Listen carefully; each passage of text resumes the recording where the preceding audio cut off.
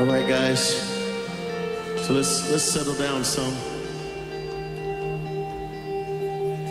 We need you to sing this song with us. Listen up, listen up.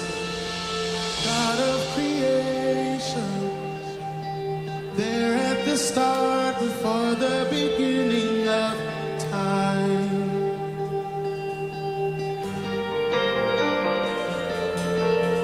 With no point of reference, you spoke to the dark and fleshed out the wonder of life.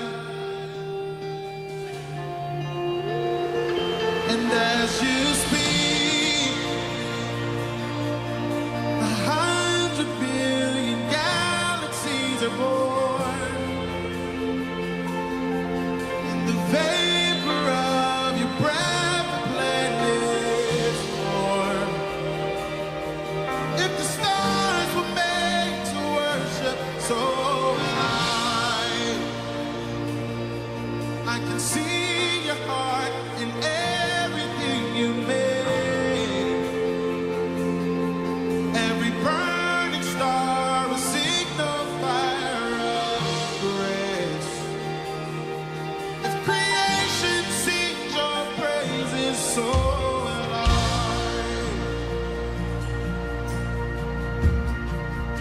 So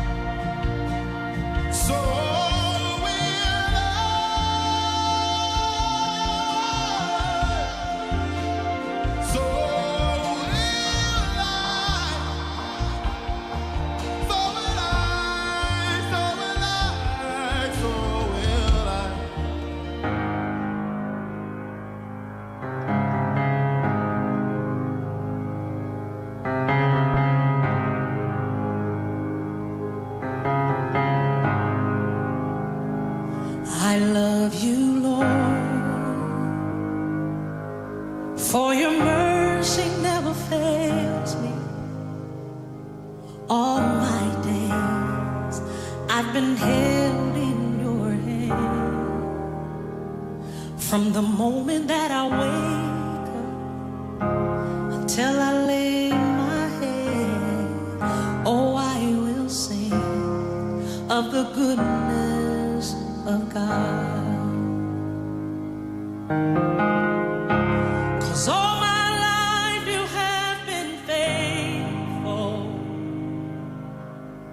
and all my life you have been so, so good. With every breath that I am able, oh, I will sing of the goodness of God. I love your voice.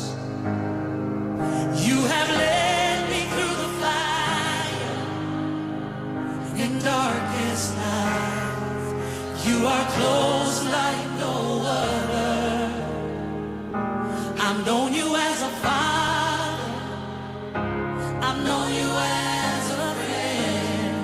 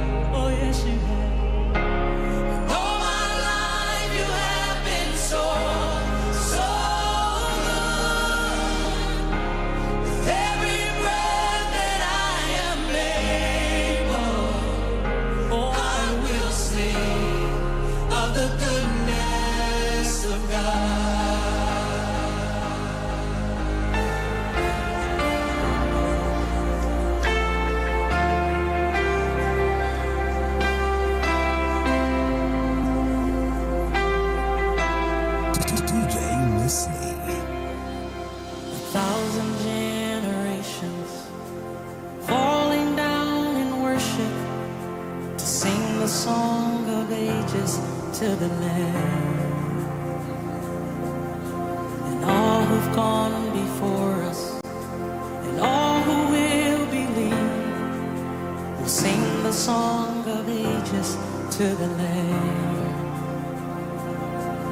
Your name is the highest, your name is the greatest, your name stands above them all thrones and dominions, all powers and positions, your name stands above them all, and the angels cry, holy, all creation cries, holy, you are lifted high, holy, holy forever.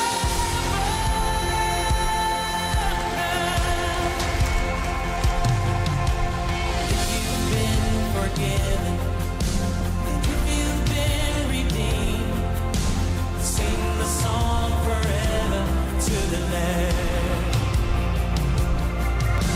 And if you walk in freedom, and if you bear His name, sing the song forever to the Lamb.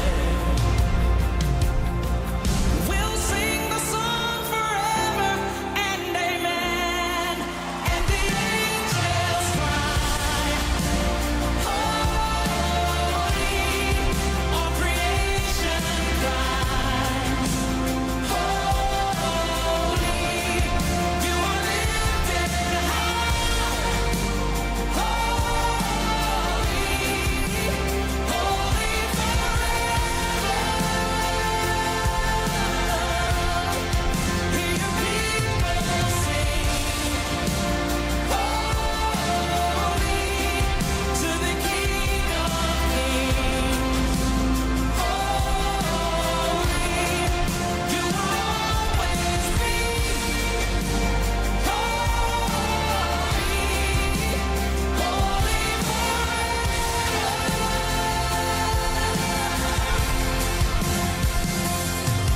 Your name is the highest, your name is the greatest, your name stands above them all thrones and dominions, all powers and positions, your name stands above them all. Jesus, your name is the highest, your name is the greatest, your name stands above them all thrones and dominions, all powers and positions, your name stands above them all, and the angels cry, holy, all creation cries, holy, you are lifted high, holy,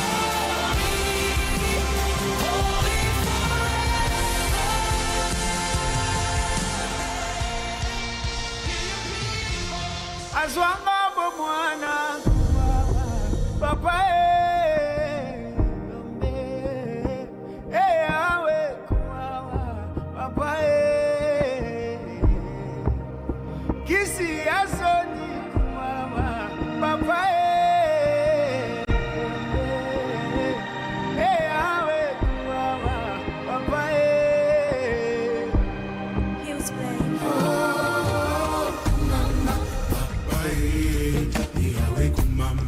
yeah, yeah,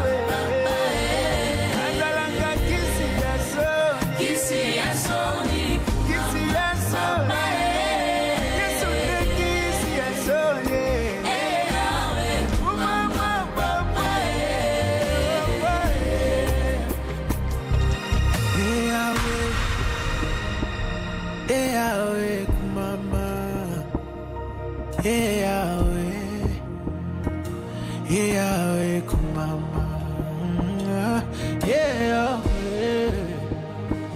Yahweh, oh, Yahweh, Yahweh kumama.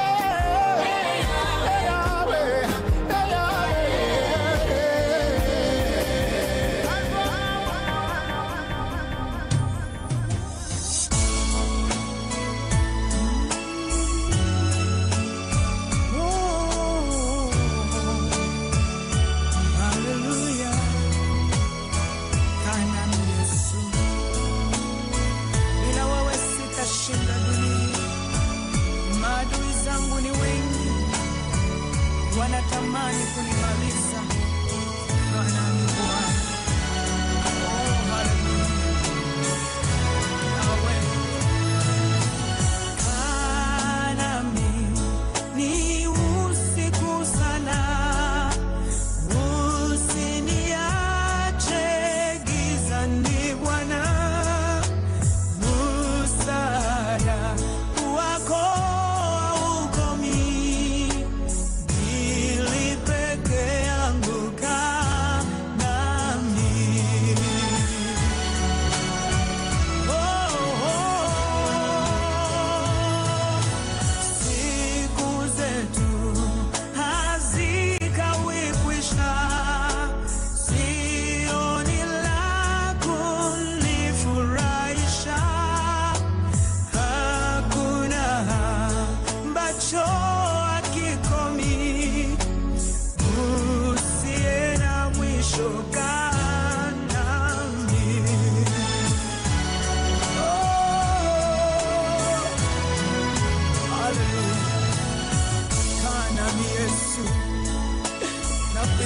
usiku na mchana. Haja ya moyo wangu ni kwamba nikae na wewe milele, nitembee na wewe, nikule na wewe kila wakati Bwana. Sa maisha yangu. Oh, hallelujah. Asante Bwana. Oh, nina haja na wewe Yesu. Hallelujah. Oh Jesus.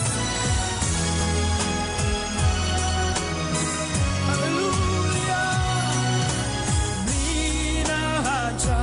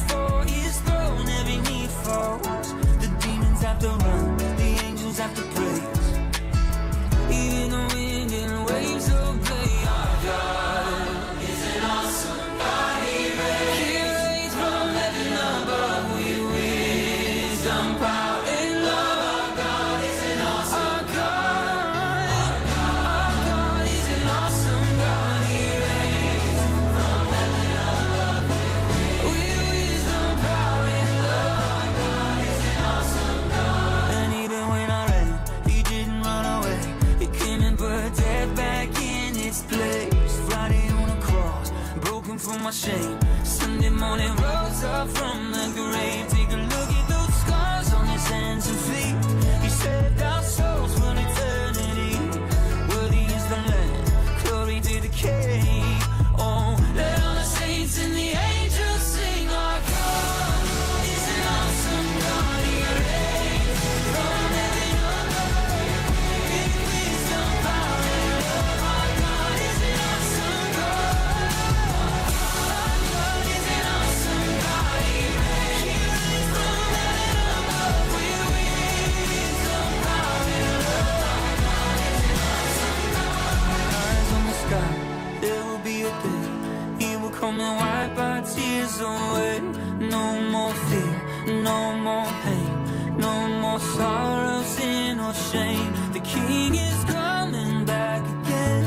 A reign of love that will never end. For everything you've done, and everything you do, and everything you are, I'll sing to you. My God, you're an awesome God, you're great.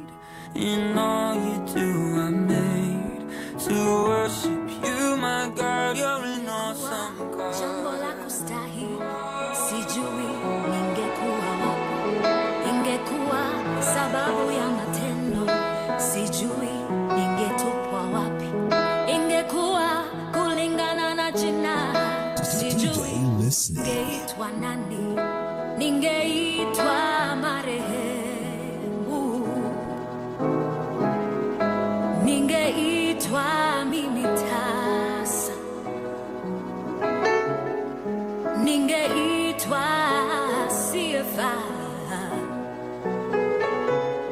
Asante Yesu kwa neema yako, wokovu nimepata bure.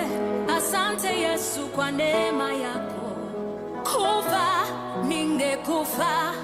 Asante Yesu kwa neema yako, kutupwa ningetupwa jalalani.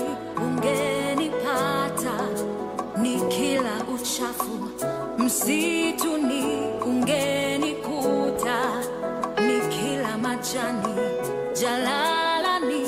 Ungenipata nikiwa mchafu msituni, wangenitupa niishi na nyama.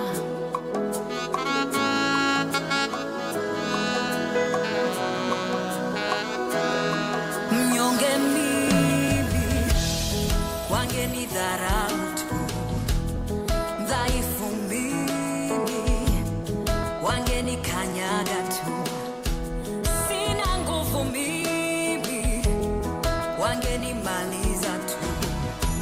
Ningetupwa kwenye tanuru la moto niangamie. Ningetupwa kwenye shimo la simba nifie huko. Ningetupwa kwenye tanuru la moto niangamie. Ningetupwa kwenye shimo la simba nifie huko. Jalalani ungenipata nikila uchafu msituni, ungenikuta nikila majani. Asante Yesu kwa neema yako, wokovu nimepata bure. Asante Yesu kwa neema yako, kufa ningekufa. Asante Yesu kwa neema yako, kutupwa ningetupwa jalalani. Ungenipata nikila uchafu msituni, wangenitupa niishi na nyama.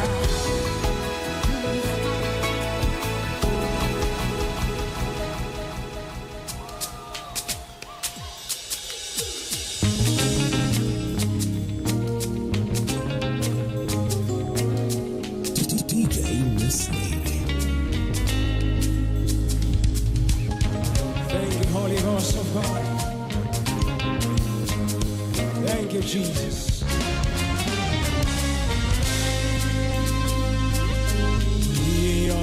Yatenda kwangu ni mengi, shuhuda zako hazielezeki. Umefanya hili, umefanya umefanya lile, umenipa jina Baba, nina kushukuru.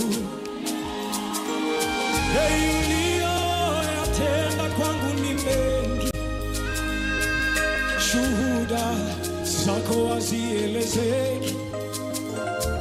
Umefanya hili, umefanya lile, umenipa jina Baba, nina kushukuru. Baba, nimekuja kushukuru. Umefanya mengi, siwezi kueleza. Baba, nipokee. Nikulipa nini kwa yote umetenda? Baba,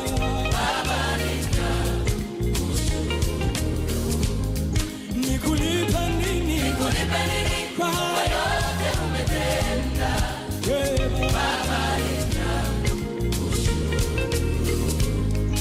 Baba, baraka zako hazihesabiki, wema wako hauzoeleki. Umefanya hili, umefanya lile, umenipa jina Baba, ninakushukuru. Mwambie tena, baraka zako hazihesabiki, wema wako hauzoeleki.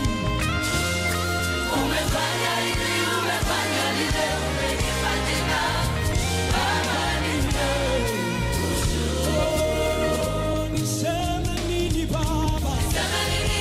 Siwezi kueleza. Baba, ninakushukuru. Hey, niseme nini? Niseme nini? Siwezi kueleza. Bali ninakushukuru. Bwana, niseme nini? Niseme nini? Siwezi kueleza. Bali ninakushukuru. Hey, bali ninakushukuru. Hey, bali ninakushukuru. Pokea ibada yangu, pokea heshima na utukufu. Bali ninakushukuru. Bali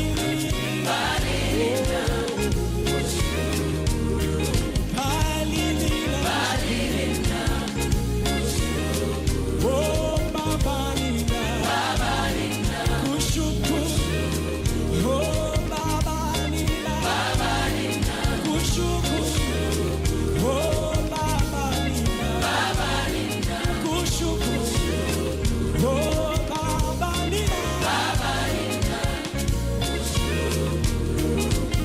kwa kinywa chako tu mwadhimishe Bwana. Mwambie, ninakushukuru kwa matendo yako makuu. Ninakushukuru kwa rehema. Ninakushukuru kwa fadhili zako. Rama soka talaba, zeka tala ya nderere mosa, ripa koro mosa, zeke tere na maya, riana mosa tala. Shukuru tu Mungu pamoja nami. Mwambie, Baba, ninakushukuru. Baba, ninakushukuru. Baba, ninakushukuru.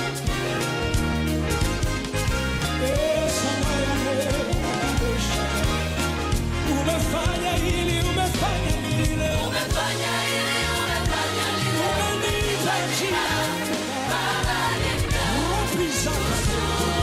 Umefanya hili, umefanya lile, umefanya hili, umefanya lile, umenipa jina Baba, Ramakoya. Umefanya hili, umefanya lile, umefanya hili, umefanya lile, umenipa jina Baba,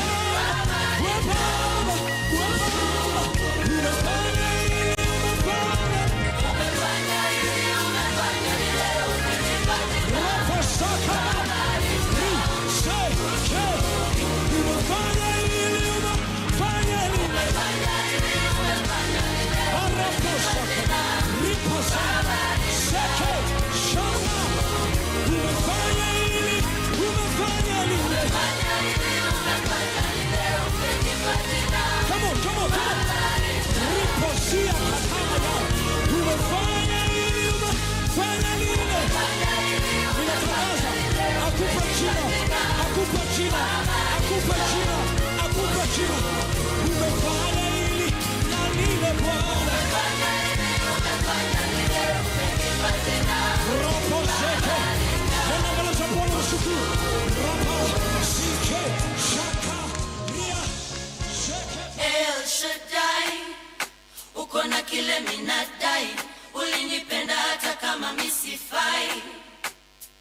El Shaddai, El Shaddai, El Shaddai, uko na kile minadai, ulinipenda hata kama misifai. El Shaddai, El Shaddai, El Shaddai. He's an awesome God. Amenipa such an awesome song. And I'm never lonely. Amenipa such an awesome love. He's an awesome God. And I wanna tell it to the world. Ili wajue ni wewe. Kama si wewe basi nani? Nasikia landlord hapo kwa njia anataka kodi. Ni wewe utaprovide. Na nina ngori moyoni zinanijaza hori. Ila nitakuwa fine. El Shaddai, uko na kile minadai, ulinipenda hata kama misifai. El Shaddai, El Shaddai, El Shaddai, uko na kile minadai, ulinipenda hata kama misifai. El Shaddai, El Shaddai, El Shaddai.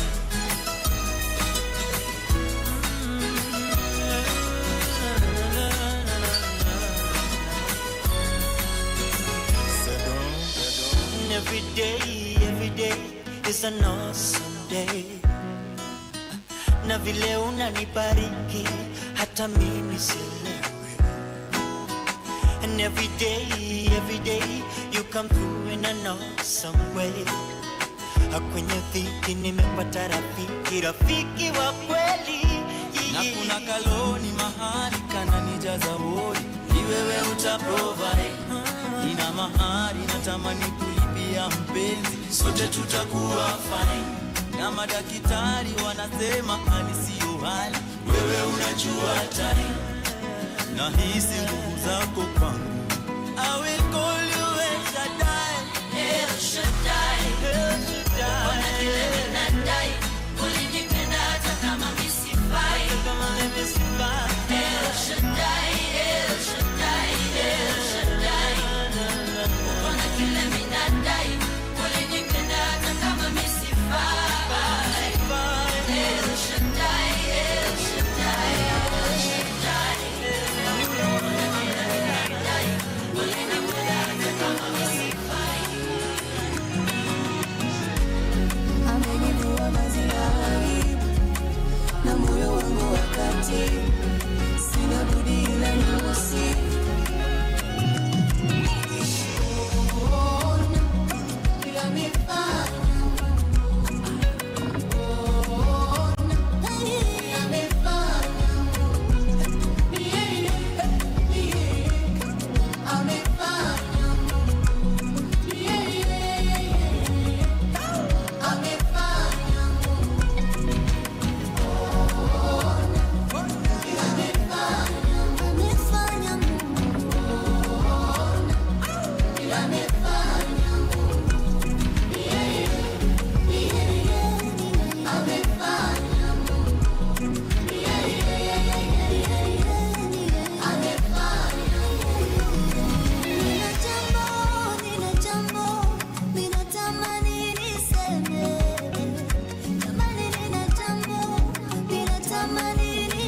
umenifunika na neema yako, tena umenifadhili mimi, umeondoa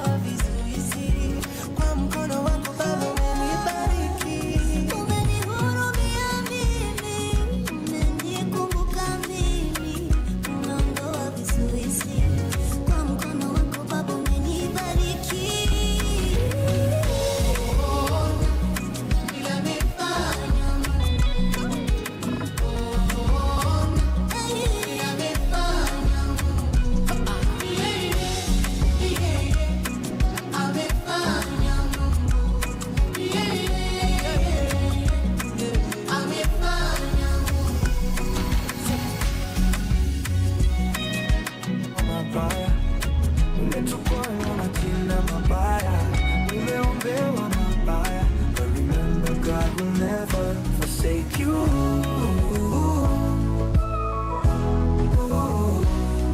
Kalenda ya Mungu sio kama ya mwanadamu. If it's today unaamka kupageko, nobody can stop the reggae. Kalenda ya Mungu sio kama ya mwanadamu. If it's today unaamka kupageko, nobody can stop the reggae. Walionidharau watanisalimia kwa heshima, saluti afande. Walionidharau watanisalimia kwa heshima, saluti afande.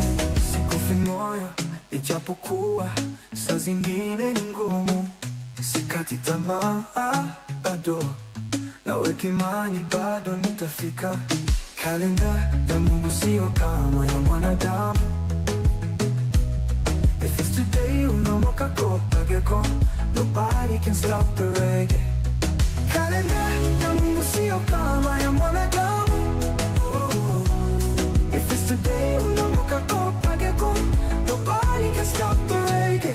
Walionidharau watanisalimia kwa heshima, saluti afande. Walionidharau watanisalimia kwa heshima, saluti afande. Sikufi moyo ijapokuwa saa zingine ni ngumu, sikati tamaa bado, naweka imani bado nitafika. Tetezi wangu Yesu anaishi, hata uniseme mangapi, bado nasonga, sisikii kama meja mimi sikii. Kalenda ya Mungu sio kama ya mwanadamu. If it's today unaamka kupageko, nobody can stop the reggae. Walionidharau watanisalimia kwa heshima, saluti afande. Walionidharau watanisalimia kwa heshima, saluti afande.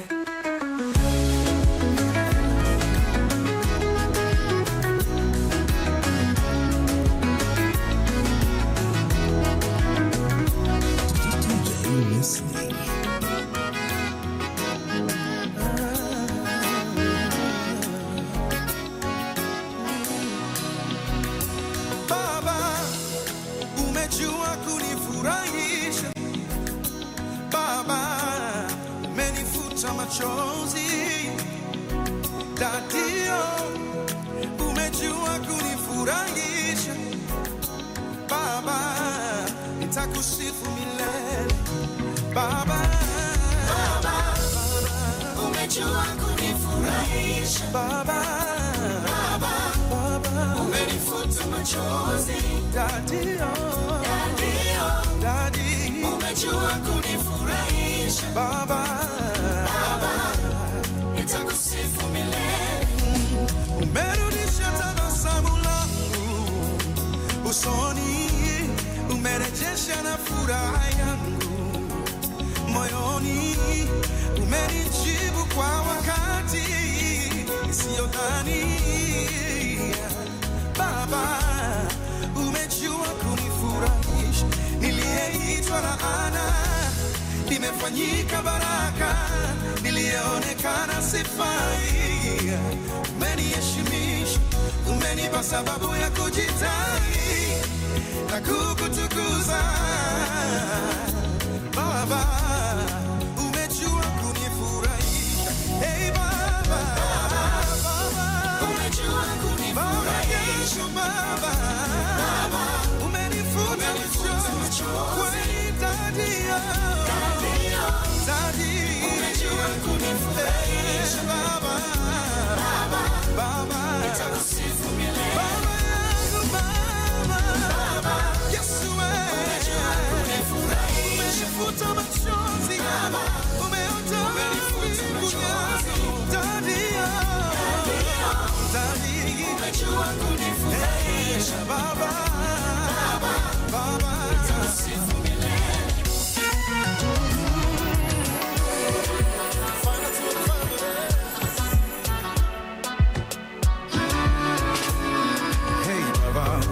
Marema one and only, the giver of life, iko tunanapa. Mesimama cause uko na mimi, you never let me go. nitanulia mbali. Even sky see your limit kwa ikibali. Hata haters wanashangilia kwa ndani. Umewawinga oh. Sina kingine mimi najivunia zaidi yako Baba. Ndio maana niko tuli nimetulia. Wewe unagabaya. Hata wale wananionea usuna shabaha yao mbaya. Watakataje mwamba umenifunika ure watataya. Cause I know that you got me where you got me. You got me where you got me, Papa. You got me where you got me. That's why I never fall in love. You got me where you got me. You got me where you got me, Papa. You got me where you got me. That's why I never fall in love. Iteleza baba unaniinua, janitupa wala ujanijupia. Kama ni toba zimejaa gunia, kwani kwamba tu umenirumia. Ngekulipa nini kama ungetaka nilipe jema moja moja, maana hata hii pumzi nayovuta hakuna dola ingetosha. Na kingine mimi najivunia zaidi yako Baba. Maana niko tuli nimetulia, wewe unagabaya. Hata wale wanadonea usuna shabaha yao mbaya. Utampataje mwamba umenifunika ure watataya. Cause I know that you got me where you got me. You got me where you got me, Papa. You got me where you got me. That's why I never fall in love. You got me where you got me. You got me where you got me, Papa. You got me where you got me. That's why I never fall in love. You got me where you got me. You got me where you got me, Papa. You got me where you got me. That's why I never fall in love.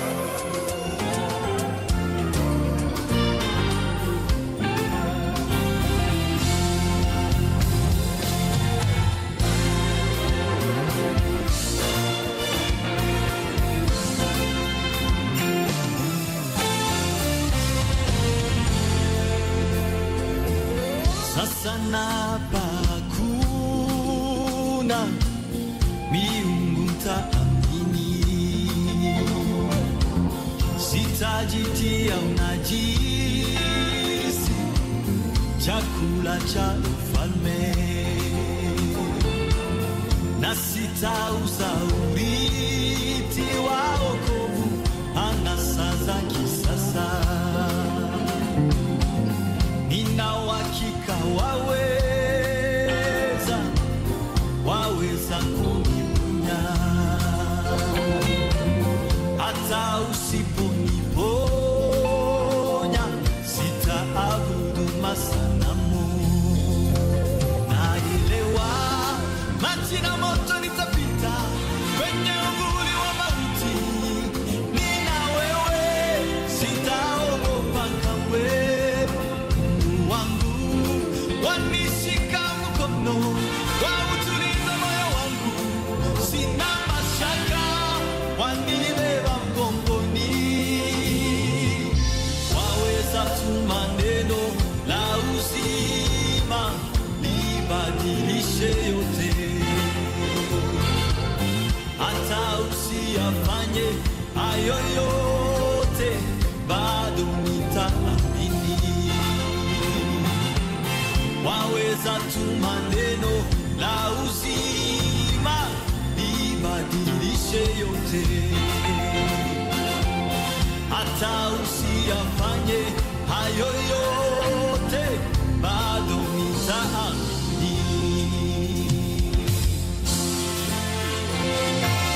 Sasa napakuna miungu mtaamini. Sitajitia mnajisi chakula cha ufalme, na sitauza urithi wa wokovu anasa za kisasa. Nina uhakika waweza kuniponya. Usiniponye wewe, hata usiponiponya sitaabudu masanamu. Naelewa maji na moto nitapita kwenye uvuli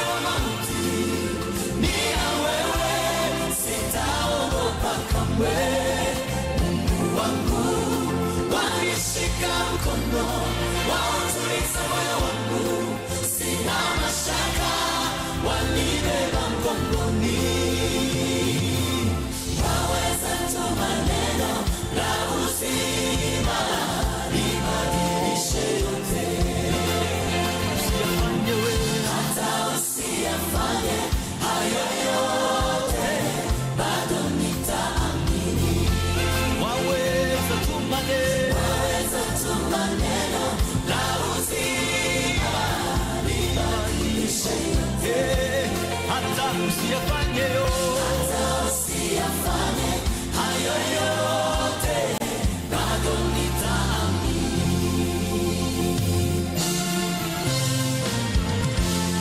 Si mara ya kwanza kunitoa katika magumu, nina ushuhuda zaidi ya moja, wewe ni mwaminifu. Nina historia maalum, wewe ni chemchemi.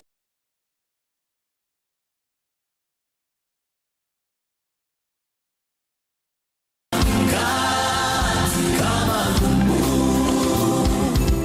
nina ushuhuda zaidi ya moja, wewe ni mwaminifu. Nina historia maalum, wewe ni chemchemi ya uzima. Si mara ya kwanza kunitoa katika magumu, nina ushuhuda zaidi ya moja, wewe ni mwaminifu. Nina historia maalum, wewe ni chemchemi ya uzima. Naelewa maji na moto nitapita, kwenye uvuli wa mauti ni nawe, sitaogopa kamwe. Mungu wangu wanishika mkono, wautuliza moyo wangu, sina mashaka, wanibeba mgongoni. Waweza tu maneno la uzima libadilishe yote, hata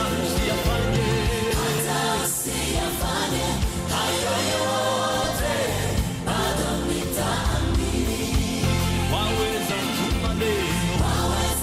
maneno la uzima libadilishe yote, hata usiyafanye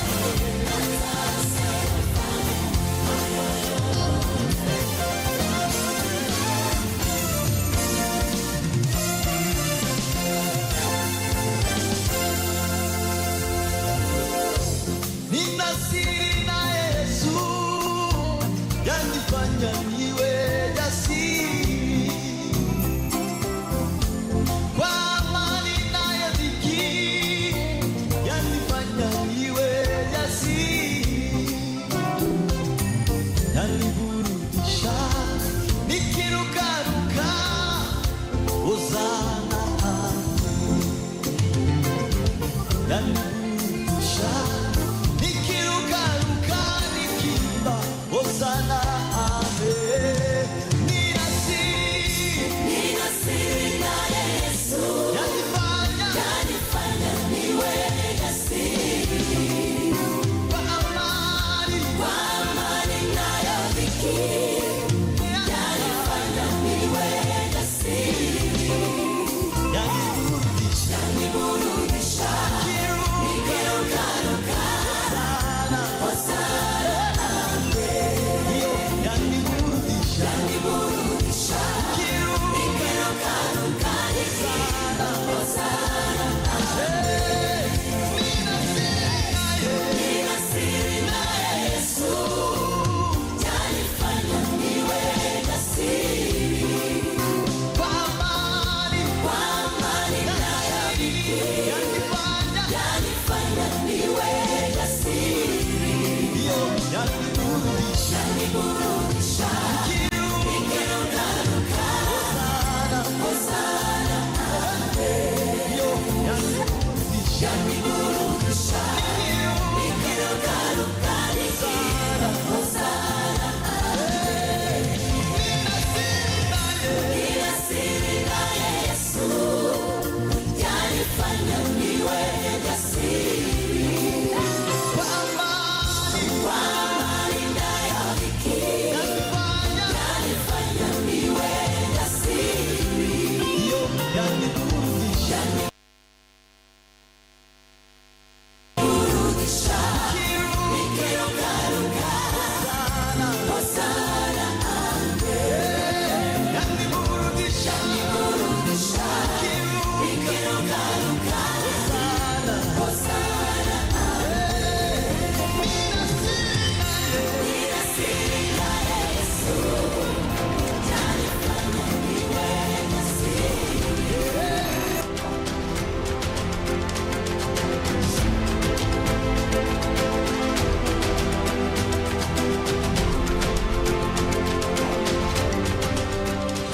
the heart of Eastern Kenya,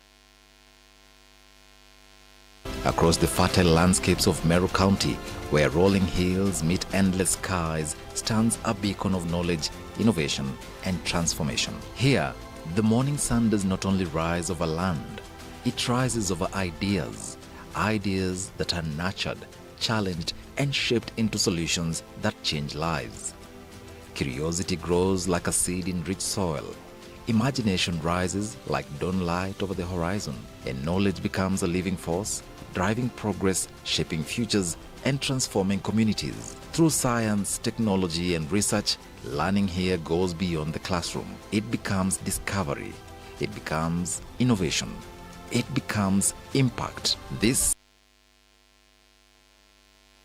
is Meru University of Science and Technology, where ideas are born in silence, nurtured with purpose, and transformed into meaningful solutions for society.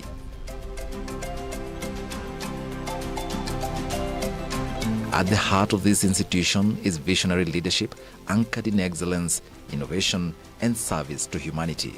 From the Vice Chancellor to the Deputy Vice Chancellor to academic and administrative leadership, every office plays a vital role in shaping the direction of the university. Their mission is clear: to build a strong academic environment, strengthen research capacity, and produce graduates who can solve real-world challenges. When I came here that time, there are several things.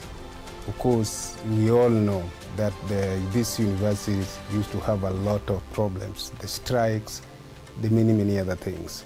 And so that affected so many things. Number one, there was no peace in the university. And I want to say that for the last 7.5 years, we've not had any problem at all. So we are stabilized in the university. In terms of student enrollment, because every term,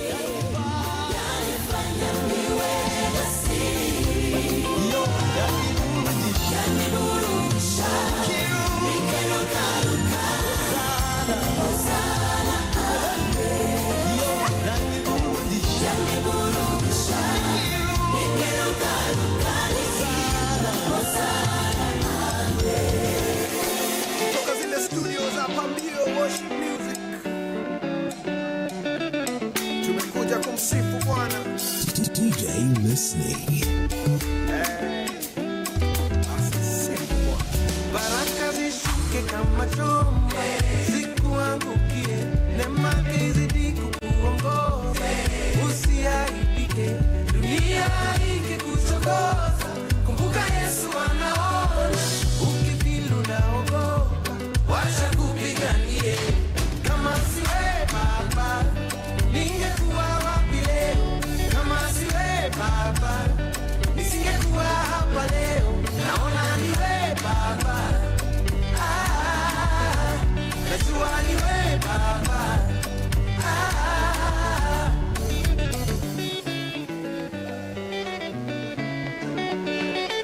DJ listening. majaribu ni kwa muda. Hello. Hello, good morning. Now we want to start our activity for today, and I'll very kindly request all the deans and directors of the university to occupy the seats in front of me. The deans and the directors, the professors of the university, also your seats are here. The chairs of department will actually follow next. All the CODs and the member of faculty, we are occupying this side. Our invited guests, we have ushers who will show you where to sit. And we are also asking ushers to ask the people out there to come in. Ushers, kindly, the people who are outside, ask them to step in so that we can start off as per the program. The directors, the professors of the university, the chairs of department, we have your seats right in front here. Then we have the members of the faculty.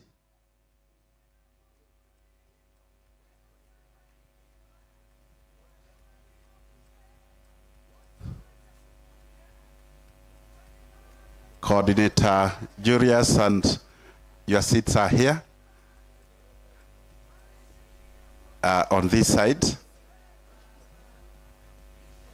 Professor, your seat is here. Please feel free. Yeah. Ushers, Tobias, the people out there, ask them to step in.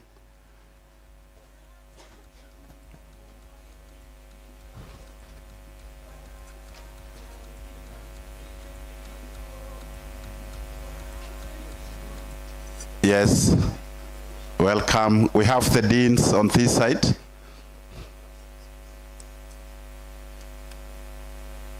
Our invited guests. On my right-hand side, we have some space for our invited guests so that our faculty members can occupy on my left so that our guests have enough seating space.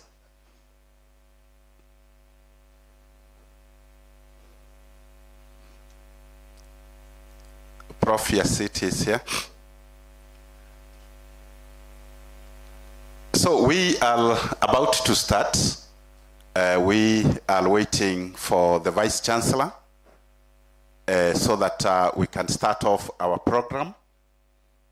I hope everybody has had a chance opportunities to our students, especially postgraduate students, to make their presentations.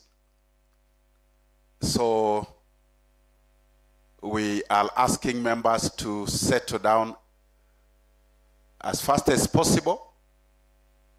We are slightly behind the schedule, and we would like to give our students an opportunity to disseminate what they have been researching on.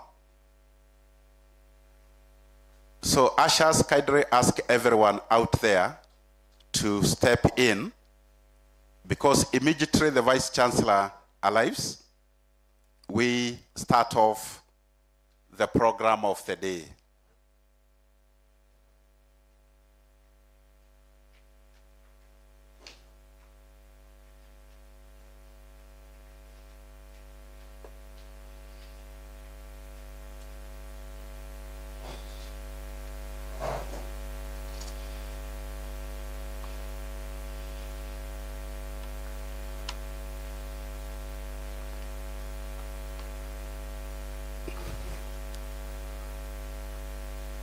So the theme is reimagining tomorrow, and we shall be looking at interdisciplinary solutions for a resilient and sustainable global future between today, the 23rd, and the 25th of June.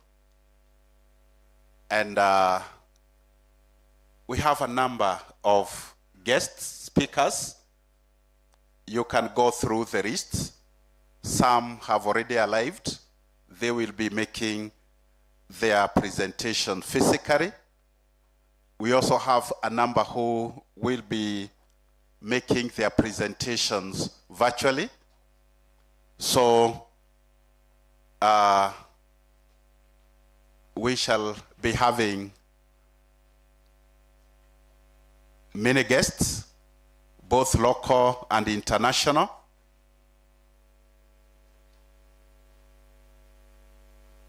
So faculty members who are coming in, your seats are right in front here. Then we have the guests.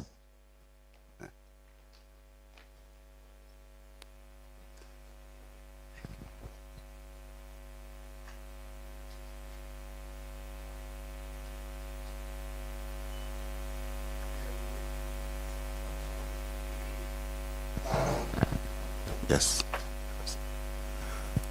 So, our VC has arrived, and as a traditional, we are actually going to start with the national anthem we shall have our national anthem and the East African national anthem. Then thereafter, we shall be asking Dorothy Bundi to start us off with a word of prayer. So ladies and gentlemen, let us be upstanding for the national anthem.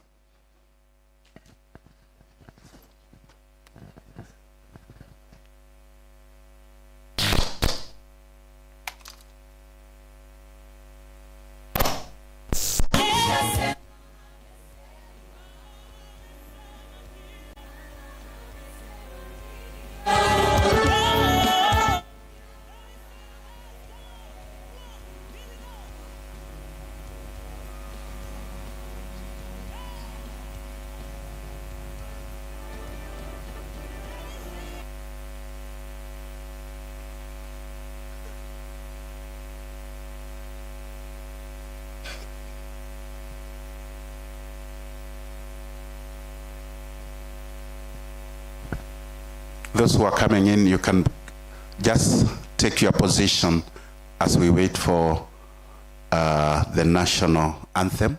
Those who are stepping in, our ushers, you can still be directing our visitors and our vacati where to sit.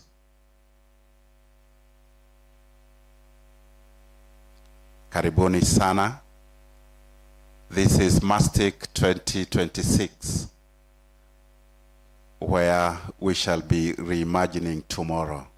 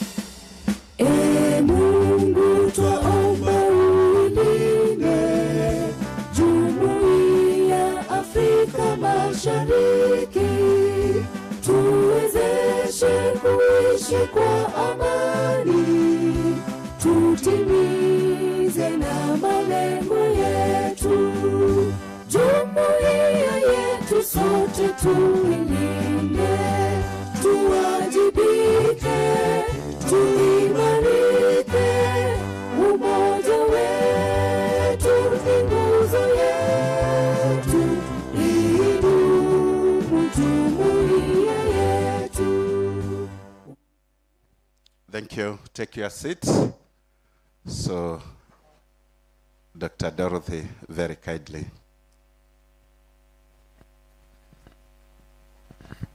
Okay, let us pray. God, we want to thank you. We want to bless you and honor you. Thank you because you're a faithful God. For the entire year since we had our last mastic, you've taken care of us as a university and even the stakeholders. We don't take this for granted. We give you thanks. Last year when we ended our conference, we asked you to enable us even to be able to plan for our next one. And today we have witnessed that you've made it to come to pass, that we are having our Mastic 2026 successfully, and we want to give you thanks. As we start our conference, we pray that your Holy Spirit may guide us, may protect us, may see us through, oh God. Through all the presenters that are going to be presenting, we pray that Jehovah God, you're going to be glorified. As a university, we want to glorify you. We want to honor you. We want to bless you. Even for our postgraduate students who are doing their pre-conference today, we pray for them. And we pray that every presentation that is going to be done, that Jehovah God, you're going to bless us as a community. Thank you because of our university management. Thank you because of our VC, and even because of our chancellors and other sponsors and other stakeholders. We give you thanks. Thank you even because of the committee that has organized this conference. And even all the presenters that are going to be presenting, we present them to you. We want to say, like Moses said, that we don't want to go and start it alone. And we pray that Jehovah God, your presence and your Holy Spirit is going to take us through. We pray, Jehovah God, that you're going to guide us in every activity that is going to take place in the 3 days. We pray that, Jehovah God, you're going to bless us. Take care of us and continue blessing us and continue even uniting us together with cords of love that can never be broken. Guide us through every activity. Guide us through every presentation. Guide us through, Jehovah God, in everything that we are going to do. May you take the first place in everything we do. And we give you thanks and we honor you. And it is in Jesus' name we pray and give thanks. Amen. Thank you. Thank you very much. As I said, we are starting our pre-conference today, and we shall be having proceedings continuing tomorrow and on 25th. And these proceedings will be continuing in our 4 theaters. This is Theater 3, but we have Theater 1, Theater 2, and even Theater 4. Just for our guests to note. So at this particular point, I want to invite the director in charge of research, innovation, commercialization, and extension to tell us, to guide us before we start our proceedings for today. Professor Karibu Sana.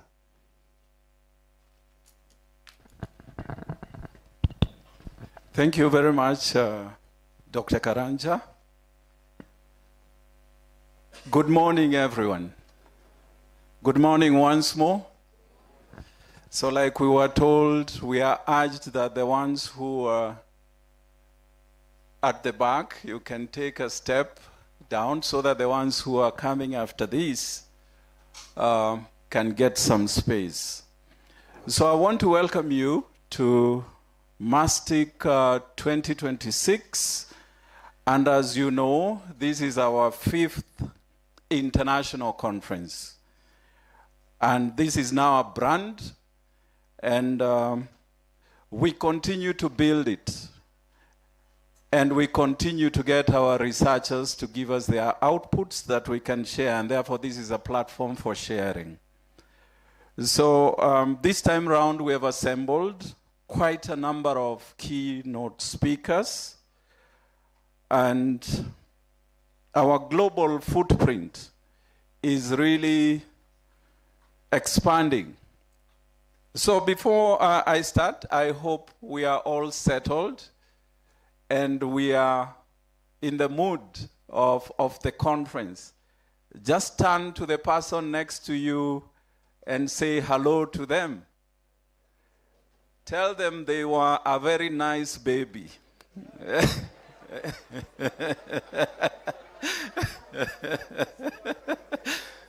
Yes. So, thank you very much. I hope we have settled into the mood of the conference. Like I told you, this year we have assembled quite a list again. The members of the organizing committee that we organize this conference together. And at this point, I would want them just to stand wherever you are. If you are a member of the organizing committee, please stand wherever you are. So let's clap for them. So thank you again for timelessly heeding to our call when we need you to organize this conference. This year, we are going to have our chief guest, Professor Shaukat Abdurazak, who is the PS, State Department of Science, Research and Innovation. And we're also going to have another chief guest and distinguished guest, Mr. Gitonga Mugambi, who is the Principal Secretary, Department of Forestry. And we have lined up quite a number of other professors, and one key professor who is here with us and is our keynote today. He will be introduced by the Vice Chancellor as he's making his speech. But beyond that, we have Professor Michael Yadom from University of Cape Coast, Ghana. We have Dr. Hector Rosso from Watson Caring Science Institute. We have Professor Christopher Moreidi from Moranga University. We have MS Esther Moi, the Chief Executive Officer of ECLOF. We have Professor Naoki Sugita from Utsunomiya. This is in Japan. We have Prof. Lord Abbey from Canada. We have Prof. John Wesonga from JQuat. We have Prof. Felix Musau from Riara. We have Mr. Paddy Jason from Brookside Consulting Africa. We have Prof. Ibrahim Osma from Ghana. We have Prof. Ualoma from Oman. We have Dr. Juliana Kamage from Tanzania. This is the Open University of Tanzania. We have Francesco Tonini from Milano. This is Italy. We have Professor Peter Njunge Njoki from the USA, Hampton University. We have Professor Fisher Gary from University of Michigan. We have Prof. Raymond Macharia. Prof. Raymond Macharia is from University of London.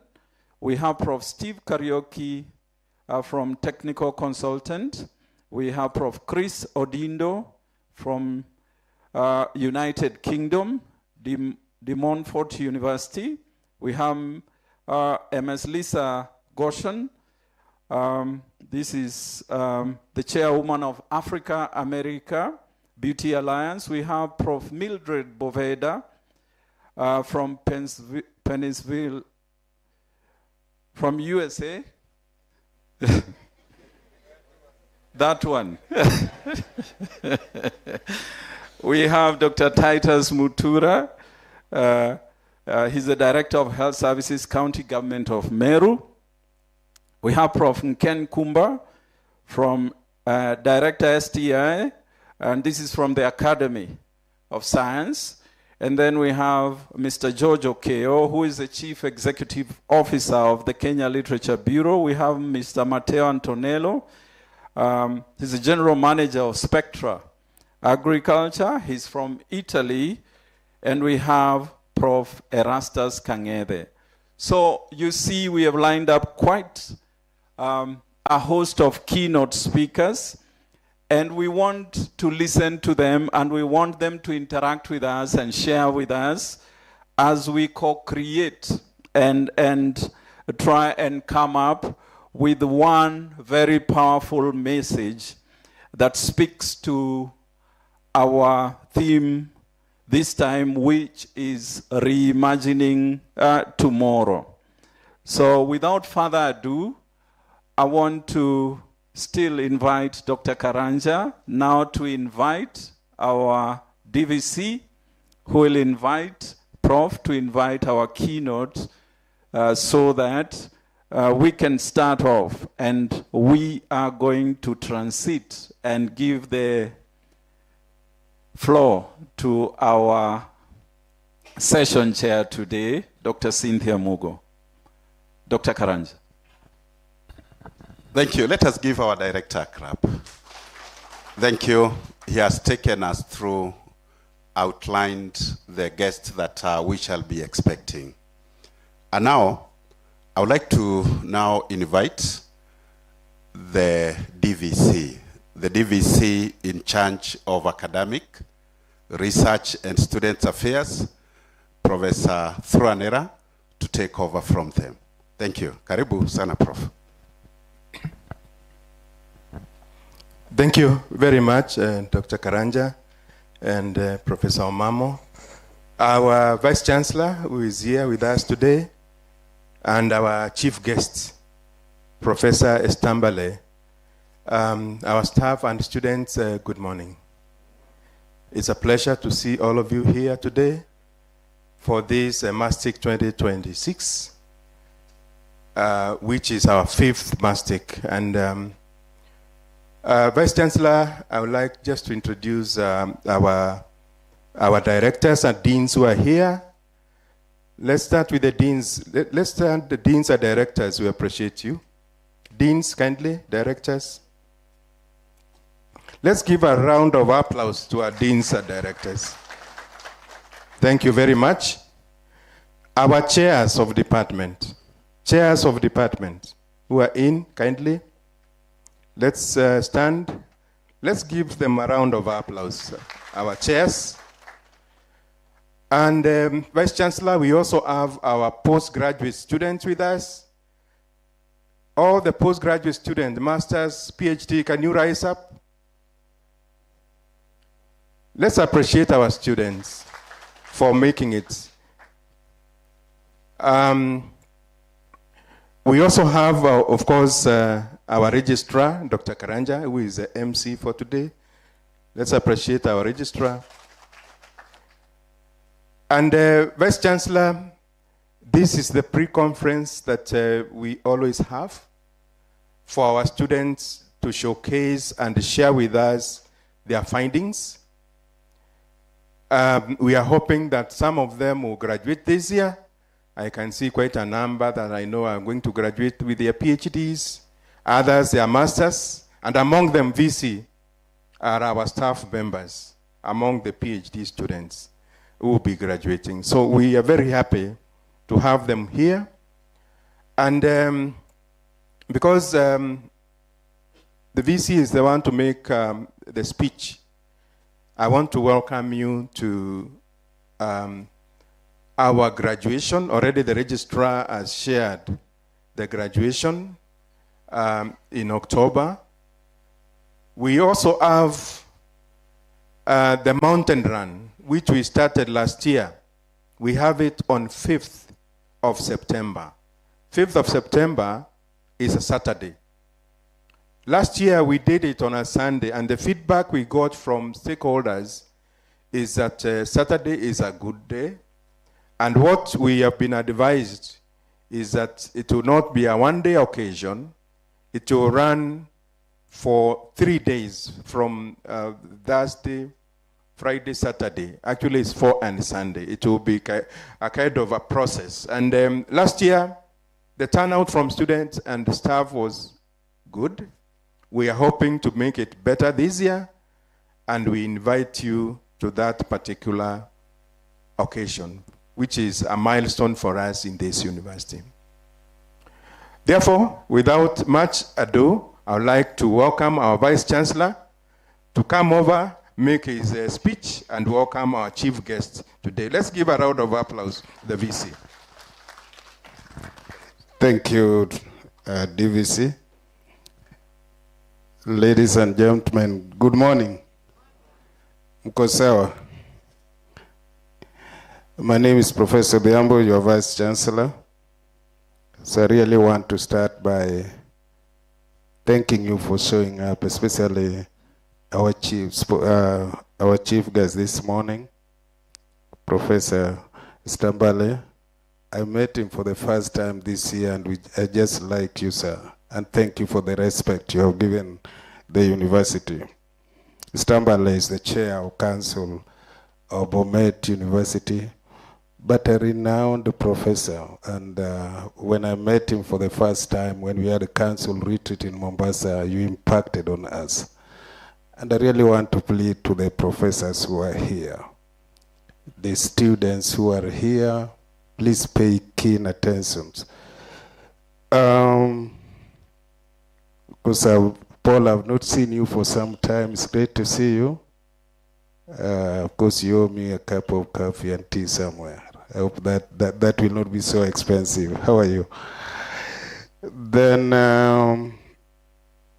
the Mastic 5 is here. When we started this some time back, we didn't know that we were creating a culture, and that influences other things. So you remember we have the mastic, and we have the mastiu, Professor Mastiu, si supu ya nyama, is simply Meru University of Science and Technology Innovations and Exhibition Week. And my friend, my deputy, Thuranira, has talked about the mountain run on 5th of September. But he has said that it will not be a one-day event. It will be about 3-4 days event. What he forgot about is that Mastic has also, besides producing Mastiu, has also come up with what we call the Mascow. Hiyo umesahau ndugu yangu. So sasa the last one for now is Mascow. That is the Meru University of Science and Technology Cultural and Art Week. And this is going to be very exciting when we meet there. But today we have our pre-conference day, which is basically dedicated to our postgraduate students, together with their professors, their supervisors. So I want to say that good morning, professors, supervisors, and my fellow postgraduate students. It is a privilege to stand here at Mass, where science meets community. And this pre-conference is not just another meeting.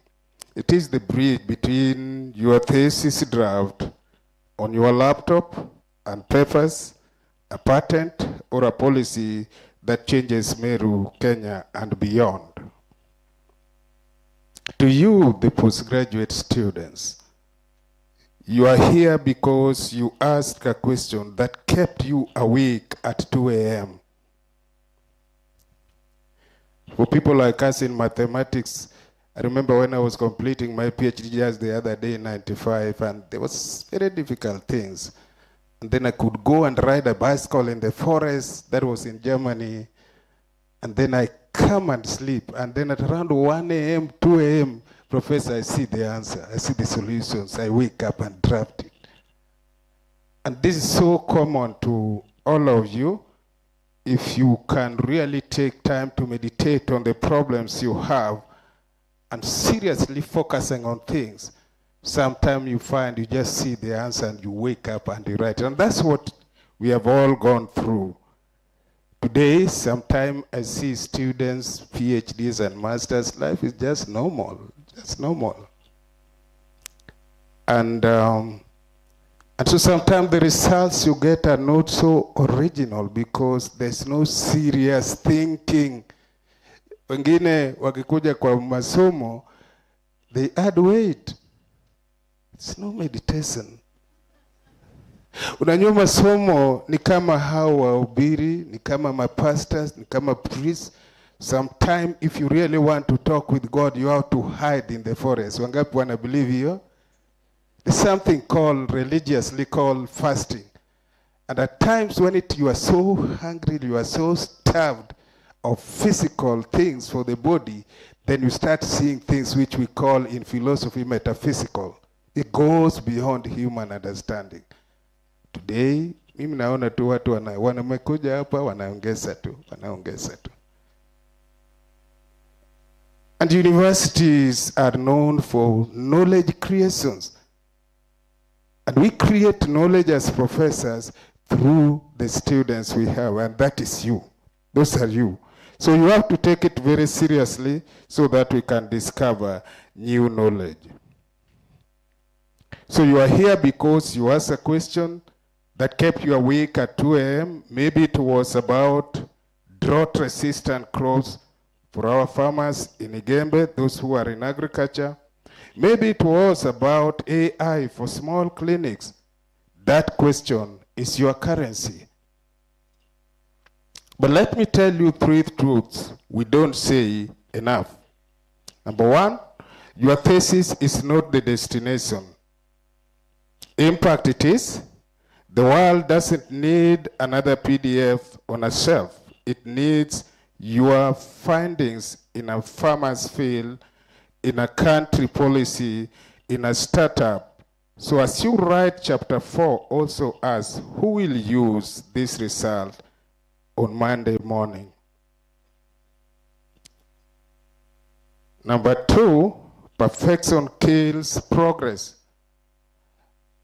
When I was writing my PhD thesis and master's thesis, I read it and sometimes I see, is this thing worth it? I want to throw it away. Because, and as students, please,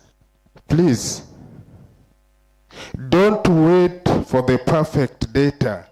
Submit that abstract to this conference, present the messy results, feedback from supervisors and peers here is cheaper than 6 months of self-doubt in your room. I've seen that because I've supervised almost over 40 PhDs and almost over 80 masters, and sometimes.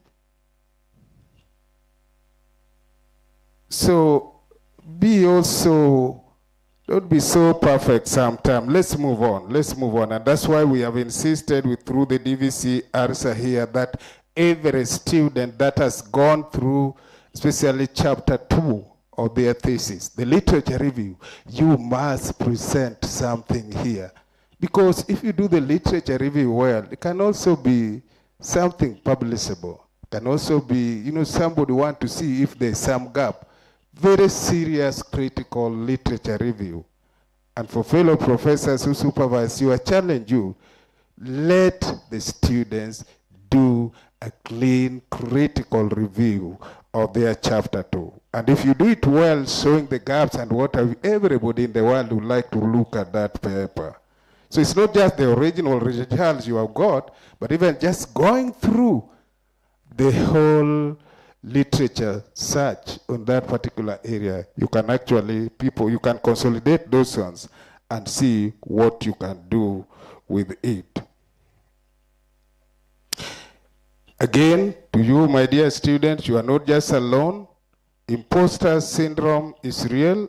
Every professor here once cried over SPSS or lost data. One of the worst things that happened to me in Germany was that after compiling my PhD thesis, and that was 94, 95, and then I was almost ready, Professor Tambale, you know what happened? Everything got deleted. Oh God, I felt like, oh, Professor Gichuki, I didn't see you. Good morning. It's great to see you.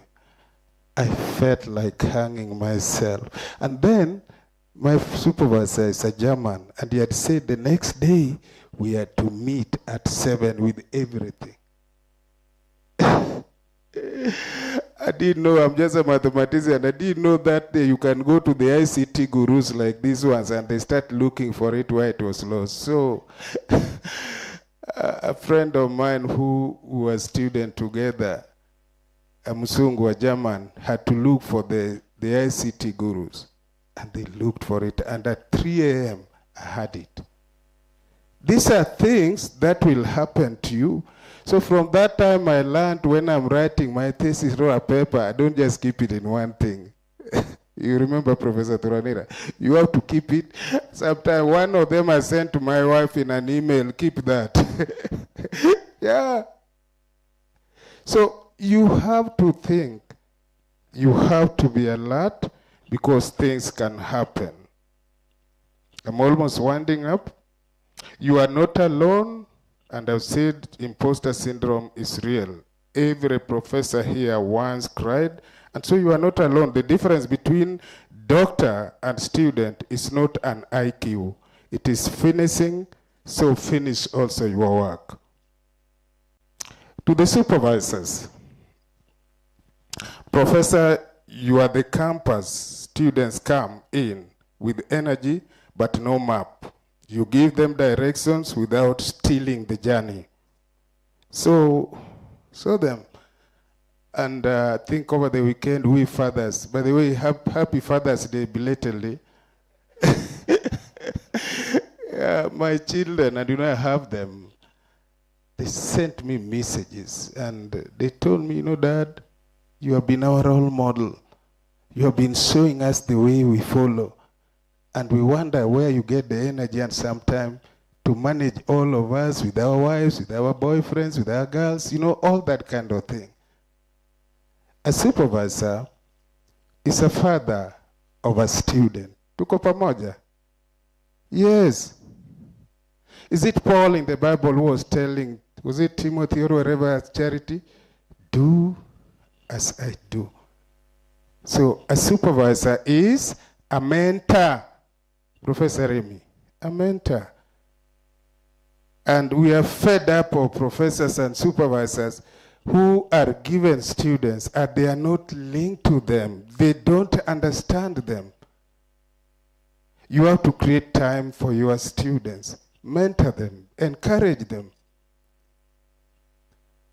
My students, I think the worst students I've had in my life, a PhD student, is the one that defended successfully last week in Pan-African universities, basic science, the one powering JKU. But I understand because he got into the program, then got into marriages, then babies started coming. So it took her 10 years, but I celebrated her, I hugged her. But generally, all my students have been graduating, PhD student, 3 to 5 years because I avail myself for them. So please, I know we are a young university, but we want to create these beacons. I always, when I teach research methods, professors, I hope you listen to me. When I teach them how to formulate the problem, the assignment I give the student is that go and formulate your own problems. When I tell them about general objectives, go and formulate a general objectives in the problem that you had formulated. When I tell them about specific objectives or questions, or for us who are quantity-minded, hypothesis, then I tell them go do the same. And then when you go to the literature review the same, you go to the methodology the same. By the end of the semester, before they do the exams, they have their draft proposal. And so when they finish, they go for their studies.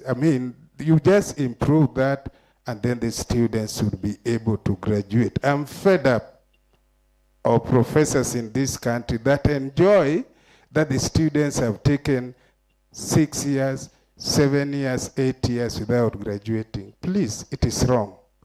So let's create a culture here, and I hope Dr. Cynthia Mogo, you are here. We want our students, those who are here, who are already doing their research work, that you graduate on time. Remember, professors are simply guiding you. The real work is yours. So let's agree on how you are going to accomplish that on time.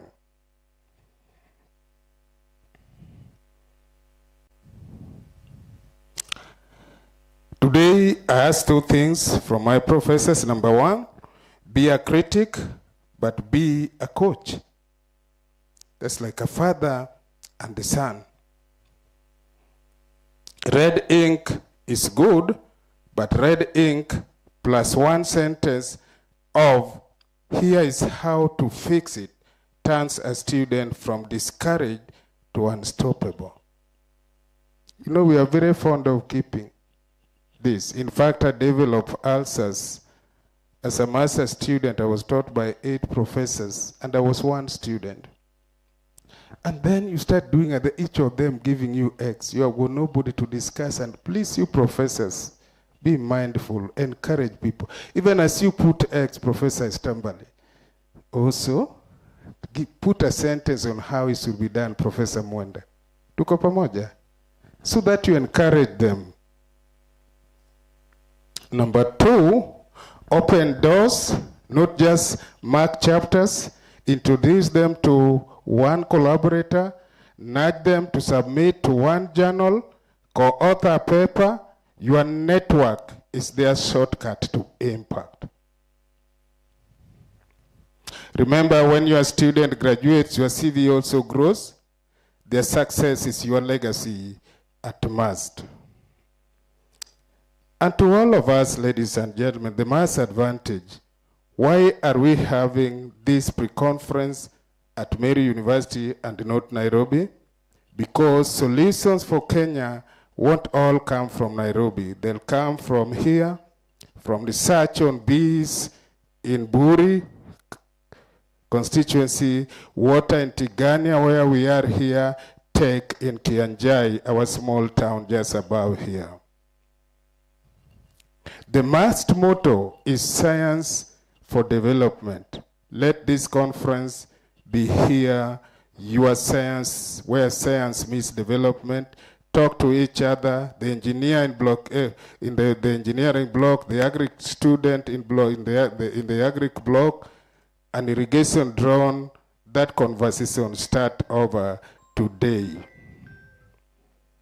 In closing, ladies and gentlemen, show up, speak up, submit, supervisors challenge hard, support harder. Together, let's make mass not just a university that teaches, but a university that solves. I wish you a very exciting day for this pre-conference, even as we are saying tomorrow, our Mastic 5, and you are all welcome. And with all many remarks, can we put our hands together as I welcome Professor Estambale, who is the chair of council of Bomet University. Oh, the chair, the chair of Carbonet University. I'm sorry, Prof, forgive me. I think I'm aging, I'm catching up. Carbonet, those who have not been there, is a very nice place. It's green, it's cool, it's very nice, just like Meru. And so it was a pleasure really to meet you sometime early. Was it late or early this year? And we talked and you are here. We really feel humble and thank you for coming. Put out your hands together as he comes through that he can give us his speech.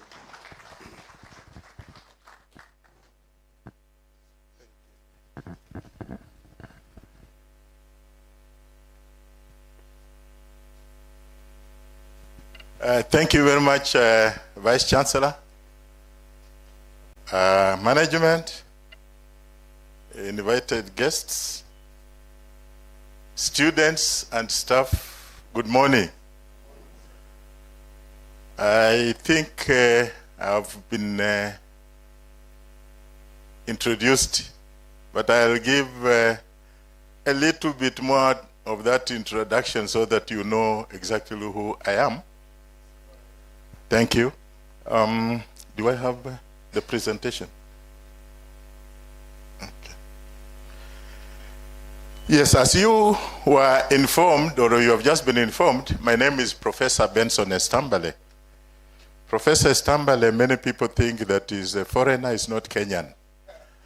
And every time I talk to quite a number of people, including my lecturers, those days when I was still in class, they would ask me, did you say you are coming from South Africa? I say, no, I'm Kenyan. Then the next time I meet the same professor, he says, I thought I heard you say you come from Uganda. So he was always thinking that I am not Kenyan, but somewhere in South Africa or Ugandan. But I'm Kenyan. I come from the western side of this country. And I'm actually privileged. Thank you very much, Vice Chancellor, for allowing me to be here this time. I was telling Prof there that this is my first time in this university. I know Meru, but I didn't know. I had to Google many times to find out where exactly MUST, you call it MUST or MUST? Yes, MUST is. And I was very excited to be here. Yesterday. My background is medicine. I'm a medical doctor. And I went into research immediately, maybe 3 years after graduating from the University of Nairobi. I was working at the university again. I came back to the University of Nairobi, worked there, and for many years. did a lot of research. When you hear about health sciences and University of Nairobi and the research portfolio, we were among the people who are contributing to that portfolio. I was requested by the Vice Chancellor here to come and meet the researchers here and infuse the little knowledge remaining in me. By the way, I have retired. And when I retired, I went to settle in Tanzania. And unfortunately, somebody realized that I may go down 6 feet under with all the knowledge, so I better distribute what is left. So I have done that to quite a number of places, and recently, about 6 months ago, or late last year, they requested me to be a chairman of council of a young institution that was getting established, and that is the Cabernet University College, which is a constituent college of Moi University. So we are the young babies of Moi University, and we have started very well. We are hoping to catch up. That institution is only 9 months old.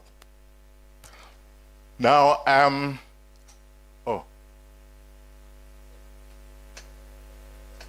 something is not right.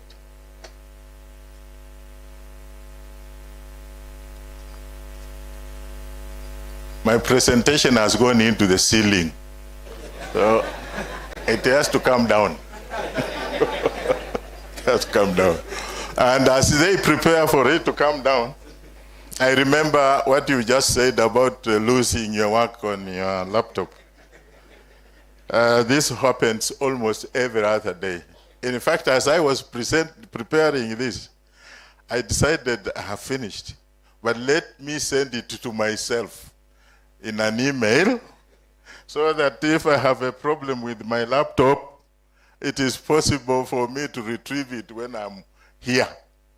But so far, so good. So you see the precautions are there, even to the aged like ourselves. Hey, it doesn't look like it is coming soon.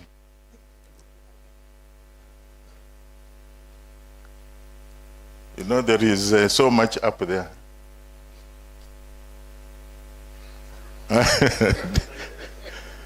And I wouldn't like it to be left out.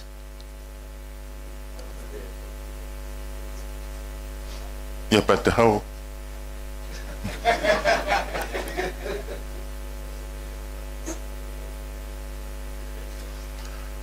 There's something I wanted to say, and it's up there. You can see those who are on the other side, you can see.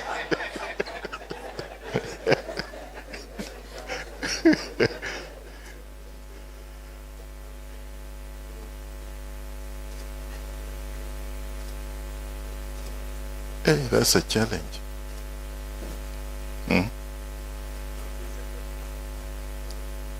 This way. Technology. They want me to use the other one.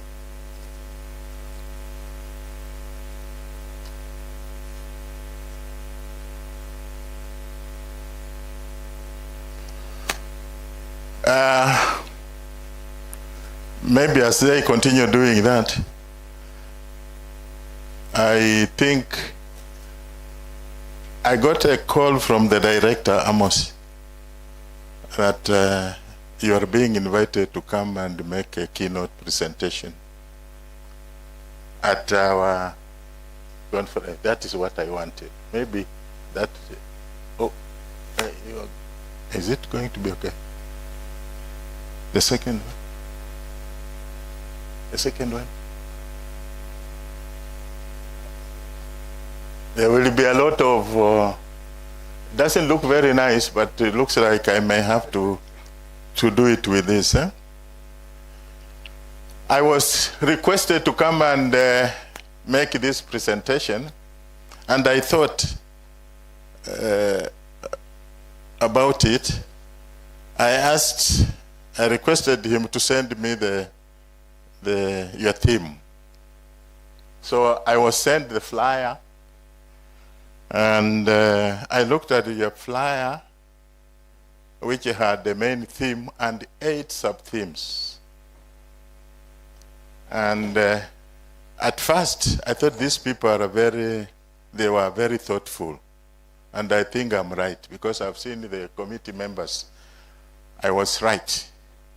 They were thoughtful in the sense that they're looking for a theme that is reimagining tomorrow. And I didn't know what it is that they were looking at to reimagine tomorrow.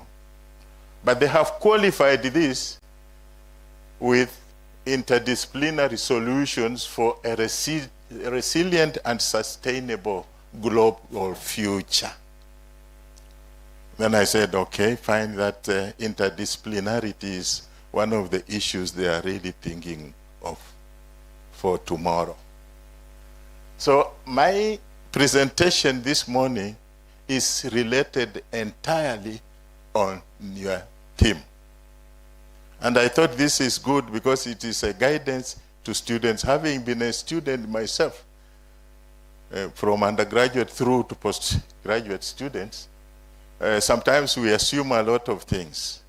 And I'm sure some of them stopped to wonder, what is this? This is the time to know exactly what it is. It is related to this institution. It's related to our future.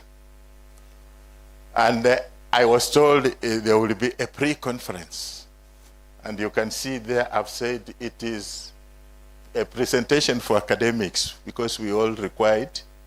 It is, and young researchers, you know, all students, all of us are in that category. When you are a student, you are a young researcher, and you can be able to pick some of these things and follow some of the nyayos of some of us later in your life. So that is that. And 2 is that my idea was to set the pace, set the context. Let us understand this context. Now, for this, I have what I'm calling an opening thought. It is a reflection. And I have put 2 sentences there to give you the reflection I'm talking about. Every generation inherits a world shaped by the decisions of the previous generation. So this generation has inherited what the previous generation set up. So we are being told this generation should take the responsibility to leave behind better decisions for the next generation. Hence, reasons why you are doing what you are doing, reimagining tomorrow. You are urged to make the next generation look at what you have done this generation. So these are the reflections.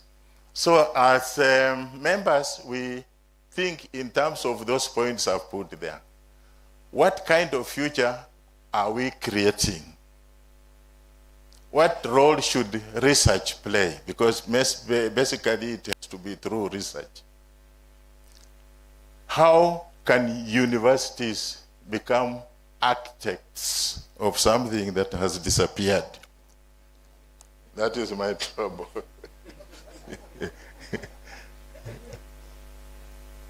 How do you?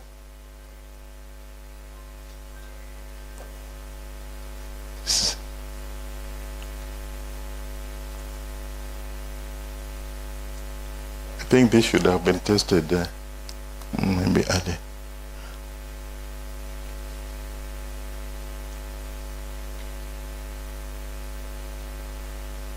But you understand what I'm saying?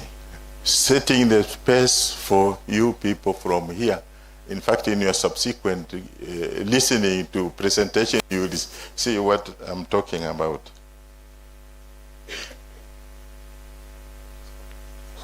Yeah. Unfortunately, maybe I'll need somebody standing next to me. How can universities become architects of tomorrow? I think this is generally for all of us. Next. I don't know.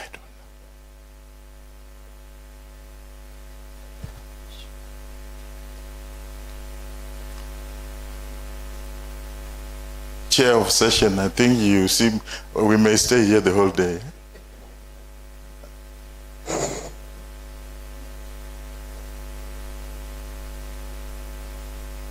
We are stuck.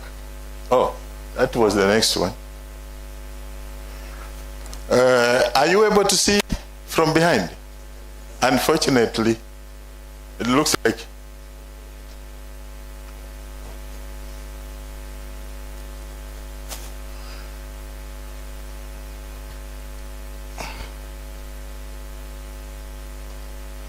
now, to answer the questions, the 3 questions I've put in place, I have listed what I'm calling realities in life today. And these realities are related to climate emergencies, they are related to economic volatility, they are related to public health threats, they are related to resource scarcity and social inequalities. I think we all know and are familiar with all this, so I may not necessarily repeat, but some of them I'll stress as we go along. Next.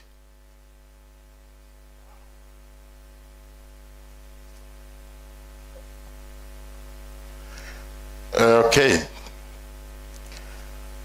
I'm saying that the future is already here. Having discussed with, told you what it is, the future is already here. We are trying to set the future for the next generation. The major trends that affect our tomorrow include climate change. We all are able to understand what we are talking about. Initially, when climate change was being talked about, many of us ignored. But the reality is that it is there. I can tell you I come from Trans Nzoia, and neighboring was in Gishu districts. These are considered the bread basket of this country.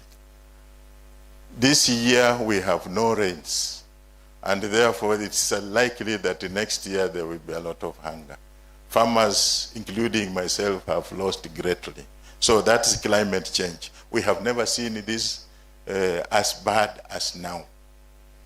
Then we have biotechnology, which I also do not need to say much, but I'll be able to mention something about.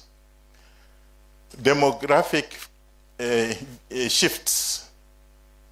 The youth are more than the aged, like some of us, and they are coming up very fast. Again, I mentioned this later. Urbanization. I'm sure when this university was set up, the population of Meru was not that much. But because of the university being here, all of us have come. So we are increasing in terms of urbanization. Digital transformation. Again, I may not overemphasize that because the IT people will always tell you about this. Geopolitical realignment. Again, this is not new to all of us, okay? I know here we have watu wa Murima. Tuko Murima, sisi uko sijui tuko nini, and so on and so forth, okay? So these are what we are saying, realignments. And then AI, the famous artificial intelligence. So again, we must change. Okay. So based on this information,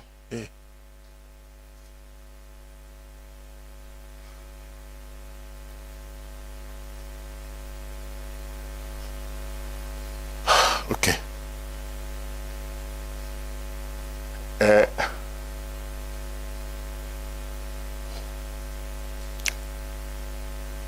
So where are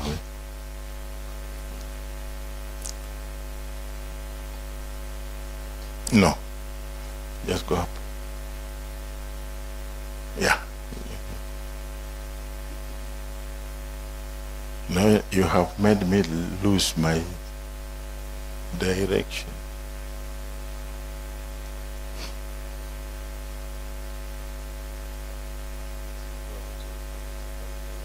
Yeah, okay, fine. Okay, thank you very much. You can see here I've said the future is already here. And the implication of the future being already here is this: the universities must prepare. And you must prepare the learners, VC and all institutions that are responsible for training. You prepare them for jobs and challenges that do not yet exist. And I believe that's what, when you go, students go to class, that's what they are being told. We don't go training you that you are going to be like this. This, we are preparing you so that when you are out there, you can be able to find what you want to do. Next. This is a new one. Next. Okay. Okay. So here is for us to understand this theme. Okay. Reimagining tomorrow means creating new possibilities rather than merely reacting to change. Interdisciplinary solutions, according to what has been put in your title, means combining knowledge from multiple fields. Resilience is the ability to adapt and to thrive amid disruptions. And sustainability is creating lasting value for people, the planet, and prosperity. Next. I think now I can use this one, eh? Okay, I can. Thank you very much. So let's try to see if we can get what interdisciplinary solutions are. From this topic or a title, we know that the global challenges are interconnected, and that is what the committee was thinking about when they set up this theme. That there is an issue related to climate and agriculture, there is an issue related to health and technology, education and digital transformation, poverty and government. You remember the case of Serikali's idea. You know that case, and sometimes it comes on the TV, Serikali's idea. So that is poverty and governance. Education and digital transformation is clear. We learned it the hard way. During COVID, I think I will also show you. During COVID, we had to learn the hard way. Remember, we were used to being in classrooms and lecture theaters like this, until that thing made us think otherwise. So we transformed very fast.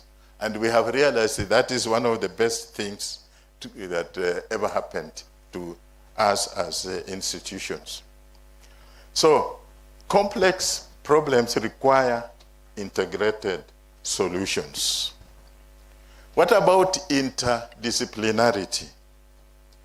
This is said to combine expertise from multiple disciplines to create new knowledge and solutions. And again, I must give credit to the team. They didn't talk of multidisciplinarity, they talked of interdisciplinarity.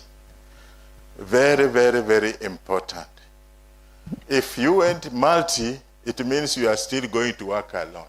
But inter, you have that consultations before you reach a solution. We are talking of not working in silos. We are talking of being together and looking for all the disciplines to help solve issues. A good example is food security. There are agriculturists here. We know that agriculture and climate change are closely interconnected. And now we add on economics, ICT, and public policy. I think the other day, the president was somewhere, was it in Kirinyaga? Coffee. Those of you who follow this, I follow because I've become a coffee farmer. And people want to earn from what they're doing, okay? So, other than climate, as an agriculturist, you want to benefit. So the economics come in. And perhaps ICT. Obviously, you will think of public policy. Some of the things that the president was touching on. So it's very, very important. As we are in class here, we know some of those activities are happening elsewhere. So what are the benefits of interdisciplinarity? One is better problem solving. The other thing you think of very fast is what we are calling enhanced innovations. I was with the researchers yesterday, and they told me about the fat chicken, Cynthia, the fat chicken. So I said, what is this fat chicken? Many of you may know what it is. And somebody had mentioned in the audience that it is chicken that is very fat, but it eats shit. So I asked them, hey, tell me about this chicken that eats sewage, and are we supposed to eat it? And all of a sudden they told me, and I was very impressed. I said, oh, that's a good chicken, if it is prepared that way. Okay? But it's fat, and they say it's very nice. I'm waiting Cynthia to test it the next time I come to Meru. There is also what they are saying, greater societal relevance. So long as you are interconnected that way, then you bring in the society, and it's extremely good. Key and most important for us is improved funding opportunities. No funder, ladies and gentlemen, these days will give you money if you sit somewhere in a corner and do things on your own. They want to see teams, and they have to see the composition of the teams. Your chances of winning a grant, a bigger grant, is likely to occur when you are bigger than when you are a single person. Then we have what is called strong policy influence and increased research impact. I'm sure we all believe, or we want to make this institution a better place than when we found it. So please take it that we require to do what the theme has directed us to do. Now, don't worry about those tiny writings there. I think this is just a laptop. You can see now we have moved away from traditional research to collaborative research. We have moved away from individual expertise to collective intelligence. We have moved away from knowledge creation to solution creation. And we have moved away, although we know there is something called publish and perish. We all still, academicians, think in terms of that. It is good to publish so that you don't perish.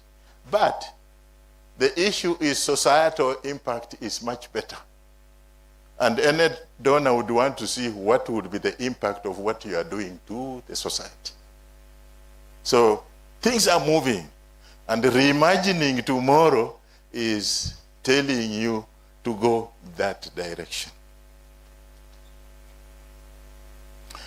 Now, let me give you a few case issues or studies. I start with the COVID.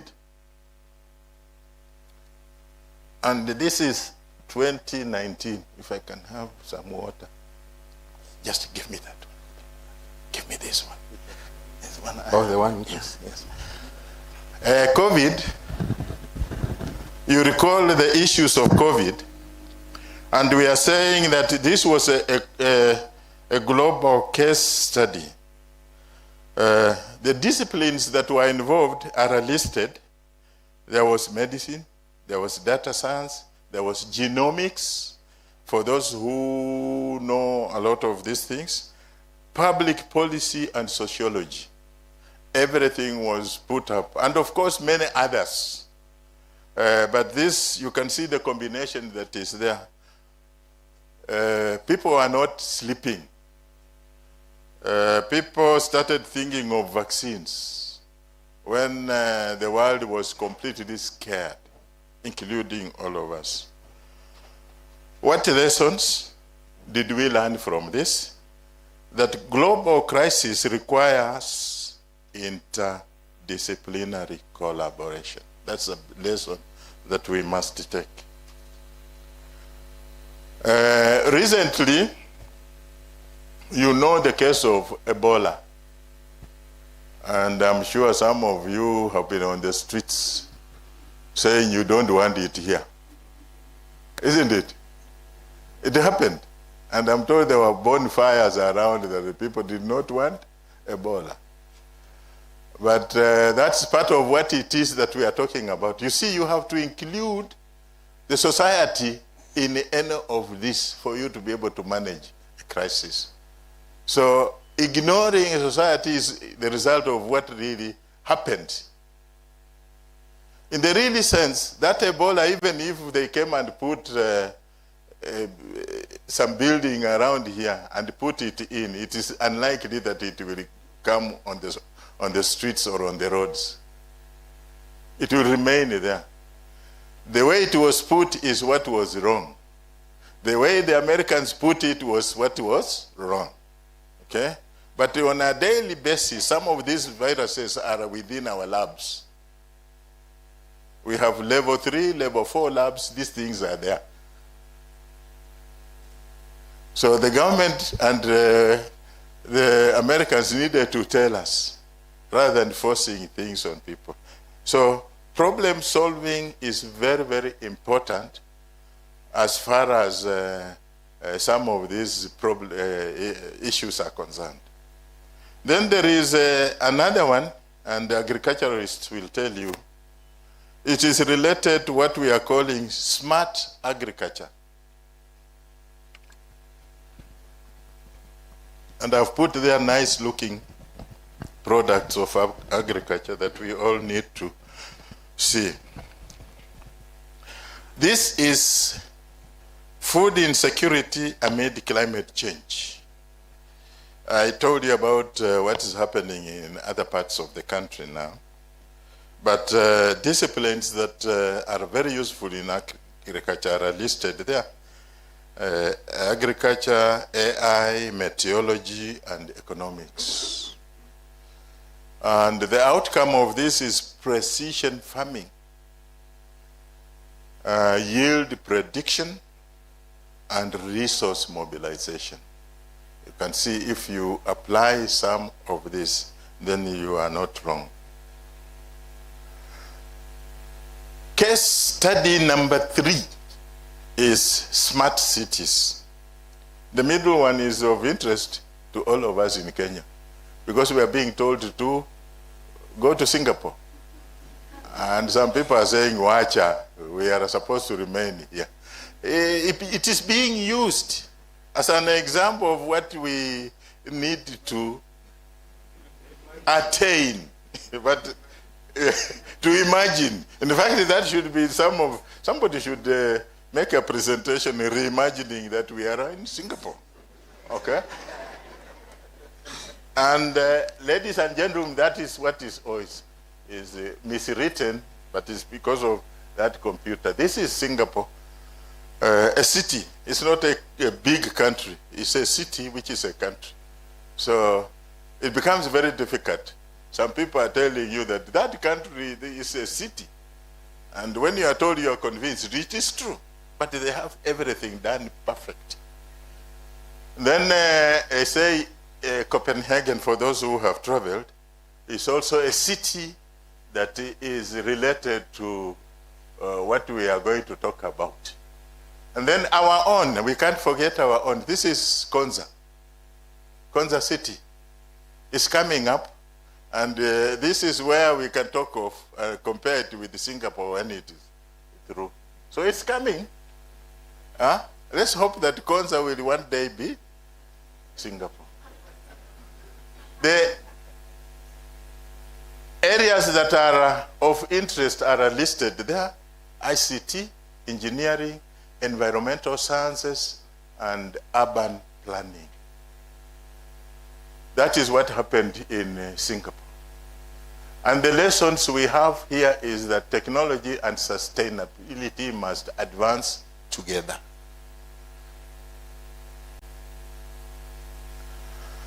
So, Africa, what is our future and what is our research opportunities? There are challenges we have identified and we continue identifying. We are vulnerable to climate change. I think it's a huge, is it 60 or 70% of Africa is arid or semi-arid. Food insecurity is rampant. Youth and employment is a major issue, okay? And there's no question about that. And obviously, energy deficits. I'm sure all of us have experienced all this that is listed. But we have opportunities in the young populations.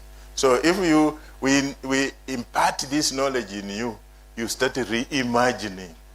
And thank you again to the organizers. You will make your students reimagine tomorrow. There is something called digital revolution, which again I do not need to say much. And there is entrepreneurship, which I was very impressed, Vice Chancellor, that the institution, this institution is in the process, okay, of picking a lot of things and putting them as far as entrepreneurship is concerned. And our students, the idea is for you to be entrepreneurs on these things. And of course, natural resources, Africa has opportunities for that. It is said that by 2050, Africa's total population will be 2 billion. And out of this, more than a half, about 800 million to 1 billion will be under the age of 25. I'm sure some of you are going towards that, but you may have passed them. Okay? So we are going to host one of the world's largest youth population in the world. Okay? And what is the implication for this? We need to impart knowledge and skills development. We need to improve our innovation systems, which you are doing, Vice Chancellor. We need to enhance our entrepreneurship, which you are doing. I think this institution is fantastic. It's doing almost everything and planning. They are reimagining tomorrow. You are reimagining tomorrow. And the technology adoption. So all these things are with you. Now, sorry, again, this is not presented in a proper manner, but this is the best that this can go. I have 3 Kenya case studies. I have Safaricom, I have Lake Turkana wind power, and I have climate smart agriculture as of a very good example.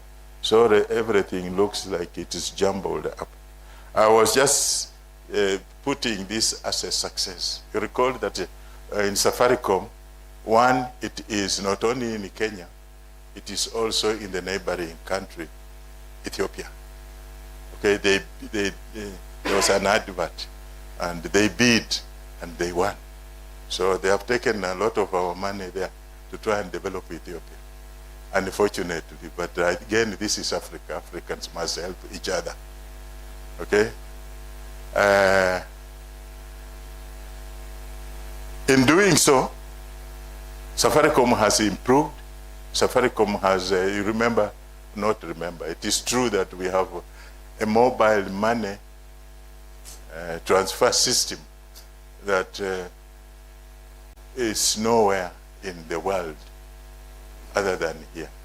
and it was resisted by the European, because anything that is positive from Africa, they were not very sure. But fortunately for us, we have a lot of trust in it, that now if I'm called, something is happening in my home in Kitale, I can just go on my phone and send the money.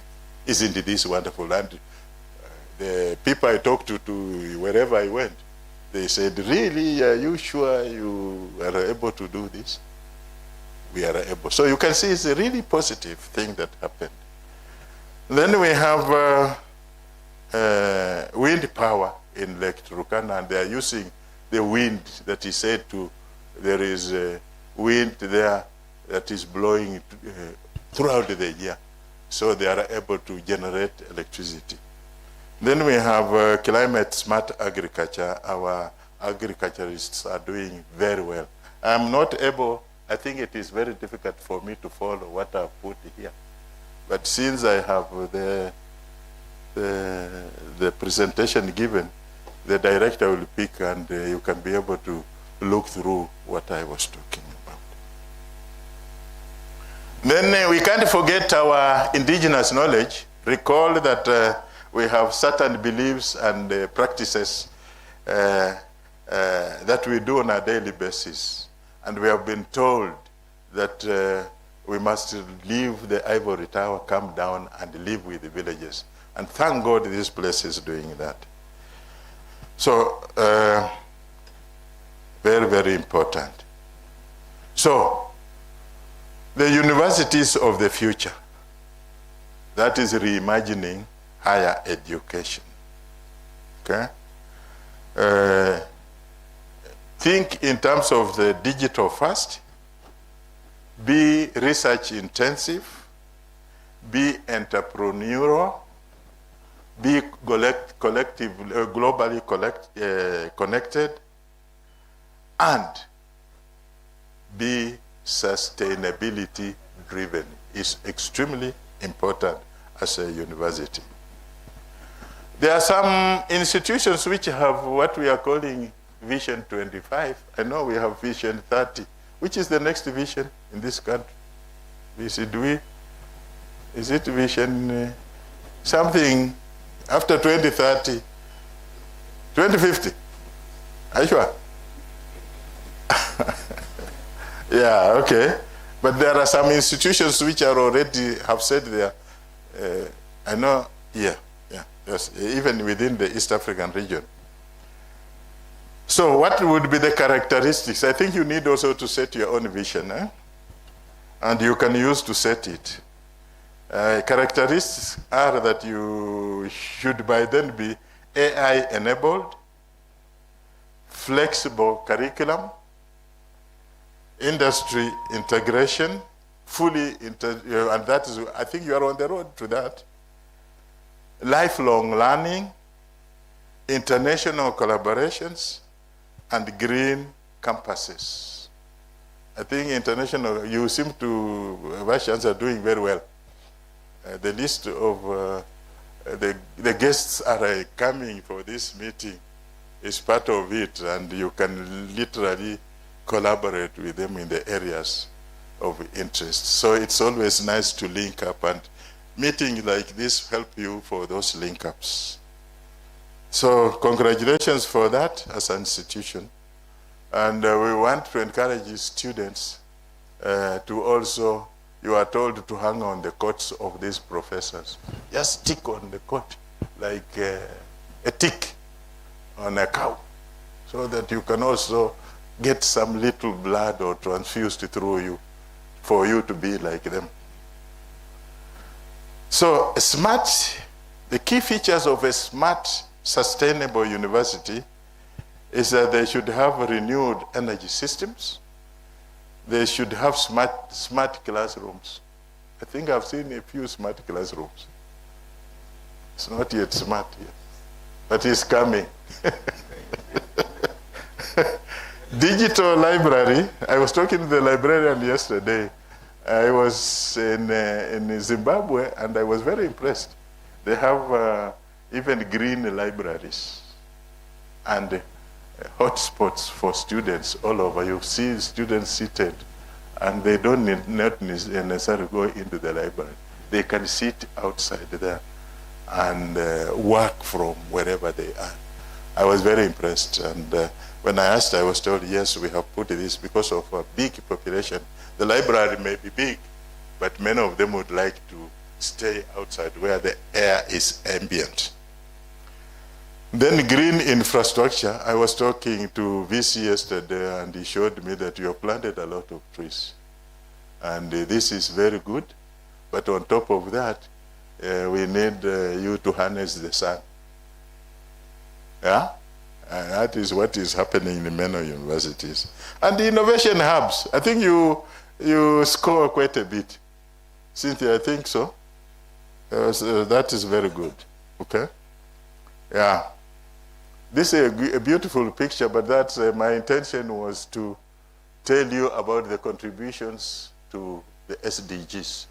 As you do all these things, you go, remember the 17 SDGs, and you see your contributions. The little you do is also going to impact positively to the SDGs.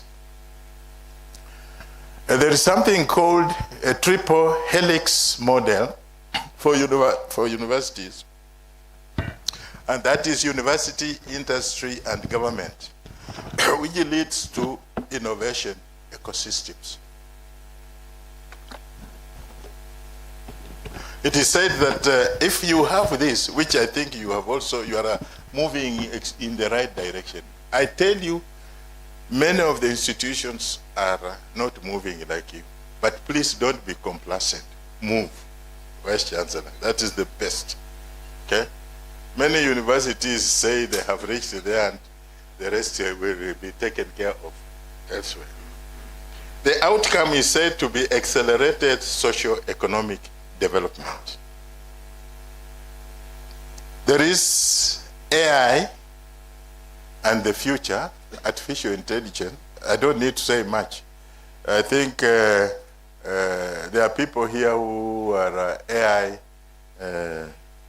knowledgeable. They can be able to say and they can be able to help as much as this is concerned.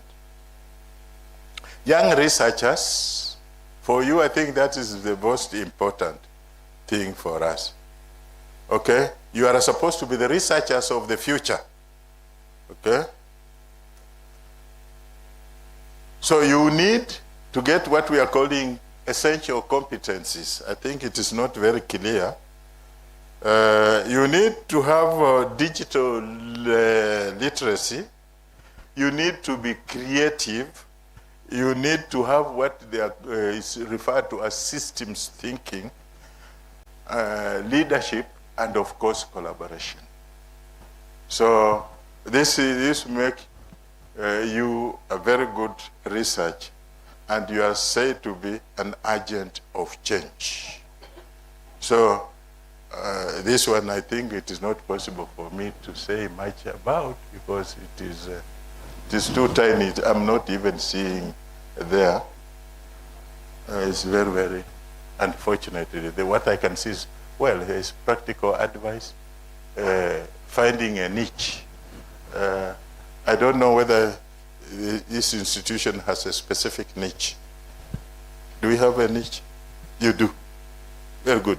Okay. Maybe the young people here are asking, what the hell is this thing called a niche? Your lecturers can be able to explain to you. But you are trying to focus on something, and that's what you would be best known for.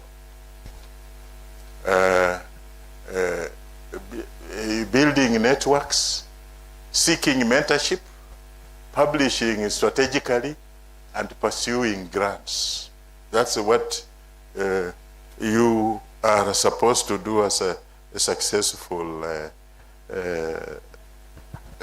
researcher. There are opportunities out there.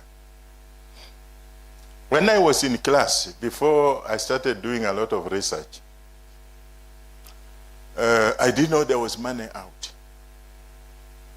And when I started doing research, I realized there is so much money passing on my hands that some of it was just dropping off because I didn't have people to do what they are supposed to do. Okay, so the moment you realize that, then you move. And that's what you people should start feeling. Although the money has dwindled because even the donors are exhausted. People used to talk of donor, it used to be called donor fatigue. Some of them are fatigued and closed up. Some are still in place. Then there is research for impact. And this is what I said, go beyond publications. We still have that old saying, publish or perish, but go beyond so that you can make an impact. So it will be impact policy. When you do research, you influence policy. You actually also innovate, you create innovation, you transform the communities, and you sustain development. There are emerging priority areas for research these days, and I think we have them here: AI, climate resilience, food security, public health, green energy, and digital government or governance. Ladies and gentlemen, I want to come to close. And there is a closing inspiration here, where you are being told the future is not something we inherit, it is something we create. I think that should make a lot of sense. We must be the people to create the future, and we are not going to inherit. So, reimagining tomorrow begins today. Thank you very much.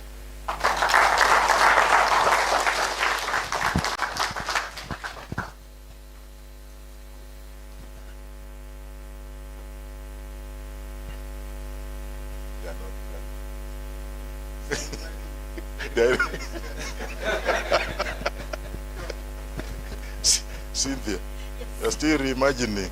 I'm reimagining. Why don't we give a clap to Professor Istambale? Actually, I thought it was the name was from Italy, so.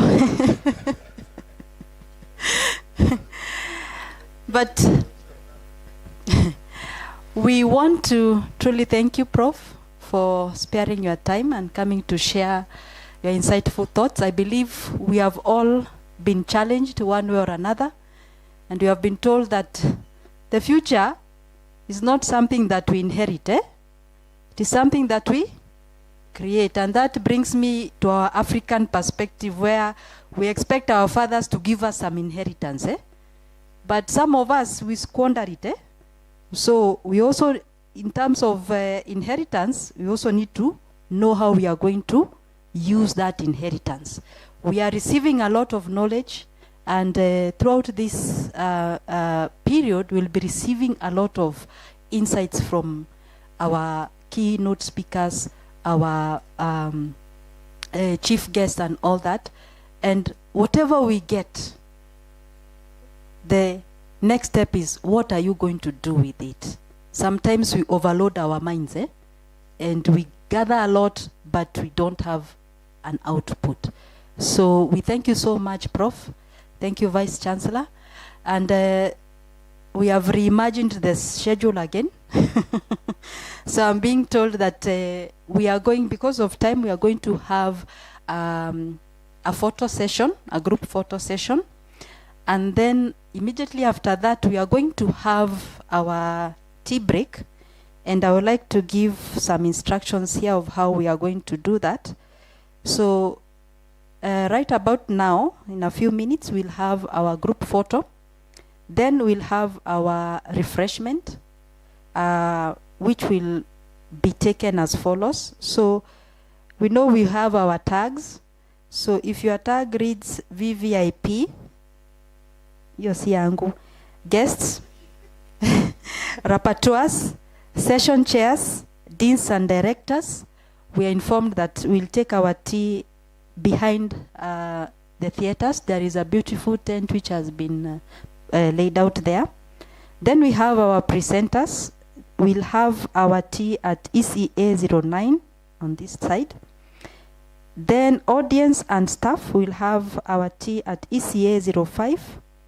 And then the ICT and security will have our snack at ECA 07. I believe that is clear.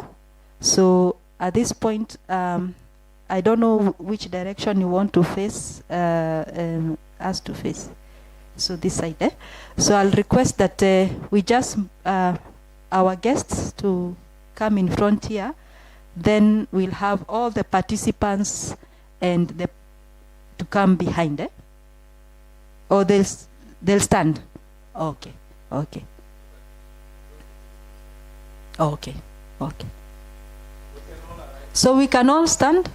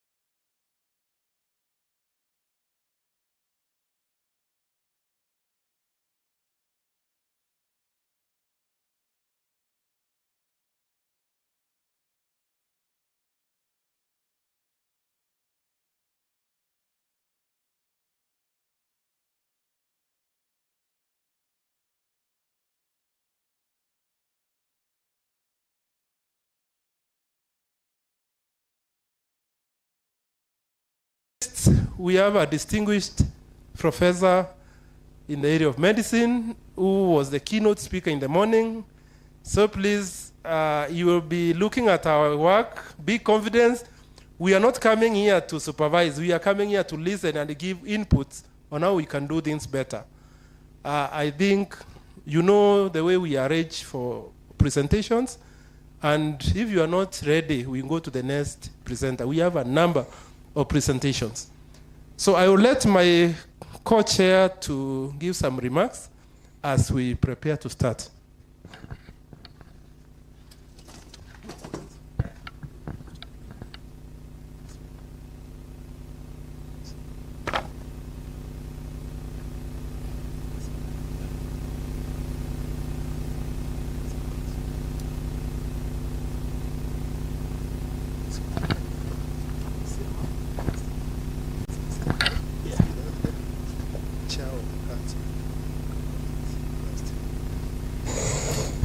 All right, good morning, all of you. My name is Dr. Peter Kailemia. I will be co-chairing with the Dean of Health Sciences. I would like the presenters for today to focus on the scientific aspect of your presentation. That is really the most important part because we're in a scientific conference. Therefore, the science behind what you're presenting, the core part, because we are behind time, is the most important. And I would like to recognize Professor Estabale. I'm very humbled to meet you. Perhaps I'll meet you once we have a free session, because all the microbiology that I learned from the University of Nairobi, you are my teacher. And he was very good in microbiology and all the knowledge. And I got an A in that subject because of Professor here.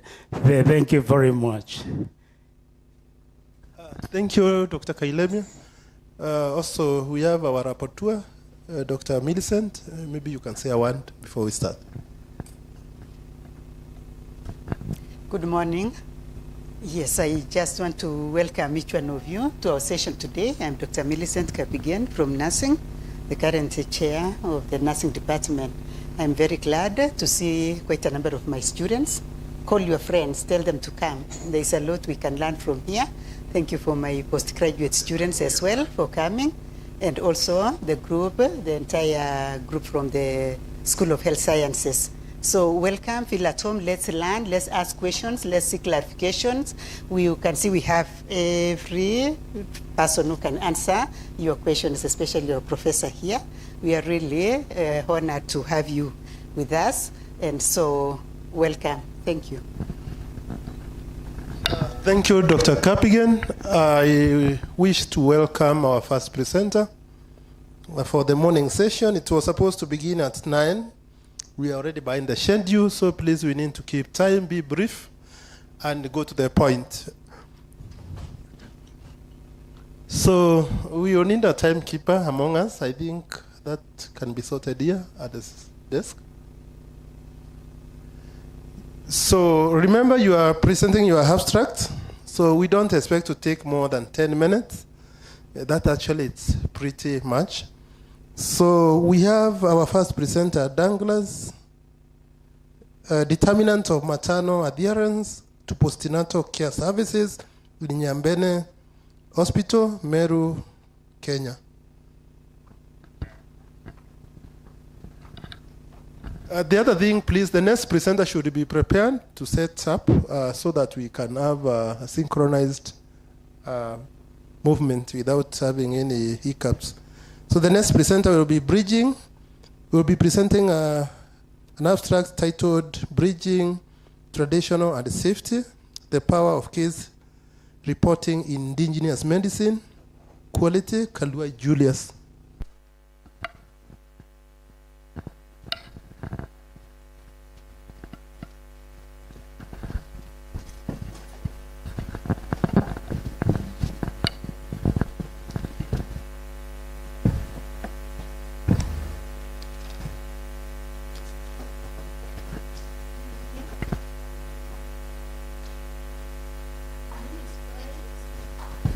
and my colleague here will just say her name. Good morning to all of us. My name is Elifa, and we are here to present the research that we did a while ago. Yeah, we are doing the determinants of maternal adherence to postnatal care services, something, the research that we did at Nyambene Hospital level 4. So the background was the WHO definition of postnatal care. It is a care of a mother and newborn up to 6 weeks or 42 days after placenta birth, covering complication, prevention, health monitoring, and contraceptive counseling. Global maternal mortality crisis, we found out that globally over 287,000 maternal deaths occurred in 2020. That is 95% in rural and lower middle income countries, with sub-Saharan African accounting 70%, that is according to WHO 2023. Under WHO postnatal care schedule, the schedules are within 48 hours, 2 weeks, and 6 weeks post-delivery. That is according to WHO 2016. Under Kenya postnatal care adherence gap, we realized that Kenya national postnatal care adherence within 2 days stands at 73%, with a stark urban-rural gap. 79% urban versus 69% in rural. That is according to Kenya Demographic Health Statistics of 2022. Where are we as Meru County? We realized that we have a very low performance in that indicator because Meru County was ranked second last nationally at only 41% adherence within 2 days postnatal check, following Wajir, which was the last. So you realize we end a gap as a Meru County, and that is what we really wanted, the problem we really wanted to solve. So many maternal and neonatal deaths occurs within 48 hours and up to 6 weeks after the delivery, or up to 42 days.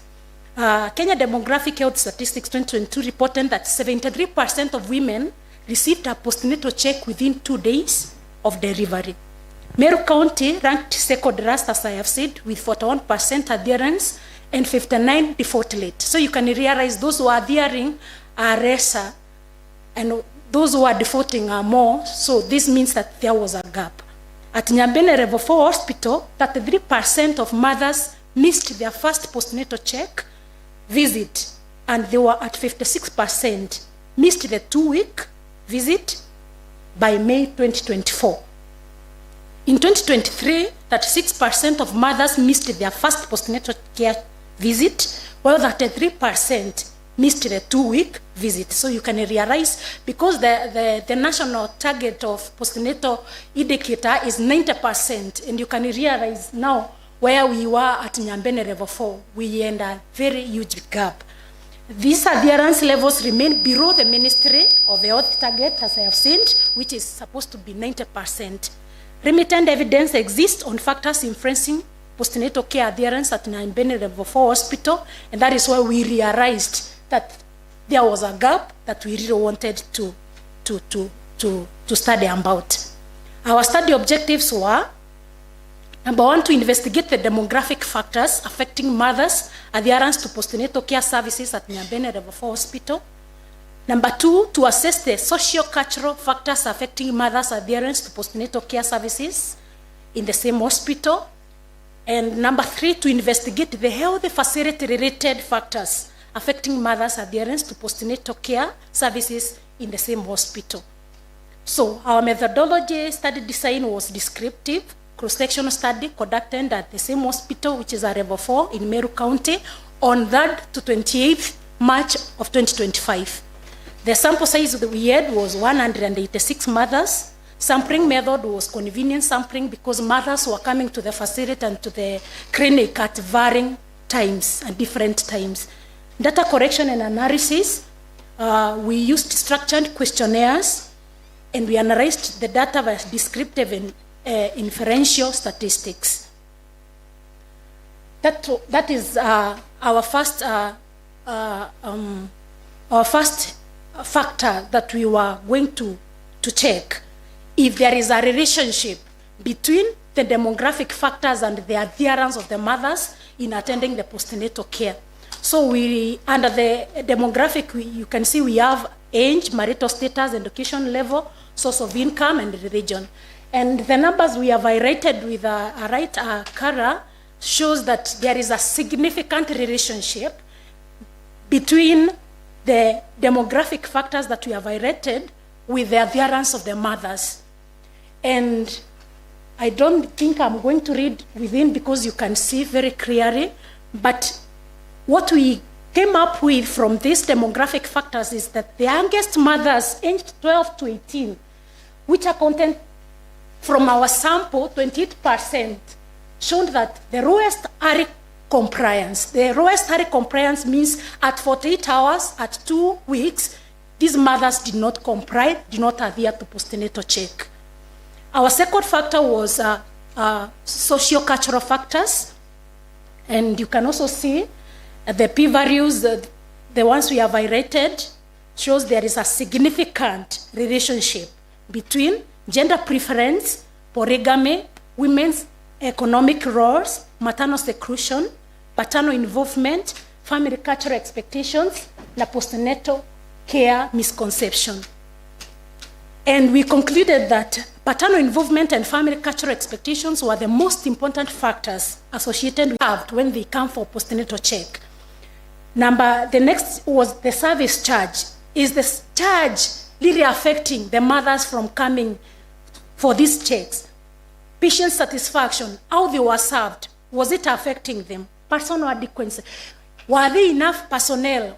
Were there enough nurses who are administering this check to these mothers? And how is the healthcare work professionalism? Would it affect the adherence of the mothers? And we realize the healthy facility related factors play an important role in postnatal care adherence. These are our key findings. We realized that adherence progressively improves across stages, but high default rate. High default rate means that at 48 check, at 2 weeks check, we had many mothers defaulting the check. And 72 represent a severe maternal health risk window because of these mothers not attending, because as we have said earlier, at that period, at those 48 days, at those 6 weeks, there is a chance of those mothers getting complications, the neonate getting complication if there is no check done to them. These rates are far below the ministry target, like we had said.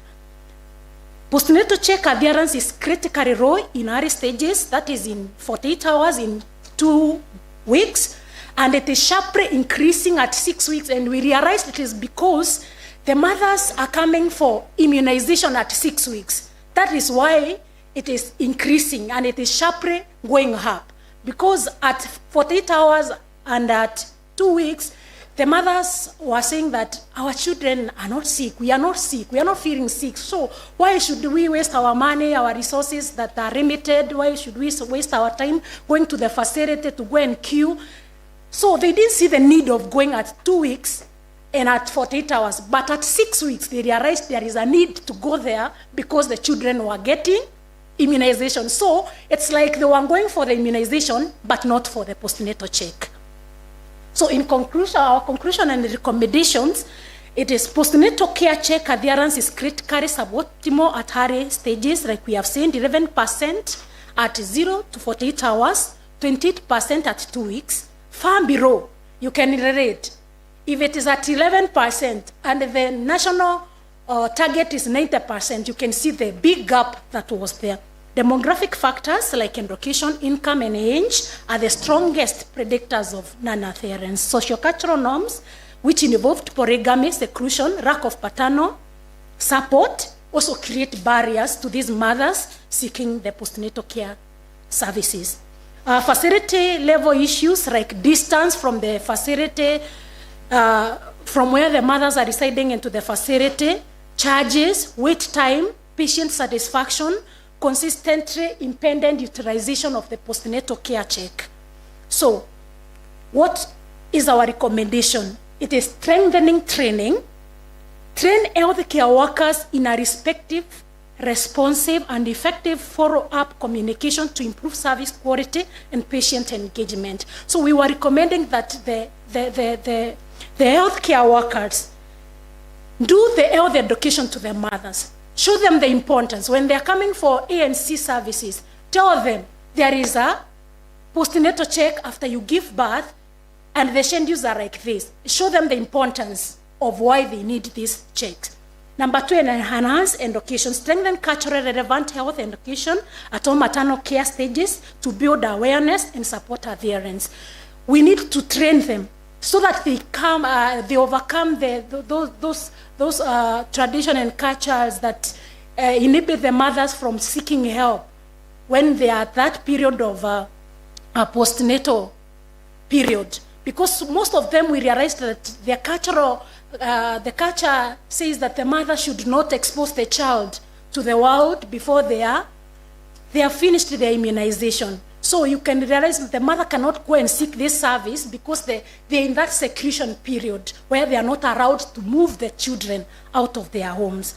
The third recommendation is to reduce the barriers, minimize wait times, address affordability, and prioritize outreach for vulnerable groups like adolescents, low literacy, economically disadvantaged mothers. And that was the end of our presentation.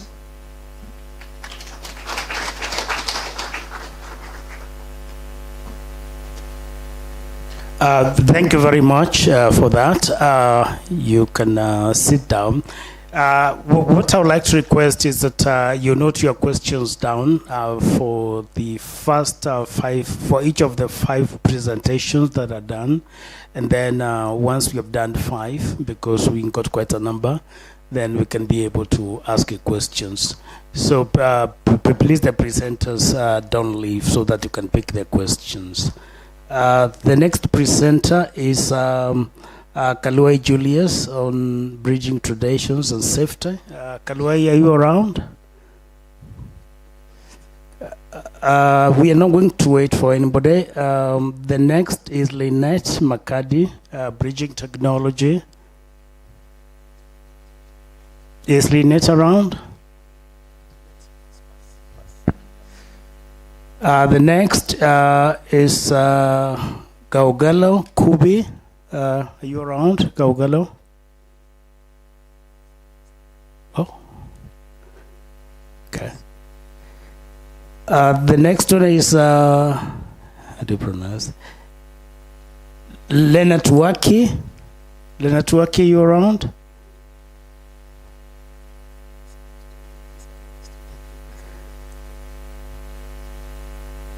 The next is Jacob, like elite.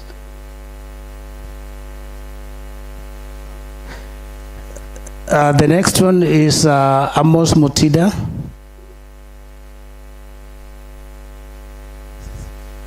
Amos?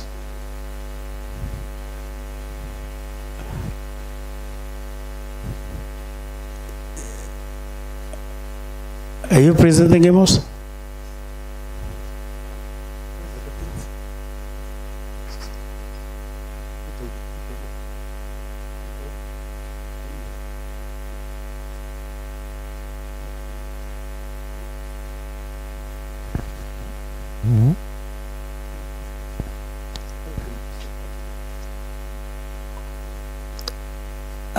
Do we have Grace Elliott here? Yes, please come forward.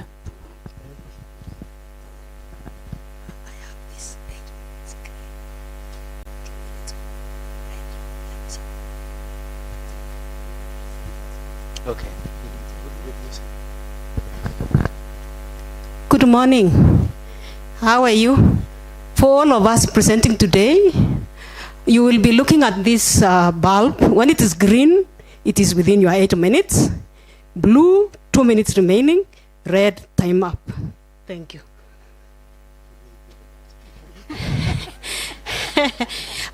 We made an innovation today, a bit of innovation. So today, green is you are within your 8 minutes. Blue, I didn't get amber. That's what I wanted, but I didn't get. Is 2 minutes remaining. And when you see red, your time is up. So I don't have to shout, check the bulb. Thank you. Our next presenter will be Grace Elliott. Grace Elliott is our PhD student in sanitation. She is a public health student who started from School of Health Sciences. She will be presenting on the research and the work which she has been doing for some time. Grace is an alumni of Meru University. Welcome, Grace. As we wait for Amos to prepare himself. Thank you. My name is Grace Elliott. I'm presenting my paper on environment as an enabling space for open defecation in pastoral communities. The paper was co-authored by Dr. Lilian Mukiri Kirema and Dr. Robert Muriungi. So basically, access to sanitation facilities is a human right, and it's well recognized in the sanitation, the Sustainable Development Goal, particularly Agenda 6.2, but millions of people globally still lack such a necessity. Open defecation rates in developing countries are low. As you can see, in Australia, it's 0%. In USA, it's 0.3%. But we have a high burden of open defecation in developing countries. And in sub-Saharan Africa, we have less than 50% of the population accessing safe sanitation options. Kenya is among the 26 global hotspots for open defecation. And 16 counties in Kenya are having 85% OD rates, with 10 of them being from pastoral communities, and Marsabit, my study area, was included according to existing reports. We have had several efforts towards eradication of open defecation, including what we term as the community-led total sanitation, that is CLTS, and it is embraced as both national and county-level sanitation strategies to eliminate open defecation. But we have been seeing stagnation in the sanitation ladder for pastoral communities, which result in exposure to diseases, and with negative trends which have been maintained for years. There is no improvement. Marsabit's open defecation rate stand at 42%, which surpasses the national target by far. A lot of empirical focus has focused on the sustainability aspects of CLTS, or of the processes of behavior change, as if the entire process, right from triggering up to certification, was less a problem. Yet, the community is always pointed as failures, as if they were the only identities, as if they were the only problem in the entire process. Understanding how unique environmental conditions affect open defecation is quite critical, because of course these environmental conditions differ from region to region, and this would avoid false hopes and investment on approaches which continue to consistently show negative outcomes even after uncountable attempts. So the objective of this study was to examine the influence of environmental context on open defecation in Marsabit, Kenya. So it was conducted in 2 sub-counties in Marsabit, one with the highest rates of open defecation, and the other one with the lowest rates of open defecation for comparison. The sample was 374. It was initially 394, but after some issues, we got 374 household heads. And we selected these household heads using simple random methods. We also needed to go further to do qualitative study to understand really what are these problems. So purposive sampling was done, and we got to 40 key informants based on the principle of data saturation. And these informants included the PHOs, those are public health officers, community health officers, because they are the custodians of health at the community level, and they are the ones who implement these CLTS. We also had government people, we also had non-governmental organizations, representatives, and key leaders known as natural leaders who actually stand out when this CLTS is implemented in communities.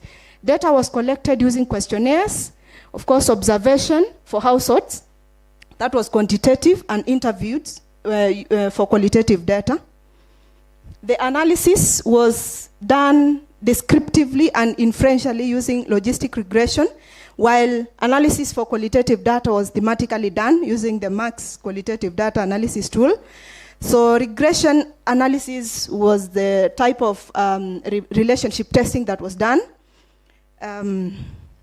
So these were the results. You can see from the right, we have the models of toilets, and these ones were very much evident in one of the counties with the highest rates of open defecation. So if you were given the toilet at the far end, I don't know what time of the day you'd be able to use it, that one, because of lack of privacy. We have the one at the middle, and then the other one. So North Hor exhibited low latrine ownership rates, as shown by the figures. And also Saku was lower than North Hor, was higher than North Hor. So in terms of CLTS implementation, Saku's triggered villages were 47%, certified 50%, verified 2%, and claimed 1%. But the figures were different for North Hor. We had 100% triggering, but the ones who had been certified were only 28%. Certification means that you have attained open defecation free rate, and then you can now be termed as an open defecation free village. Some of the aspects that were noted and which were related to the environment was the issue of drought. You can see from the figure that it's quite evident in North Hor, as shown by this other color, which is not blue. So it's high, a lot of drought. And of course, there were no farming tools in North Hor to aid in digging of pits for latrines. That was why the environment somehow is affecting adoption of toilets and also encouraging open defecation. The soil type was also another concern, because latrines which were constructed on sandy soils were prone to collapse. And also, we had some rocky areas, and of course digging latrines in rocks is a bit difficult because of the, you have to dig down.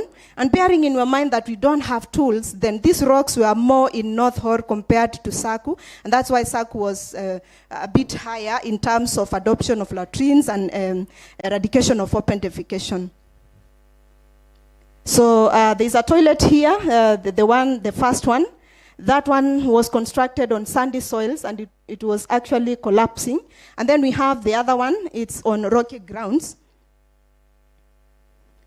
This environment was indeed enabling open defecation, looking at the effect of wind. In fact, when moving through North Hor, you could see some boards telling you to beware of strong winds. So this is what it used to do to the toilets. So a lot of wind was affecting latrines. Destruction was common, and construction was expensive for the people. Issues on increased heat and temperatures. Of course, those who have known how CLTS operates, you are aware that it operates on shame-dependent triggers, and therefore, there is no shame in looking at dried feces. These feces used to dry as early as maybe 5 hours, and then it's done. So you cannot make flies come from dried feces to people for them to understand the interaction between flies and the odor, and also food. So climate, increased temperatures, increased heat affected the process, and also increased open defecation rates. The feces on this photo are dry. So this is how the feces looked like everywhere. So that was also affecting. Also influence of floods, because those areas were bare, and you know that if an area is bare, of course there are no trees, and then everything is being carried away. And I noted one of them at the middle was from Saku, but the rest were from North Hor, so floods was an issue for both sub-counties. So this was also about floods, so showing that ideally CLTS champions for adoption of even the simplest toilets, whose vulnerability to floods impact is high. You know what CLTS champions, so if you adopt the simplest form of toilet, then of course the floods will carry it away. So we had enabling options for open defecation. At the top there, it's me in a forest. So there were so many forests that encouraged. It's like they called them for open defecation. So they were convenient places for open defecation. Right at the bottom, I was very happy to get to this point. There's a vehicle there. It's a Land Cruiser, and then there are rocks. And if you look very well, we have some people going for open defecation in the rocks. Those who go through the way of Meru, you know our Nairobi. So this is, you know our Meru going to Nairobi. This was the Meru in North Horr. What do I mean by saying Meru? You get out of the vehicle and go to a toilet. So this was the toilet where we went. And you have to go because there is no other toilet. So this was a serious concern, and the environment was encouraging open defecation. There are so many hiding places for the practice. Waterways, we had so many of them because of floods. Waterways were termed as lagers in their local language. The gullies that take waters from the villages to the rivers, and people used to hide there to defecate. And these ones were very many, and therefore this brings to the conclusion that environment was enabling open defecation. Issues of land vastness. You would travel very far to get to the nearest market. You would travel very far to get to the nearest neighbor. So a lot of vastness was encouraging open defecation in this sense. Land, especially in North Horr, was vast and with a smaller population compared to Saku. And therefore, if you are doing CLTS triggering, and then you are calling a person, you have to call them maybe in a group. You cannot have enough of those people. You cannot have enough of the congregation to talk about CLTS. So you have to move from household to household, which is, of course, expensive. So we have some inferential analysis which showed a statistically significant relationship between soil. We had a relationship of rock, sandy, loam, and clay, of course showing different levels of odd ratios. Then we had also accessibility. How are these households accessible? Issues of land ownership. And to my surprise, it was a positive influence. If you have land, you are likely to defecate in the open. And this land was, if you have huge bits of land, of course, you are encouraged to defecate in the open. Floods was also showing significant relationship with open defecation, and also drought, forest coverage. This was the inferential analysis. All of these factors showed statistically significant relationship given the p-value of less than 0.05. So the conclusion was that performance of CLTS in pastoral communities is limited by environmental aspects that create a convenient space for open defecation and make latrine construction difficult. So it is therefore important that CLTS practitioners adopt triggering techniques to account for challenges related to the environment as opposed to assuming one-size-fits-all approaches.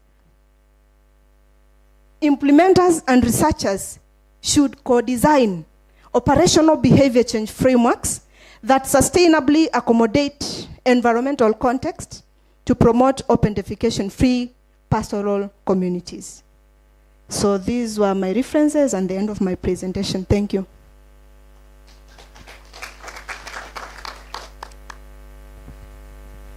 Right. Thank you very much, Grace. So we can pick questions for Florence Goge, who made a presentation on determinants of maternal adherence to postnatal care services in Jamaica Hospital Meru. And the immediate presenter, that is Grace Elliott, on environment as an enabling space for open defecation in pastoral communities, a mixed methods study.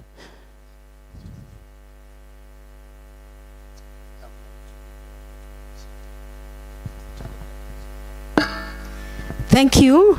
You have 10 minutes. 8 minutes will be showing green. Blue will be 2 minutes remaining. And when you see red, please stop. Like the presenter was left the stage, she added 3 extra minutes. Please observe time. Thank you.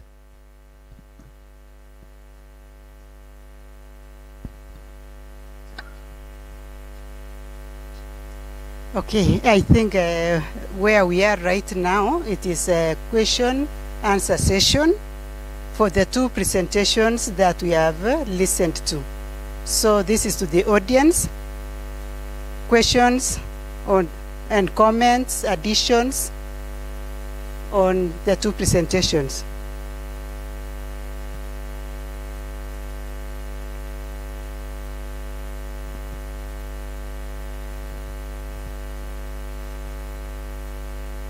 Yes, I'm advised that probably we should start with Professor Stambale. Yes. Karibu.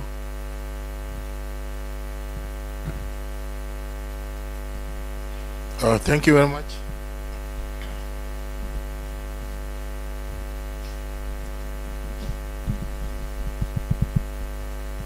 Okay, asante sana. Thank you very much, session chairs and the ladies here. I am not very, I don't want to scare anybody off.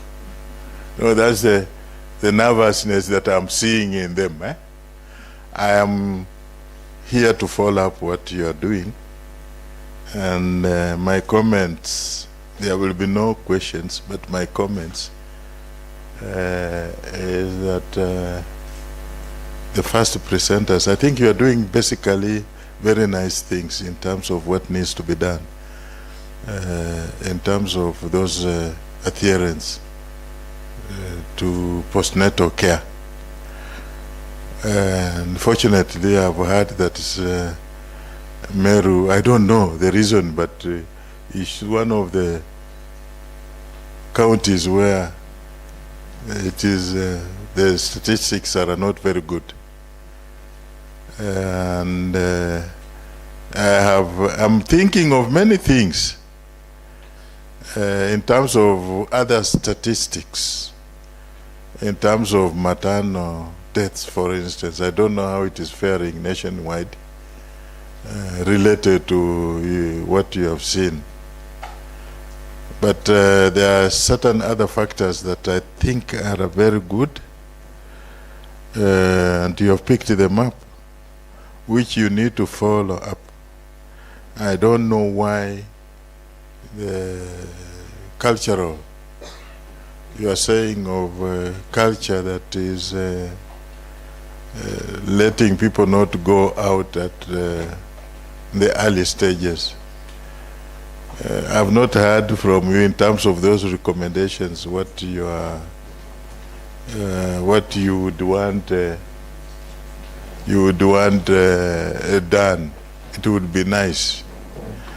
But the other issue, I said I'm not going to ask questions, but just to follow up.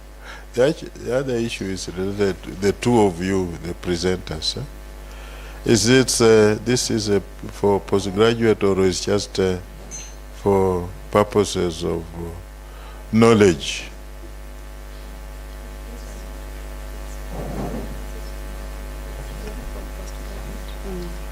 It's part of work from postgraduate for purposes of conference knowledge. So is it for a PhD or master's? Yeah? Yes. Yes. So you are finalized. Paper, and it's part of my work that I'm doing. I'm doing a bit, yeah. So I picked part of. Okay. And yourself? Yeah, ours is it's complete. It is work that we did undergraduate. Yes. Yeah. Talk loud. Don't do it. They want to hear what we are talking about, isn't it? Yeah? Yes. So our work was done for undergraduate in degree level. So that is what we are presenting. Ah. Yeah. Okay. Very good. Yeah. I think there is a degree of follow-up of what you've been doing. And I want you people to keep up. Look at other factors that may the implications of what you have been doing. What would be the implications, and how would you want it to be followed up? Maybe especially for people who are coming from behind. What is it that you would want? Now, when we come to open defecation, it's sounding tough. It's very tough. But I understand it's because of the aridness of the areas that you're talking about. As you are talking, I was wondering, has anybody now looked at the infection rates as far as parasitic infections are concerned? Is there anything among those people, or it's very difficult?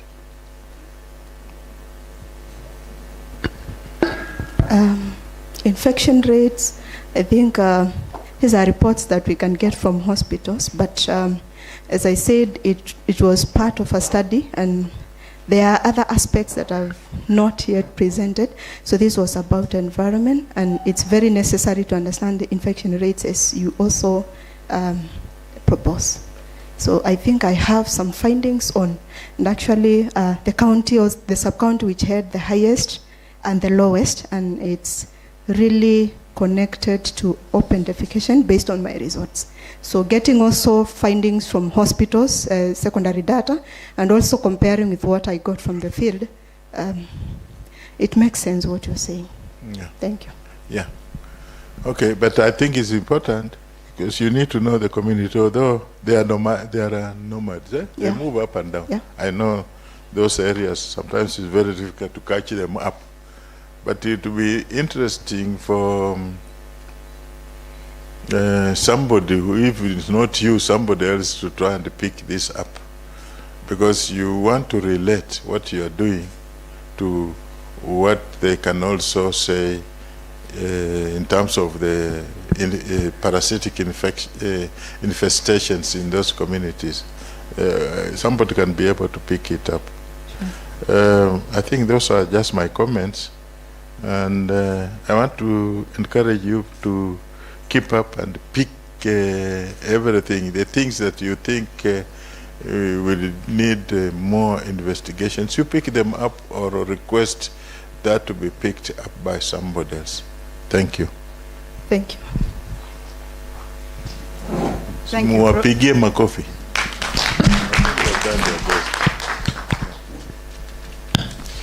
Okay, thank you so much, Professor Stambale, for your comments, for your additions, and even for your support of the work that has been done. I believe you've picked on that, and especially for the PhD work. Now, remember that the floor is open to the audience for questions, comments. So feel free to ask any questions or anything you want to clarify from the two presenters or presentation from the two research work.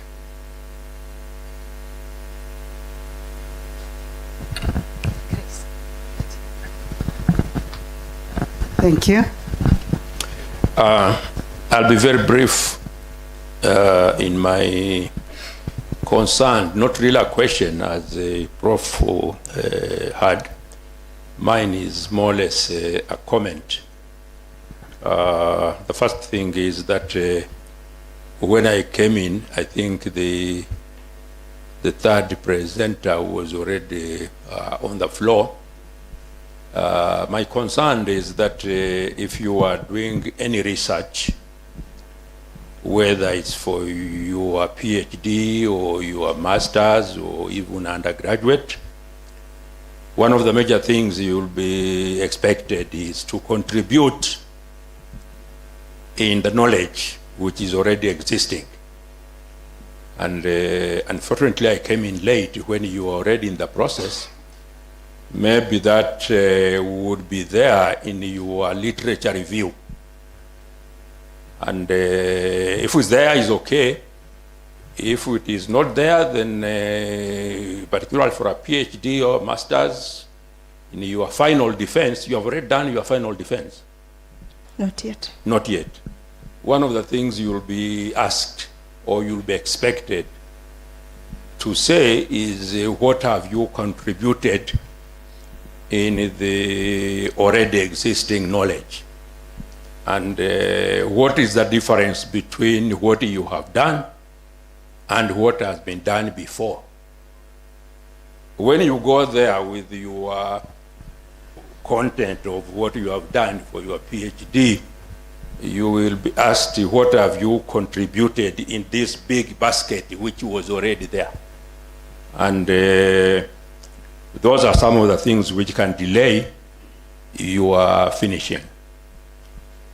Your research literature probably should include some of the stuff which has already been done in this university or in Kenya, and how different is what you have done as a contribution to the new knowledge, to the existing knowledge, compared to what has already been existing.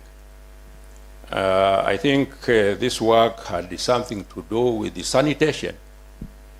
Yeah, I'm from engineering, and in fact, when I came in, I knew that engineering was presenting here. That's why I came. But when I sat down and I heard the word sanitation, I probably thought that this is what Dr. Jung was doing in engineering. But I know there's a master's program which has to do with the sanitation. Is this what you are doing? Is it related to what Dr. Jung was doing? Sure, yeah. Is it related? So, what is it that is new, briefly, compared to what has already been existing? Okay, Yeah, can I answer? Yeah, you can answer that. I didn't expect you to answer, but if you are ready to answer, it's okay. Maybe I can clarify for the sake of knowledge for everybody. There is an approach known as community-led total sanitation, and as I said, it has been embraced by counties. I don't know, it's the last resort for counties everybody who needs to deal with open defecation. So they are still there and it's not working everywhere. So we need to amplify this to them that they need other strategies and they need to. It's still a strategy in Marsabit despite the fact that it's not working. Yeah. Okay. Yeah, when there was presentation here about two years ago, I chaired that session, and somebody presented work which he did or she did in Marsabit, and I could see you in the forest. I hope you carried a djembe at least to go and cover whatever.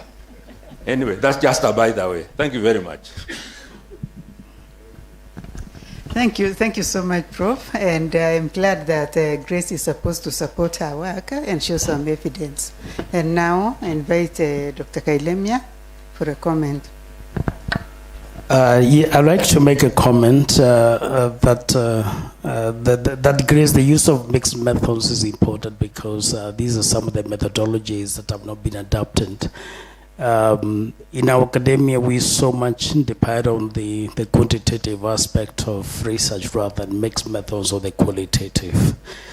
Perhaps I would like you to think about the type of purposive sampling because you said you would the convergent design, and you said you for the qualitative stream you deemed the purposive.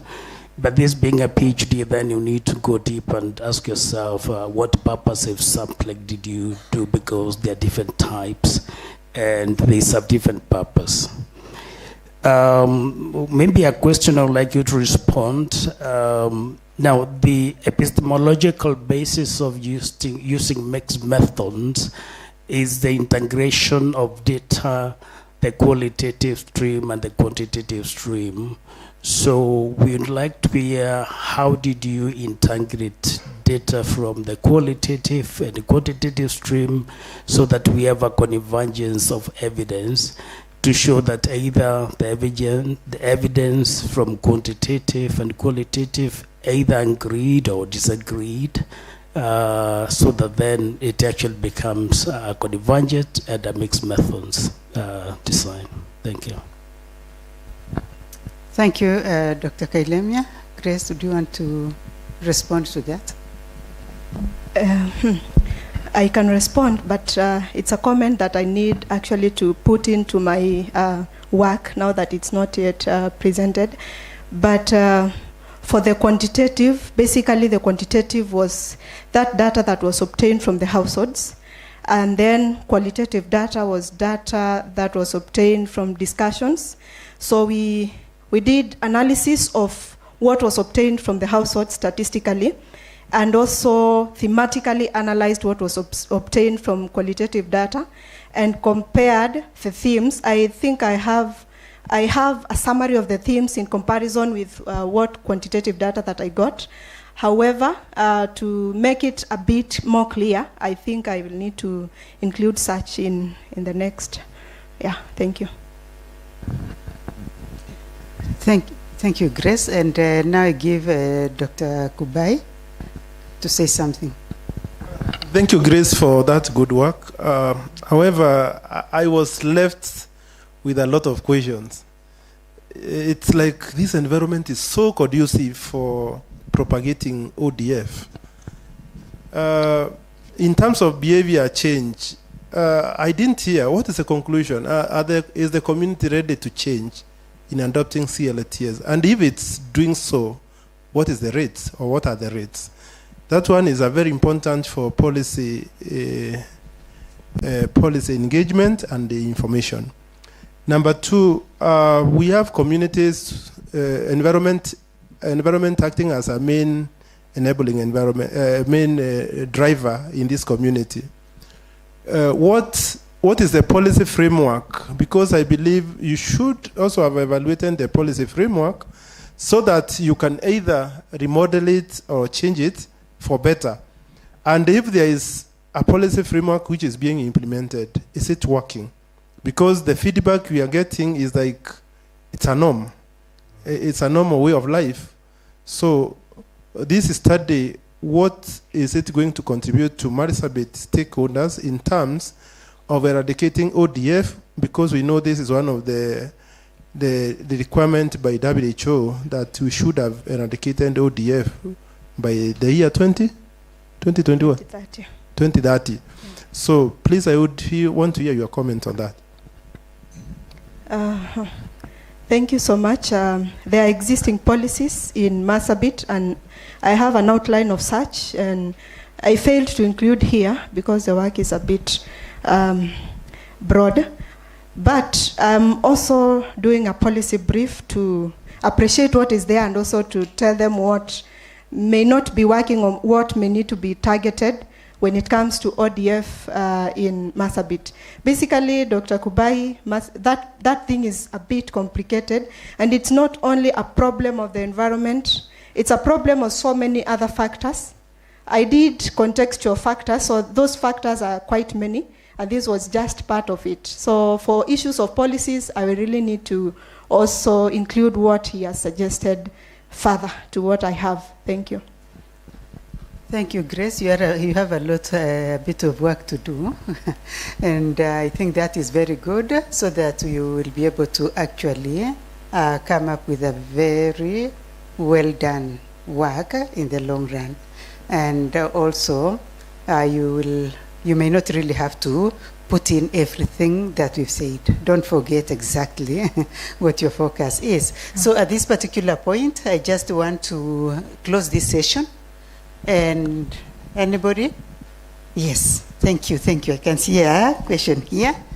And then... Okay, thank you. Good afternoon. So my name is Joseph Mambo, and my question is there any technology intervention that can be done to end that ODF? Thank you. Thank you.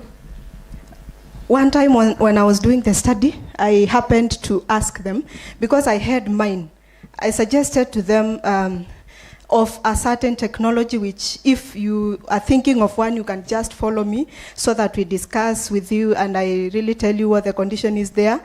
I suggested one, and then some people were saying, okay, this shit is food for our donkeys, so what will the donkeys eat if you now take away this? So we have to let it on the ground for the donkeys to eat. So there are so many things which are surrounding this, and we really need a technology. Probably if you are thinking of one, we can meet so that we can actually document and look at ways in which we can integrate such. Thank you. Okay, Abraham. Okay, thank you very much. My name is Abraham Kemoy. My question goes to the postnatal management. So many of our mothers lack knowledge of the postnatal management. So what policies can we do as hospital and as health practitioners to make this work? Yeah, I think there is a lot of knowledge gap to the mothers, and we said in our recommendation, we talked about health education. Anytime the mothers are coming for ANC visits, as we talk to them about the birth plan, danger signs, we incorporate that after delivery, there is a check in postnatal. So the knowledge gap in the mothers will be addressed by health education when we come into contact with the mothers. Okay, thank you. Okay, Hamlet. Thank you so much. So I'm Sultan Hamlet. I have two questions. One to the PNC team and the other one to the Marisabit team, that is the open defecation. So to the ODF, that is, there must be a balance between the policies that we make and the community preferences. I guess in the process of interaction and in the process of interaction with the communities, you must have interacted with them and heard on their views, and you also had your own views and recommendations, and the policies that you feel should be reinforced towards addressing the same issues that you have brought on board. How did you address the issue of, how do you address the issue of balance between the community's needs versus the policies to the PNC? Understand that Nyambene region is leading in Meru County with concerns of early pregnancies and teenage mothers. Did you address this, that, and how best can we have the teenage and early mothers concerns and health factors as matters PNC is addressed? How do we go about it? Thank you. So I think I can start. When doing researches in the community, and of course I presented here that I involved the community, I also involved the policymakers. In here, we had the policymakers and all that, and I had the voice of both. But this community also, it is really dependent on AIDS. So, of course we involve the community, but there are so many issues that we look into when dealing with community. Yes, I have them documented somewhere, and I have what needs to be done and what the community thought would be good being done. To the eyes of policymakers, what is this? To the eyes of this, what is this? And if that can also come out in a policy brief, it would also be okay. Thank you. Yes, thank you for your question. For sure, as you are saying, for the adolescent, we have early pregnancies, and that one now, how it can be addressed, unless now the information can actually be integrated to their early education, like in high school, colleges, whereby like some information can also be given to them, such that they were even when they get out there, they already know what to do. At the same time, even as early this year, Meru is leading in early pregnancy in the country. So what will happen now? The Ministry of Health should get into the system whereby they can get to the roots, like of now they're integrating with the education system, where now they can get information array in advance. Thank you, Selva. Let Dr. Kubai also give an input. Thank you, Florence. I'm again getting excited by this. Please, as you take this study, don't just be a passenger in the community. We have always expounded the intensity of early pregnancies in Meru, and it's like we are very happy about it. When I was taught public health by my professors at Maseno University, they told me that the best way to approach any health issue is attack the source, protect the host, and interrupt transmission. Now, you have mentioned health education. Is it working? What are you doing to the host? What are you doing to the person who is causing this pregnancy? You see, this is an issue which is so much integrated in the community, and we need to see in your studies very focused, clear, strategic, and specific interventions. And for master students, that is what the best outcome we can get from your studies. So you talked about health promotion, health education, yes. You talked about being taught early, yes. What if there's somebody who is protecting this person who is causing the pregnancy? What if this is a culture which has been inculcated in the community? Because I visited one of the places, Mutuati, and the story ends with the community elders. And the girl who is pregnant will never be protected. So, did you get any findings which can inform you better approaches than what is in existence? Thank you. I think that is something interesting, because the last, you want to respond to him?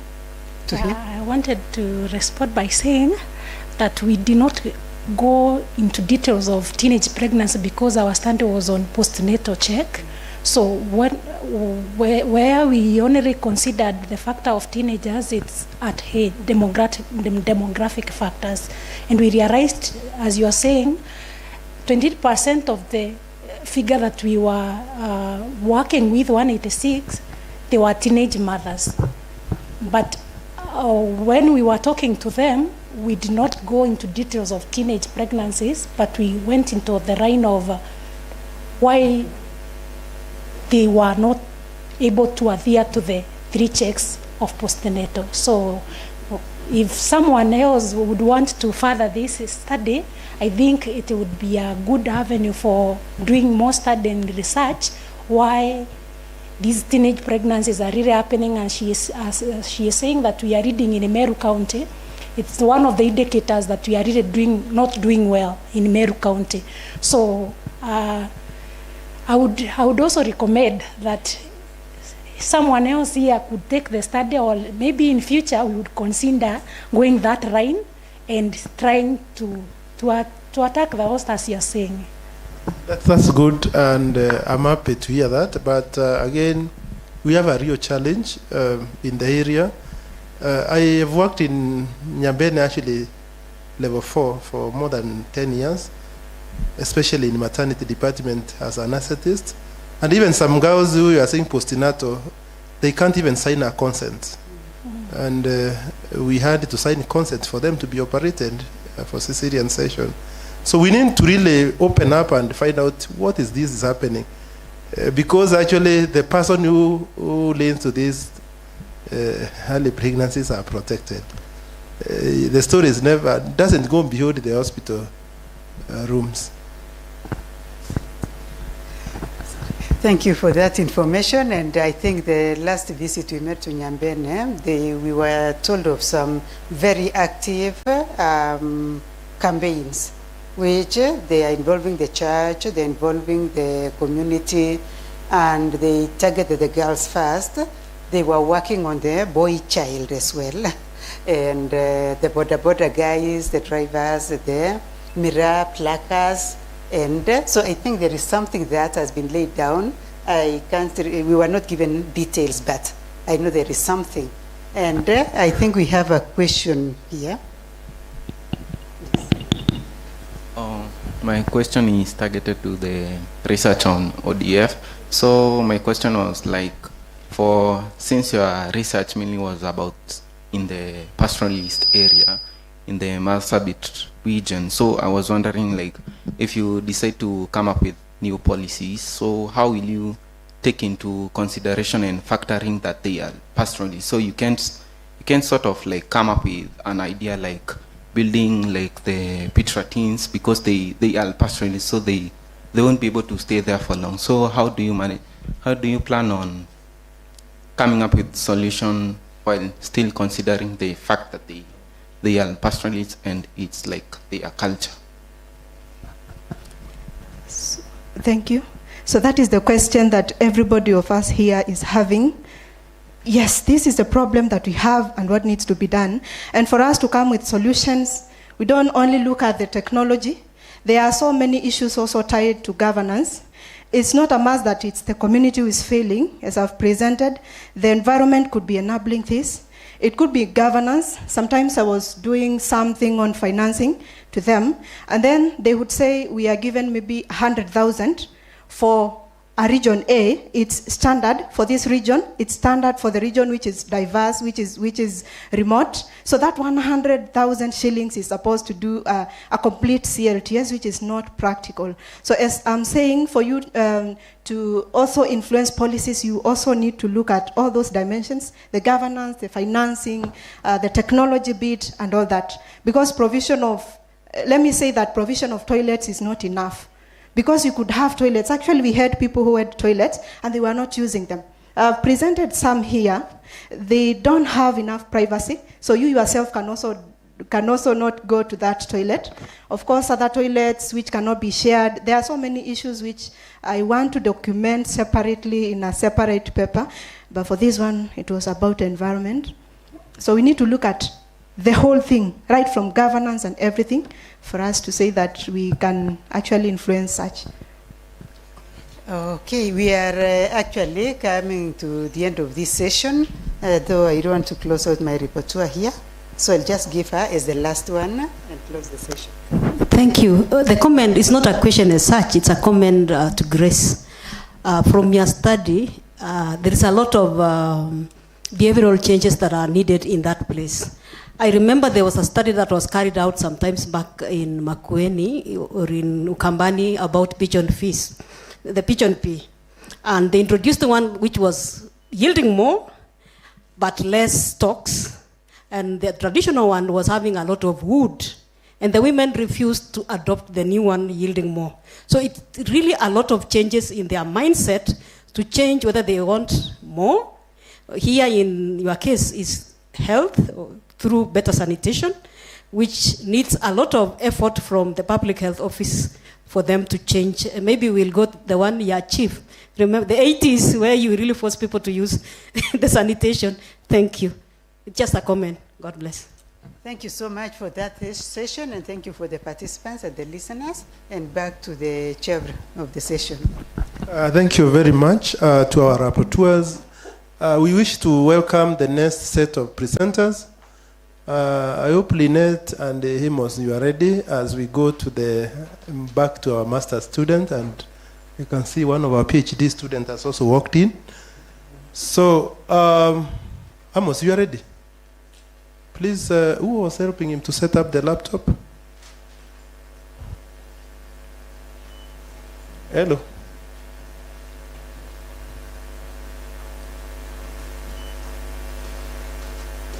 Assist Amos to set up the laptop. Lynette, you are next? Okay, not yet? Okay. We can move even the other group for afternoon. We have 20 minutes to lunch time, so we will do at least 3 or 4 presentations. So Amos is presenting the area titled, you're projected, not yet.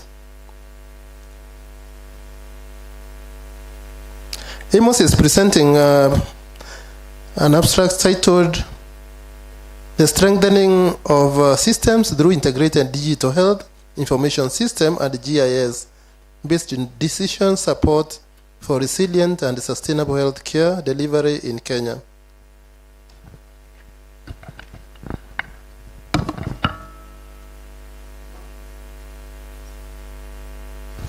So as he does that, please don't just be a passive listener.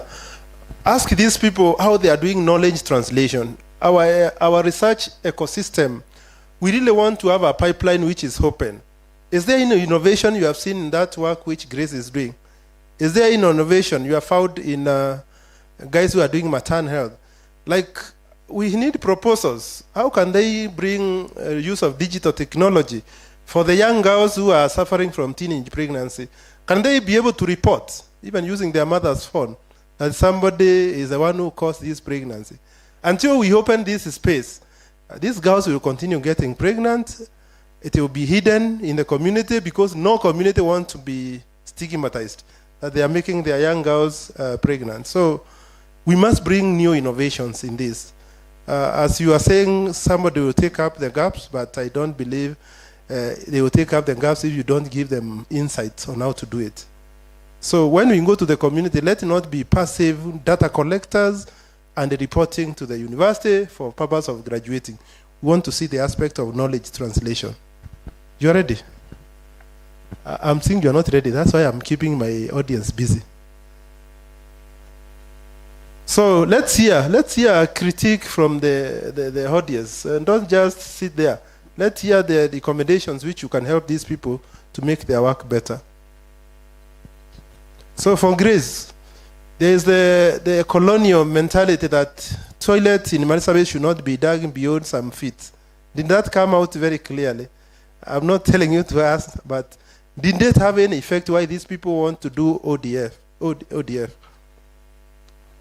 There must be some colonial correlations, because in Marsabit, digging toilet is not something which is very much appreciated. Even in town, those who have ever visited Marsabit. Or you didn't experience that? The bucket toilets. Yes, you can say. As we wait for this guy to...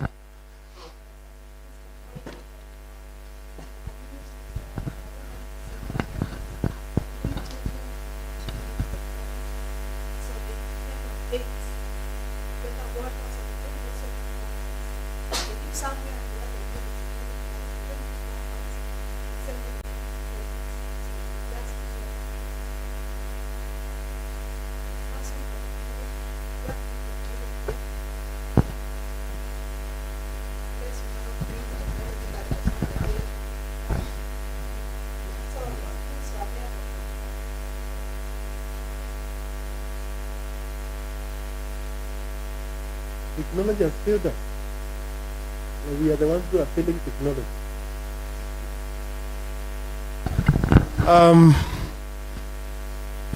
I think we can go to the next presenter. You are ready, Amos? You are very ready.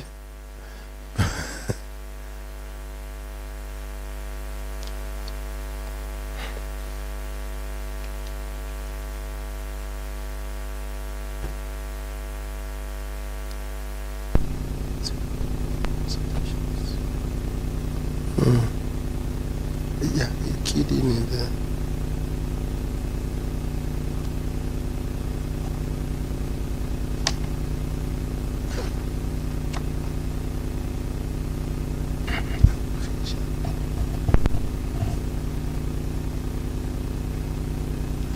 We had one presenter online. I don't know how prepared he is. We had one presentation online. Is he ready? Please confirm for the one who is online.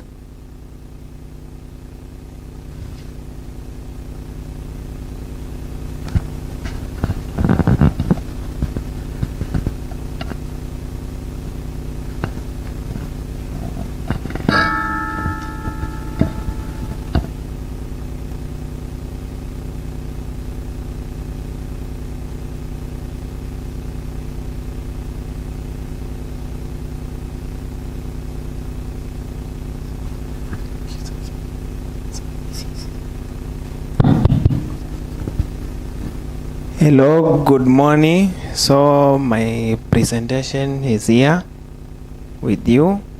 And the title, I will start by the acknowledgement. The author acknowledges Meru University of Science and Technology, Meru County health stakeholders, contributors, and health teams whose practical experiences informed this work.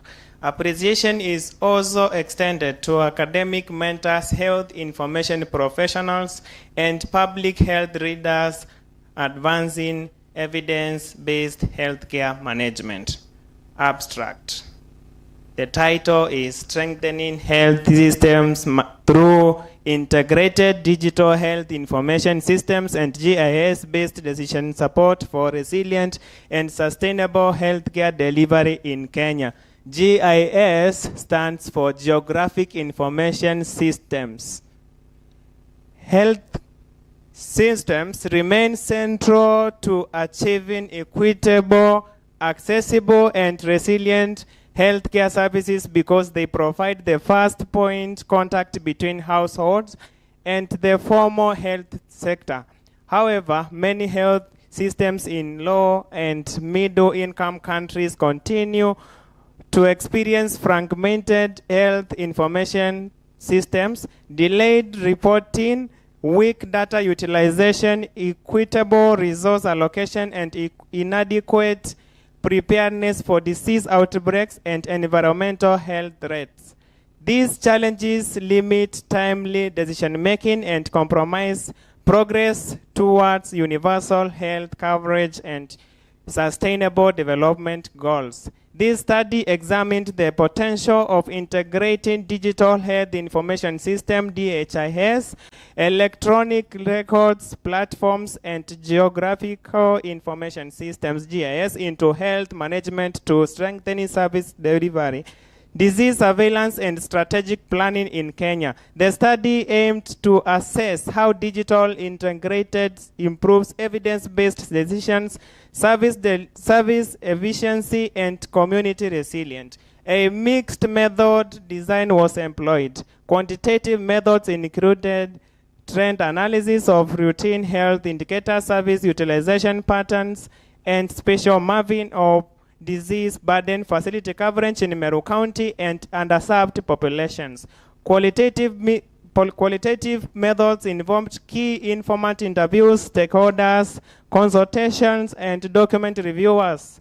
Tools used included DHIS2 dashboards, GIS software, mobile data collection platforms, and statistical analysis packages. Findings indicate that integrated digital systems improve reporting timeline, increase data accuracy, identify space gaps, strengthen outbreak response, and support equitable deployment of staff, commodities, and outreach programs. GIS mapping enabled visualization of high-risk zones and hard-to-reach populations, enhancing preventive planning and targeted interventions. These findings suggest that combining health information systems with GIS decision support tools offers a practical pathway for transforming community health systems into responsive,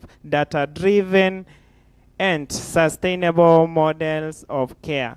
The paper recommends investments in digital infrastructure, workforce capacity building, interoperability frameworks, and institutional policies that promote data use at all levels of healthcare delivery. Keywords: digital health, GIS, community health systems, in health information management, disease surveillance, disease prevention, and sustainable healthcare. Introduction. Strong health systems have the foundation of effective national healthcare delivery because they connect households to facilities, facilitate preventive and promote health services, strengthen disease surveillance, and improve continuity of care. Through community unit and frontline workers, population receive maternal and child health education, household follow-up, referral support, sanitation, awareness, and chronic disease monitoring. In Kenya, and many comparable settings, community health services remain essential in maternal health, immunization, communicable disease control, nutrition, tuberculosis tracing, HIV follow-up, and non-communicable disease screening. Despite progress in digitization, many health systems continue to face persistent challenges such as fragmented data systems, delayed reporting, low data quality, weak use of evidence in planning, duplication of services, and inequitable distribution of resources. For instance, one facility may experience medicine shortages while another nearby facility has surplus stock because inventory information is not linked across the system. Similarly, sub-counties may deploy staff based on historical pattern rather than current workload data. Digital health information and geographic information systems provide an opportunity to modernize decision-making. When integrated, these tools can generate real-time insights, visualize disparities, predict risk, guide outreach services, and improve accountability. This paper explores how such integration can strengthen community health in systems for resilient and sustainable healthcare delivery in Kenya. Background of the study. Kenya has made notable progress in health sector digitalization through platforms such as DHIS2, electronic medical records, community reporting tools, and disease surveillance systems. DHIS2, for example, has improved routine monthly reporting across many counties, while electronic medical records in specific facilities have enhanced community continuity of care in HIV and chronic disease clinics. However, many of these systems operate independently, limiting full use of available data. Data may exist in multiple platforms but fail to produce one coherent management picture. Simultaneously, disparities remain across counties and sub-counties in staffing, infrastructure, community, commodity availability, and access to services. Some facilities are located in densely populated areas but remain understaffed, while remote populations may travel long distance to reach maternal and laboratory services. These inequalities are often worsened when planning decisions are made without geographic evidence. Integrating routine information with GIS can transform planning from reactive to proactive management. Health leaders can identify disease clusters, underserved communities, emergency transport gaps, outreach priorities, and high-burden settlements. For example, mapping immunization devotees alongside settlement patterns can guide mobile outreach sessions. This supports stronger community resilience and more effective resource use. Problem statement. Although health data is collected routinely across facilities, community units, outreach programs, and national reporting systems, much of it is not translated into practical management decisions. Reports are often generated for submission on purpose rather than for action-oriented planning. As a result, valuable information that could guide staffing, medicine supply, outreach services, disease prevention, and budgeting remains underutilized. The following major challenges continue to affect community health systems. Fragmented information system. Many facilities and programs use separate reporting tools that do not communicate effectively with one another. For example,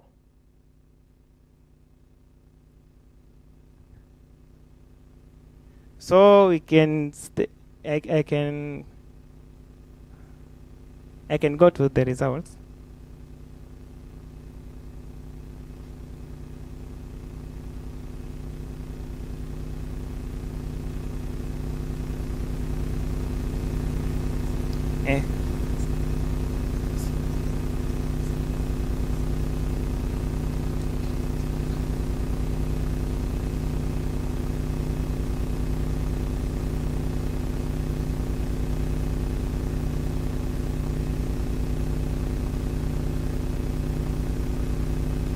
So the objectives, objective number 1 is general objective.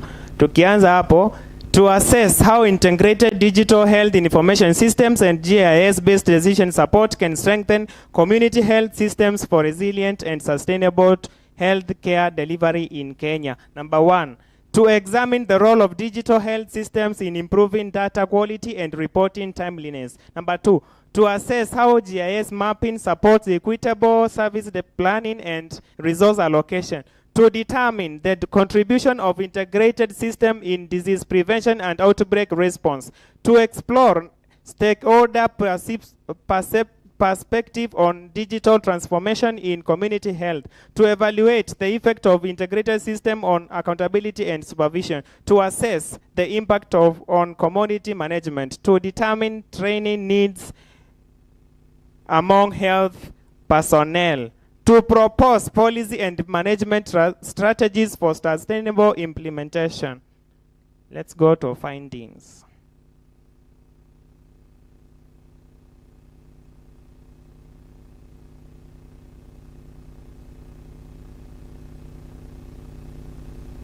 Results and findings. The study established that integrated digital systems significantly improve health management performance, especially where leadership actively uses data for planning. Number 1, improvement in reporting efficiency, enhanced data quality, improved service equity, better disease surveillance, stronger resource optimization, improved accountability, and increased community satisfaction. Conclusion.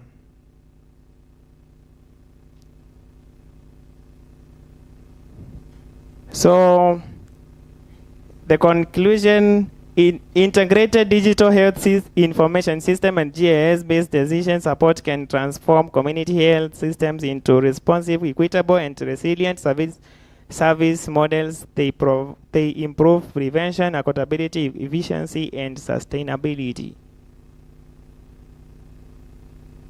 This is where I collected my data from DHIS. Thank you.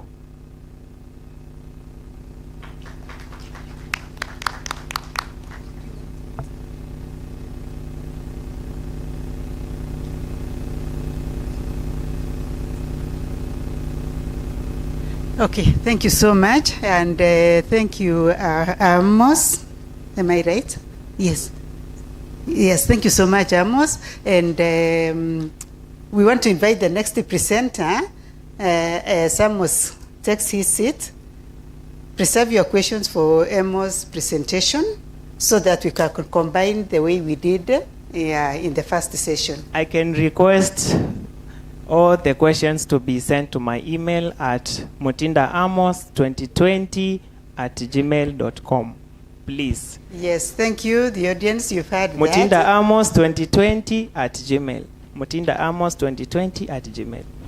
But I can assure you, Amos, that when some of us tunatumia mulika mwizi, we will be bound to ask you those questions directly and seek clarifications and make comments directly. So don't be surprised. Yes, I can see Professor Estambale. Yeah, he has something he would like to say before we proceed.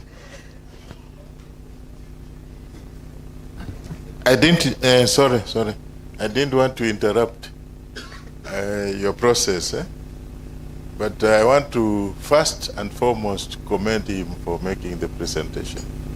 You know, that is what is supposed to be done. Amos, thank you very much. Which you are doing what, masters? Oh, you graduated? You finish your undergraduate. Health records. And your topic is very important. So that's good. That is on the opposite, or the positive aspect of it. And the negative aspect is that you had a supervisor, isn't it? There must be a supervisor.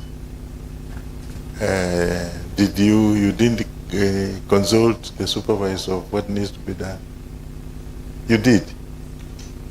And the supervisor, this presentation, if there would have been a way, instead of reading everything for us, don't say yeah. It is a learning process.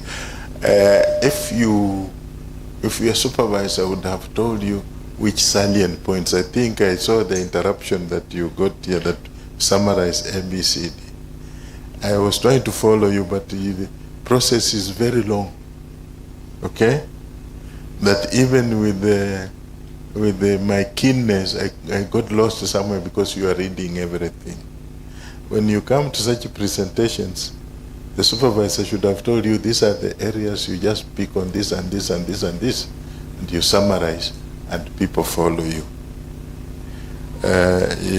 Unfortunately, you made it worse by saying that they should send it by email.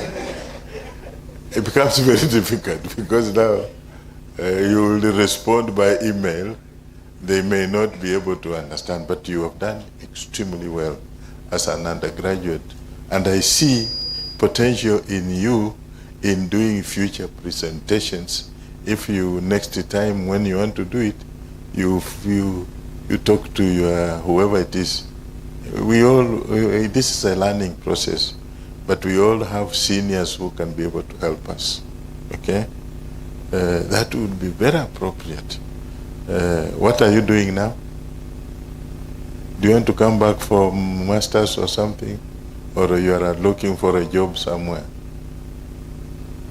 And you have done very good with healthy records. The issue is your information is not come out properly. So it needs to come out properly through proper presentations and using only salient points in that presentation. But you have a very good write-up that only requires spruce up. And I wish your supervisor would have been here. I hope he is in the audience. Oh, hey. Next time consult him. He will make it better. That way, congratulations. But get in touch with him mostly so that he will tell you what to do. Thank you. Thank you, Prof, for that word of wisdom. And that one, for sure, we couldn't keep it waiting until a later time. And I think this is to every one of us. We are all scholars, we are academicians, and so we really need to learn from that. So those of us who will still be making presentations, consider that. Those of us who maybe much later we will, then remember that. Now, next presenter. Okay, as we wait for the next presenter, Amos, that was a good trial, but next time consult us. And yeah, it's a good setup for undergraduate students who want to move. So we are requesting the next presenter, that is Margaret Kadhambi Sugut, to join us. Margaret is our master's student doing sanitation, and she will be presenting a topic titled Influence of Sanitation Practices Among Caregivers on Diarrheal Diseases in Children Under 5 in Westlands, Nairobi, Kenya.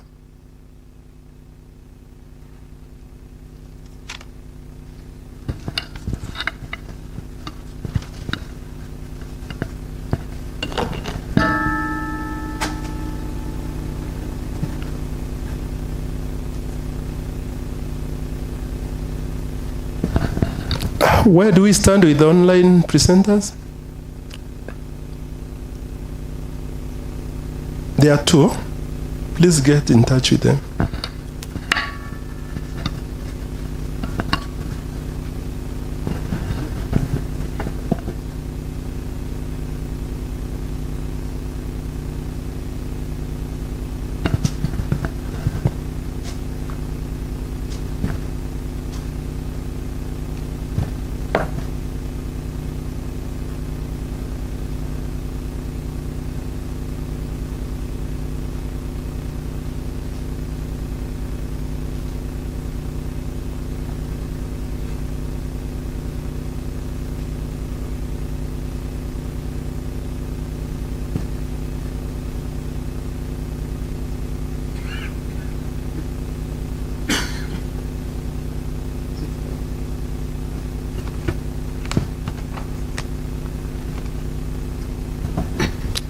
Good afternoon, everyone. All protocols observed. My name is Margaret Sunguti, and the co-authors were Dr. Miriam Matu and Dr. Leonita Sumba. The topic of study was caregiver sanitation practices and diarrhea among under 5 children in Westlands, Nairobi County. The problem statement, diarrhea diseases are a leading cause of morbidity and mortality among under 5, especially in low middle income countries, and approximately 525 under 5 deaths are reported annually. This is due to unsafe water, poor sanitation, and inadequate hygiene. Nairobi County reported over 140 cases of diarrhea for under 5s, and with Westlands reporting 14,366 cases. Informal settlements usually rely on shared or unsafe water and sanitation, increasing the risk of fecal contamination. The main objective was to assess the influence of sanitation practices among caregivers on diarrhea diseases among children under 5 in Westlands. And the research question was, how do caregiver sanitation practices influence diarrhea diseases among under 5 children? Research methodology, a cross-sectional descriptive mixed method study was used. That means that the quantitative design and the qualitative design.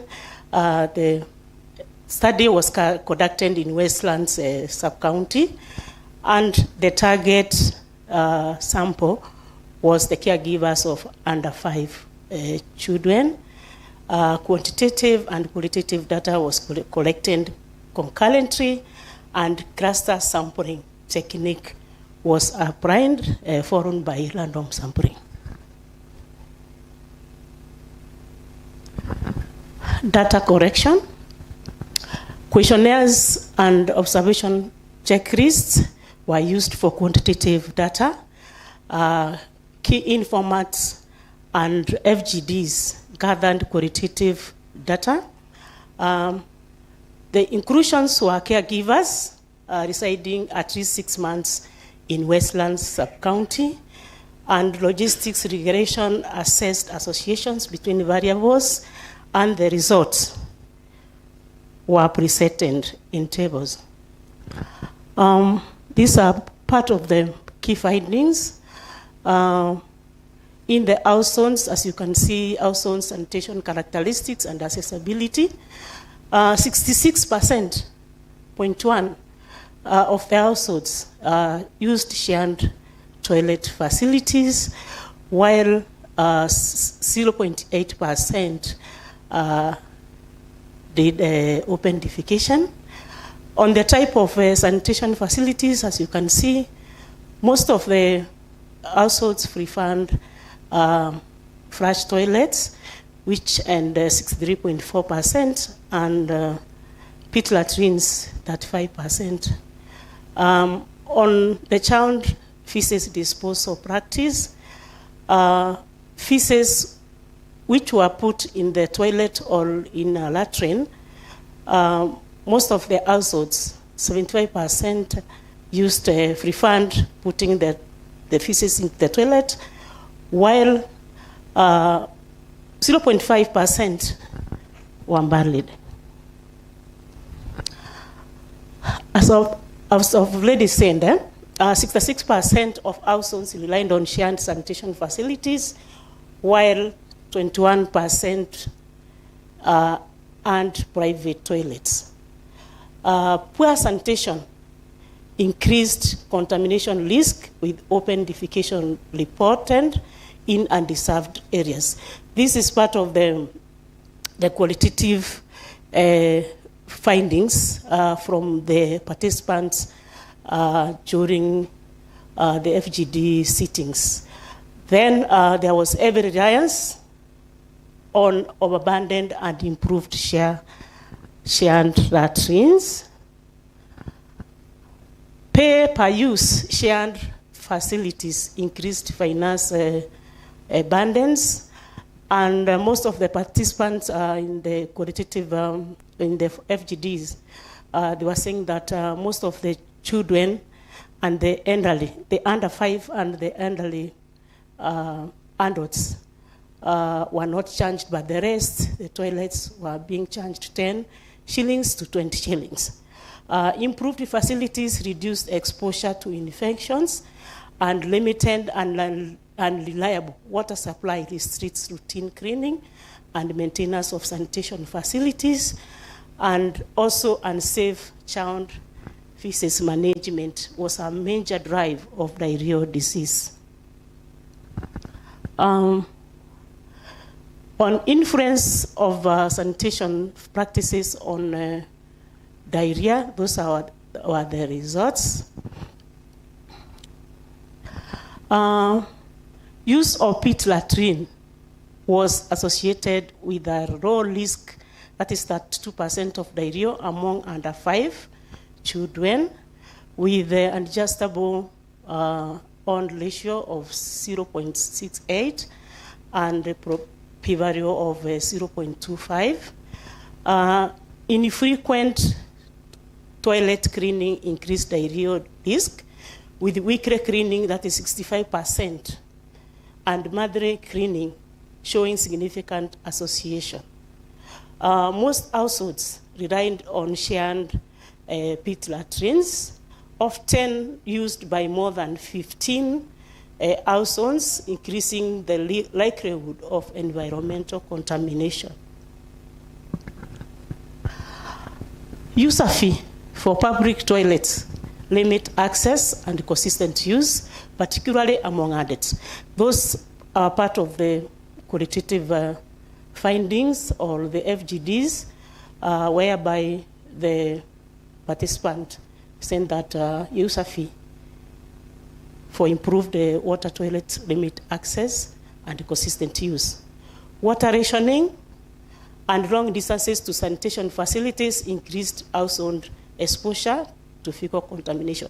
Most of the sanitary facilities were far from the households. And also there was cases of water rationing that made the increase of household exposure to fecal contamination. Evidence from previous studies, that is Chege and others, confirmed that improved sanitation facilities reduce childhood diarrhea, while reliance on unimproved and overcrowded sanitation facilities increase diarrhea risk. On discussion, shared facilities were common and often overcrowded.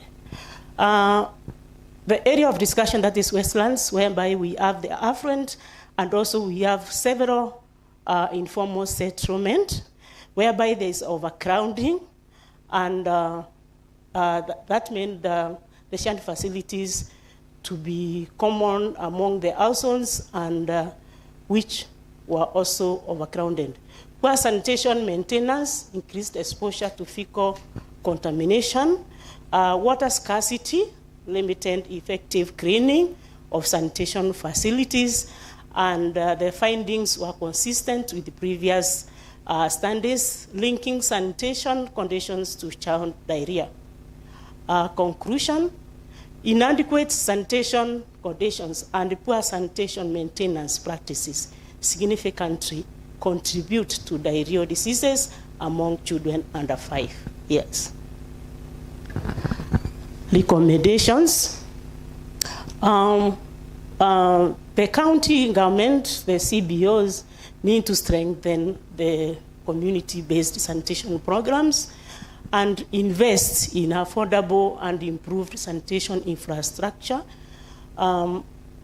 improve reliability of water supplies system for maintenance and washing and flushing after toilet use.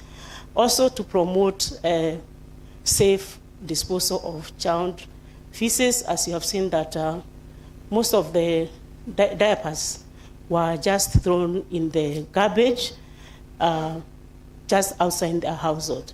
Also enhance behavior change, interventions on sanitation and hygiene, and also encourage regular toilet cleaning and maintenance. On policy implication, these interventions will support achievement of Sustainable Development Goal 6.2 and contribute to improved child health outcome. That is SDG, also SDG 3 in urban and informal settlement. Thank you for listening.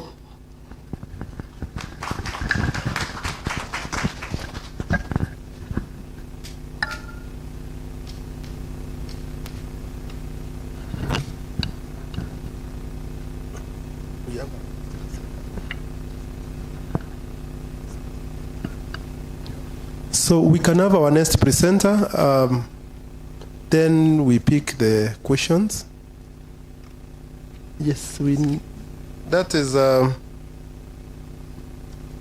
Ian Mudomi. Is Ian Mudomi Rugendo around? Not yet. Vincent Mukundi. We go straight to the ones who are around. Benedetta Wairimo Njoroge. Wairimo is he? Okay, you take the podium and do your presentation. Wairimo is presenting a topic on physicochemical and bacteriological quality of drinking water at the source and in household storage, storage containers in Kajiado West.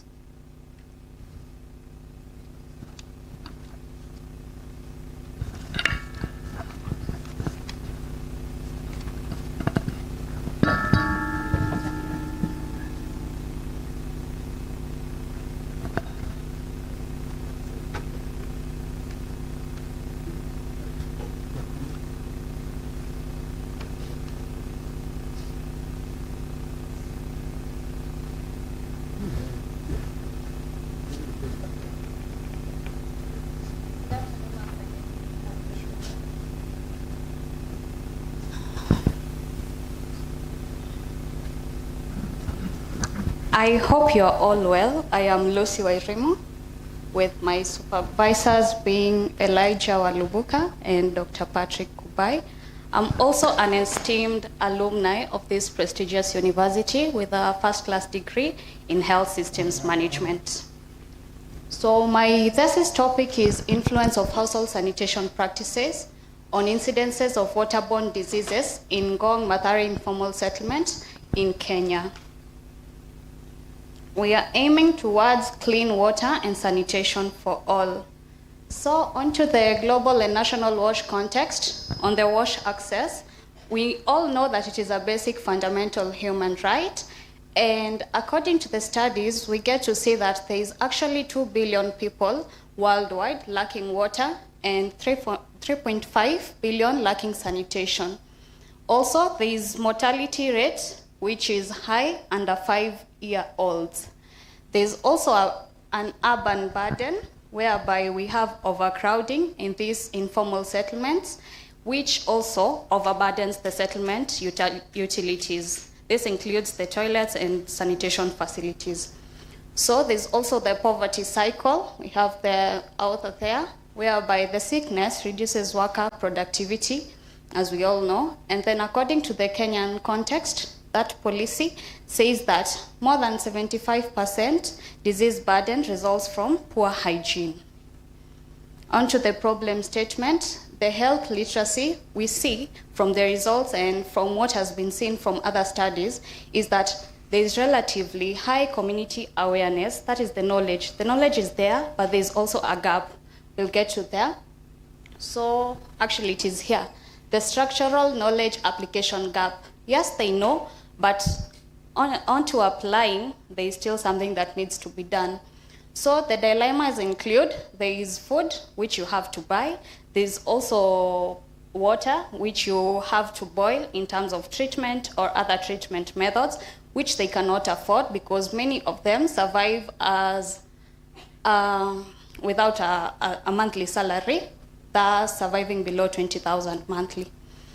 So there's also reliance there on the safety, and there are threats in the settlement, that informal settlement, whereby there's contaminated water, that is from the Ngong River mostly, and the communal water point, and also broken infrastructure.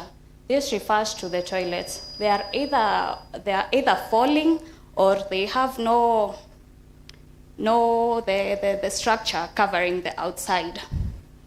Because mostly, many of them are made of mabatis, which tear, quite easily or are often stolen.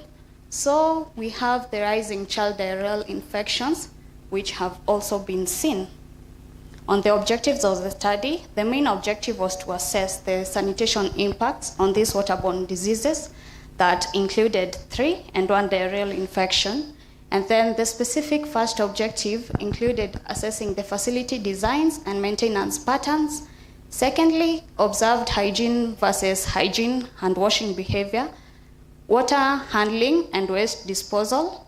The fourth is social cultural barriers and taboos. And finally, the clinical trends via the health records. So on the methodology, the design used was cross-sectional survey framework, and the settlement residents and key informants were our population. So the target size was 2,500 local households, which are in the informal settlement in Ngong by the name Mathare, and the sample size was 345 households, which was gotten using the Yamane formula. So on the sampling used was stratified systematic random selection. And then the tools used included questionnaires, observation checklist, and hospital records.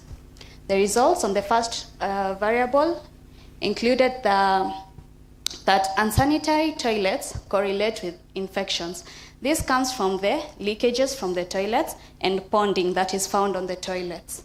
Also, we got that only 40% comfortably utilize these facilities. There is the aspect of sharing and even washing them as using them together.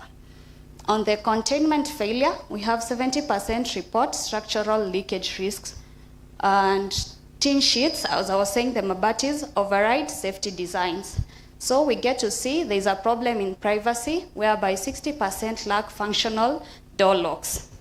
This often is quite a major risk because there is a lot that can go on if a toilet lacks a lock. And then we can see there is that factor whereby the landlord delays or prolongs maintenance gaps. That is by maybe emptying the pit latrines or even repairing the toilets if they are leaking or they're either falling. So the second variable, we have the scarcity of the resources whereby 80% actually lack soap and water. The 75% actually claimed that there is regular post-toilet hand washing, and upon looking and doing our research on the ground with the observation checklist, we got to see the actual no point hand washing stations, or there is no soap or even water at that place. So 65% admitted omitting soap usage, and then 25.1% presence rate via observation. That is on that. The 12% verified on-site presence of the soap availability and water. Also, there is a part of the households whereby 60% experience irregular water access. The water and waste management, the barrier in water treatment is that 65% do not actually treat their water before drinking because they prioritize meals, buying the food, buying the children's meals, and also the cooking. so they can't keep aside the money for buying the wood and charcoal to chemsha the water. And then there's river pollution. 70% dump waste into the riverways. There's just a river that is bordering the settlement, which people dump their waste, as there is no solid waste collection point. And then there's storage hazards. There's high risk of secondary contamination that is in the riverways. And then 80% report zero municipal collection of the waste. Social cultural practices.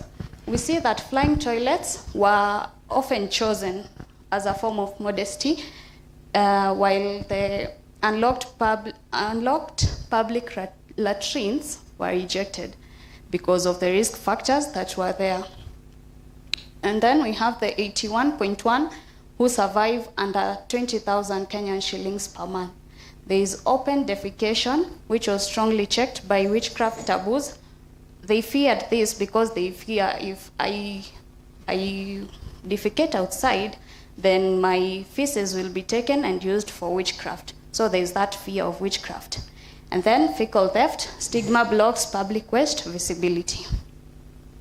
So on the inferential statistics analysis, there is the Pearson chi-square, having the waste disposal and washing station access, latrine integrity that has the leaks.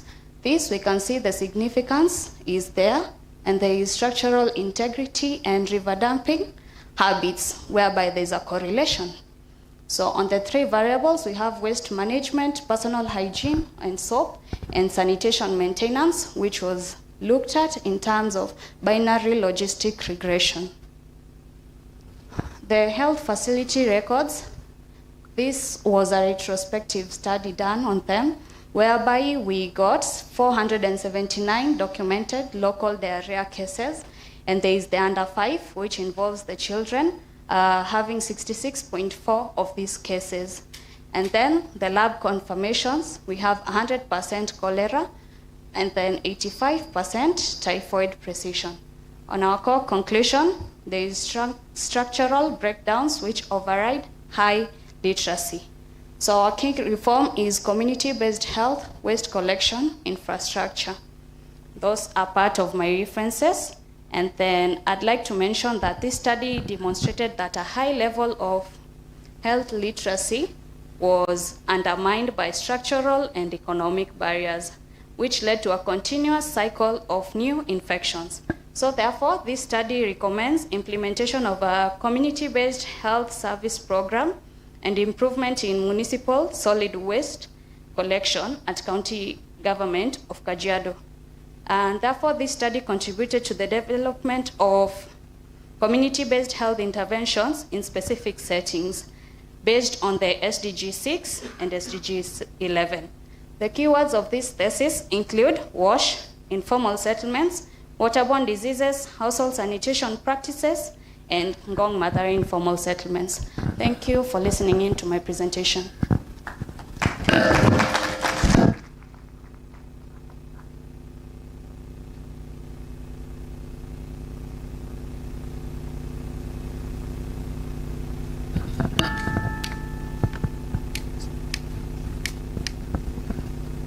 Thank you so much for the very good presentations. We are really learning a lot. And now it's time for questions and comments, additions.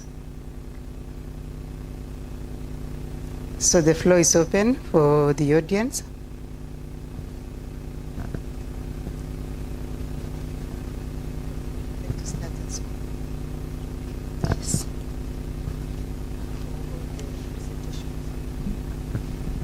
So welcome Professor to give us his input before we step in. Okay, thank you. Thank you very much.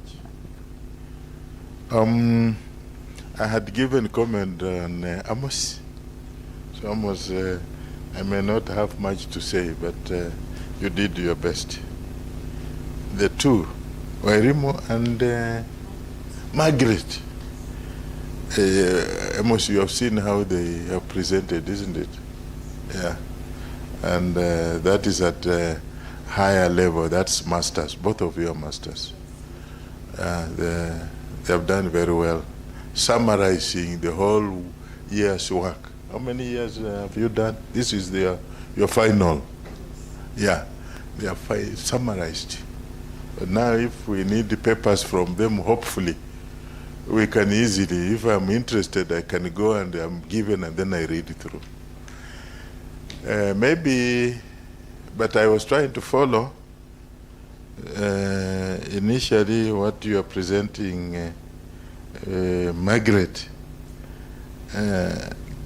Having lived in Westlands, I was wondering which parts of Westlands you are doing it, because there was no specification.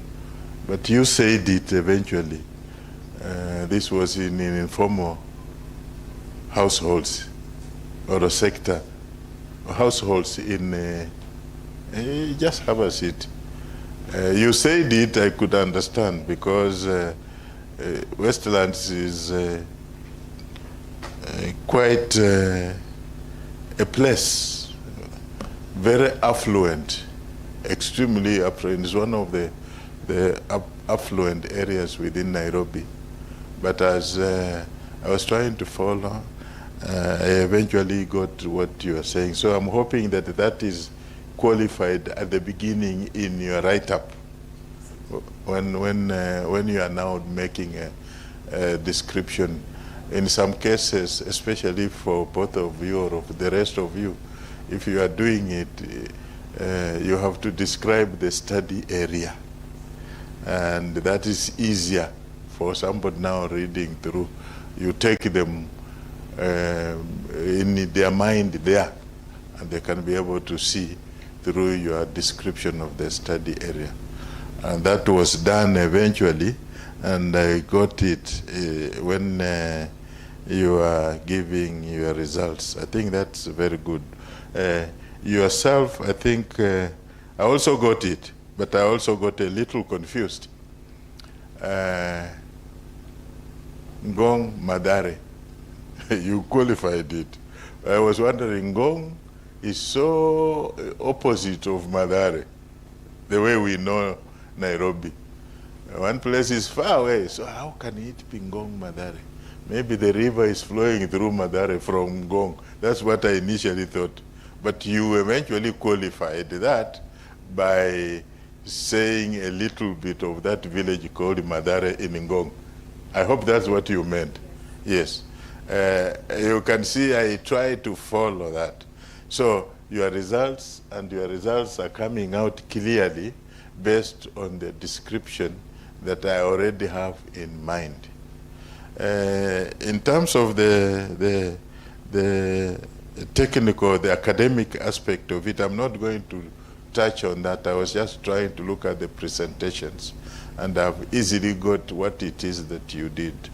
And they're looking okay. Have you done your final on it? And Wairimu? Not yet. Okay.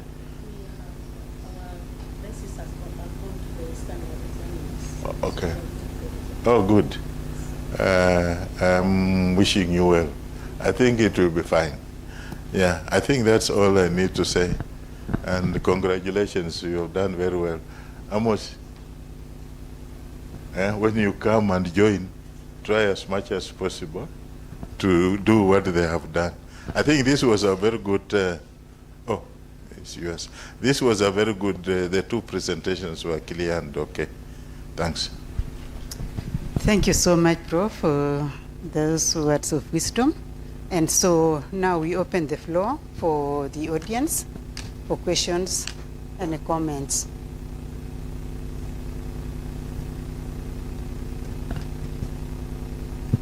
Okay, to the nearest, meanwhile he's moving with his microphone. Let me give Dr. Jen Ruto. Thank you very much, all the presenters. I want to thank Amos. I'm happy that you used the knowledge that I gave you as a lecturer, that you learned the skills. However, I expected you to see the distribution of diseases in a map. So next time, please do something better than... It was good, yes, but include the map so that you can see the spatial distribution. Otherwise, it was nice presentation, and I encourage you to do more on the same. To Sunguti, I had the same thought like Professor here. When you talked about Westlands is a posh place, and I didn't expect shared toilets, facilities in most of it, unless you qualify either the title of the topic to say informal sector or something, or you qualify it inside the study area. Otherwise, it's so confusing. When you talk of Westlands, I know Westlands, most of the people have their own better households that have individual toilets. So when you talk about it, we get lost a bit. Otherwise, it would be nice to qualify the way Prof has talked about. Otherwise, thank you. It was good presentation. For Lucy, it was a good presentation. You talked about vehicle debt or stealing. Who steals the e-waste? Or let me call it the vehicle waste. To do what with it? Thank you. Yes, we come from our African setup, and you never know what might come your way. So you have to be very, very careful. Now, I know there's someone. Giles? Okay. So, good afternoon, everybody. My name is Charles, a nursing student 1.3. Now, my question goes to Margaret.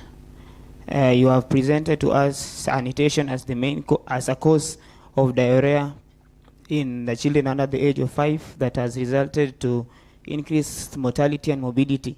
Now my question goes to recommendations.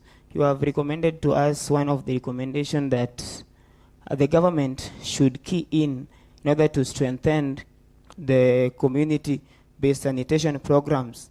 Now you have just stated to us without expounding more on it. Now, how is the government supposed to key in order to strengthen this community-based sanitation in order to reduce these diarrheal diseases that has resulted to mortality and morbidity to children under the age of 5? Thank you. Thank you, Giles. I think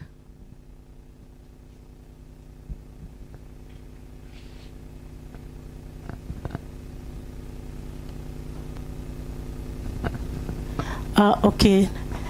Daktari, thank you for your concern. And mostly Westlands sub-county, people tend to think that Westlands, there is no informal settlement, or that everybody lives in the CBD.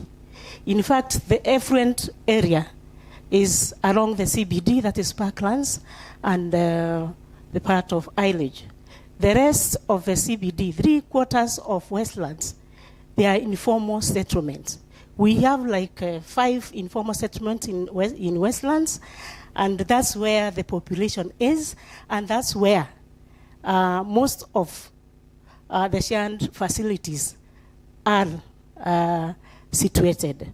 Otherwise, as per the findings, you saw that most of the affluent part of Westlands, they use flush toilets. But it was abandoned by those who use the shared facilities.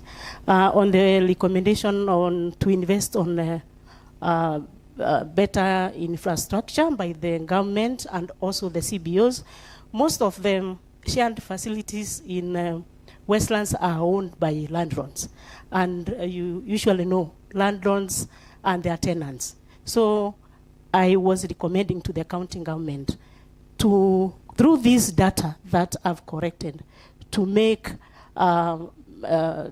use of it and make sure that they get mobilize partners and also allocate for a budget to have better infrastructure in Westlands sub-county, and also to involve the youths in making many, or to come up with the CBOs, so that also they can be empowered, and also maybe if they change, if they come with many CBOs, those shared facilities, they are going to make sure that even them they have something on the table, and maybe they are going also to cater for the water shortages that we have seen that there's water rationing, and they are going to invest in also storage tanks for that water for flushing the toilets and washing hands. Thank you. Thank you, Margaret, for that, for the clarification. And we are still taking comments and for the three presenters or presentations.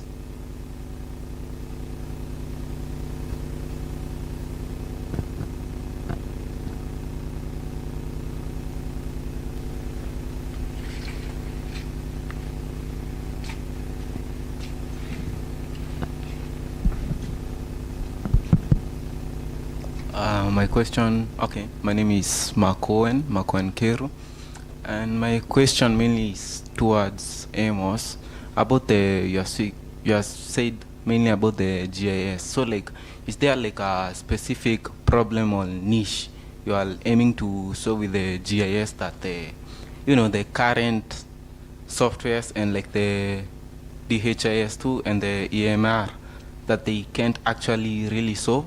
And another question I was asking is like, is there like a way you're planning to use the GIS rather than just the visualization?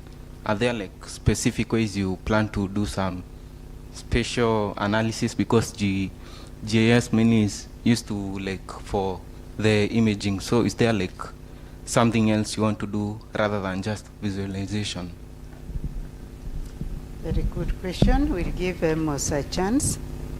And I know we have Mwalimu here. And since we are here to learn, she will also give us her comment. Okay, thank you very much. Do you have any basic knowledge about GIS? So I think now the question is answered.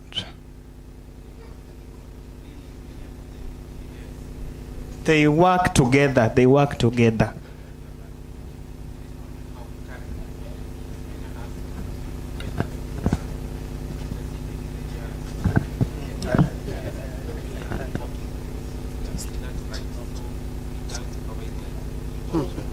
GIS is not a reporting tool.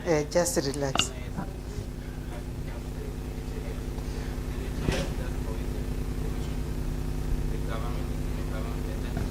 I think remember, I am the manager, so the health records, I am a health records manager, so I have to use the DHIS reporting tool to visualize, so that I will use GIS to know the exact locations. I think I have answered you correctly. Thank you, No Amos. Any question? You know, I touched you because, yes. I touched you because you are addressing him directly, and yet the question really belonged to all of us. But it's okay. Thank you. Thank you for your input. You don't have to repeat that. I'll give your Mwalimu, unless you still want to say something. Not a repetition of what you've said. She can also give in a word. This is Dr. Jane Ruto. I was the one who gave him the skills, and he was really interested from the word go. From class all the way, he follows me and tells me, can I do this, can I do this? I like the way you've gone. To your question, I think I want to say that GIS is a tool that is used to answer questions. You know, when you have a map, you are able to communicate better than words. And when they use it in the DHS and there is a disease, let's say the monkeypox in Ikemba East, you can actually see the village and the risk factors that are associated with it. So it's easy to see using GIS, and at the moment there is what we are calling remote sensing. You can bring in images of land use, land cover, so you can correlate to rivers, correlate to sanitation, correlate to what the contours, the hills and valleys, so many things. So you are able to correlate with risk factors and have an answer why. Like the Jon Snow. You remember the Jon Snow and cholera in London? That was mapping that actually was able to relate the pipe or the, what is it called? The pipe that was there that was having contamination with cholera. So you're able to correlate and even follow, you're able to track the movement of disease from one place to the other. Like COVID-19, they were using GIS and artificial intelligence to know who mingled with who and where they went to. So it's possible to do that to control diseases. Thank you. I hope you have answered your question. Thank you. Okay, thank you so much. And I think we have come to the end of our session. I hope I have not closed anyone out. And I'm giving this back to the chair session. Thank you very much, all presenters present and those who are able to present. To Amos, you tried. I hope next time it will be better. That's said and done. It's time to take our lunch. So for VVIPs, the rapporteurs, chairs, you take your lunch behind the theater. Then the rest will take the lunch at the cafeteria. Please make sure you have your meal card. I believe everyone was given a meal card. And let's not take long. There's presenters online who will be waiting for us. Have a nice lunch.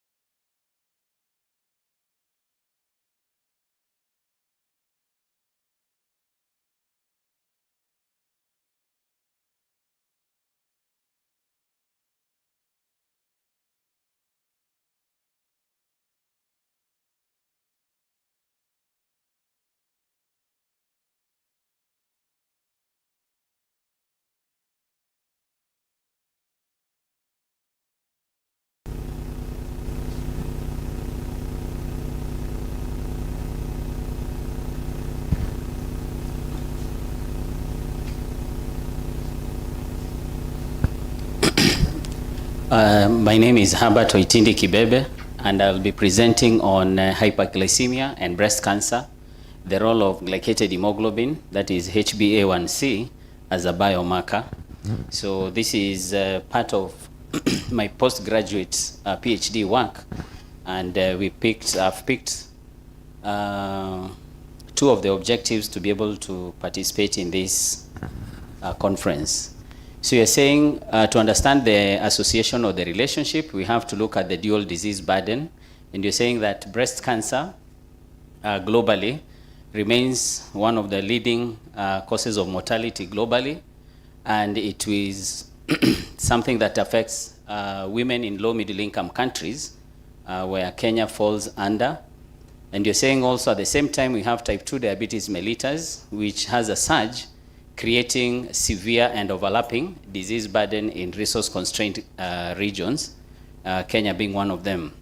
So to understand the intersection between these 2 conditions, we have metabolic dysregulation that happens between the 2 conditions, and you're saying that oncology is essential for deploying effective, integrated, early detection strategies. So for this presentation, these are the 2 objectives that we have. The study aims to look at to determine prevalence of hyperglycemia among breast cancer patients. And in this case, it was patients attending Meru Teaching and Referral Hospital. The second objective was to determine the optimal threshold levels associated of glycated hemoglobin associated with clinical stages of breast cancer. An overview of the methodology in brief, and we are saying that the study design and location, this was based in Meru Teaching and Referral Hospital, and the study design was a case control study conducted over a period of 6 months. It was, patients attending the pathology clinic, the cancer clinic of the pathology department were the ones who were recruited, and also those attending as the cases. We also had those attending the fine needle aspiration clinic, serving as the control target group. And you're saying this hospital serves a diverse rural and urban demographic population. So study population, we had cases where we enrolled 142 women who were above 18 years of age with histologically confirmed breast cancer through biopsy. For the controls, we had women, 143 being the sample of participants recruited representing patients or persons, participants with suspected breast mass who have undergone fine needle aspiration but confirmed negative for malignancy. So an overview of the first objective. Among the cases observed, we had an 84.5% prevalence of hyperglycemia, and in this case we were looking at hyperglycemia, and we are differentiating hyperglycemia from type 2 diabetes, meaning that we had patients who had a glycated hemoglobin of greater than 6.5%, as defined by the American Diabetes Association classification criteria of 2004-2005, being those that were being put in that category. So we are saying that this was exceptionally high in the confirmed cases. That is approximately 120 of the 142 patients. In contrast, only 34.3 of the control group exhibited this hyperglycemia, and the statistical significance had a p-value of 0.001. So among the independent risk factors, type 2 and the modifiable risk factors, you can see the odds ratio presentation, where type 2 diabetes mellitus puts you at 5.62 times high risk of developing hyperglycemia. Those who had reported previous or current consumption of alcoholic beverages at 4.04, family history, where a relative has previously had breast cancer at 2.76, those who had use of hormonal contraceptives of different categories at 2.15, and the body mass index per unit increase putting you at risk of 1.39. We also conducted a multivariate regression showing that type 2 diabetes had the strongest independent, as one of the strongest independent predictors of breast cancer, which was way above the traditional factors or the other factors in this particular study. So the second objective, can glycated hemoglobin be utilized as a biomarker for during screening or identification of persons at risk? So here we are evaluating practical utility of glycated hemoglobin for risk stratification in a resource constraint setting as the one we are working on. And to be able to understand this, we looked at the mean differences, receiver operating curve characteristics or analysis, and the sensitivity matrix. So mean differences, you're saying cases exhibited significantly higher mean glycated hemoglobin levels of up to 6.89 in comparison to the controls who had a mean of 5.82%. So the mean difference of 1.07 was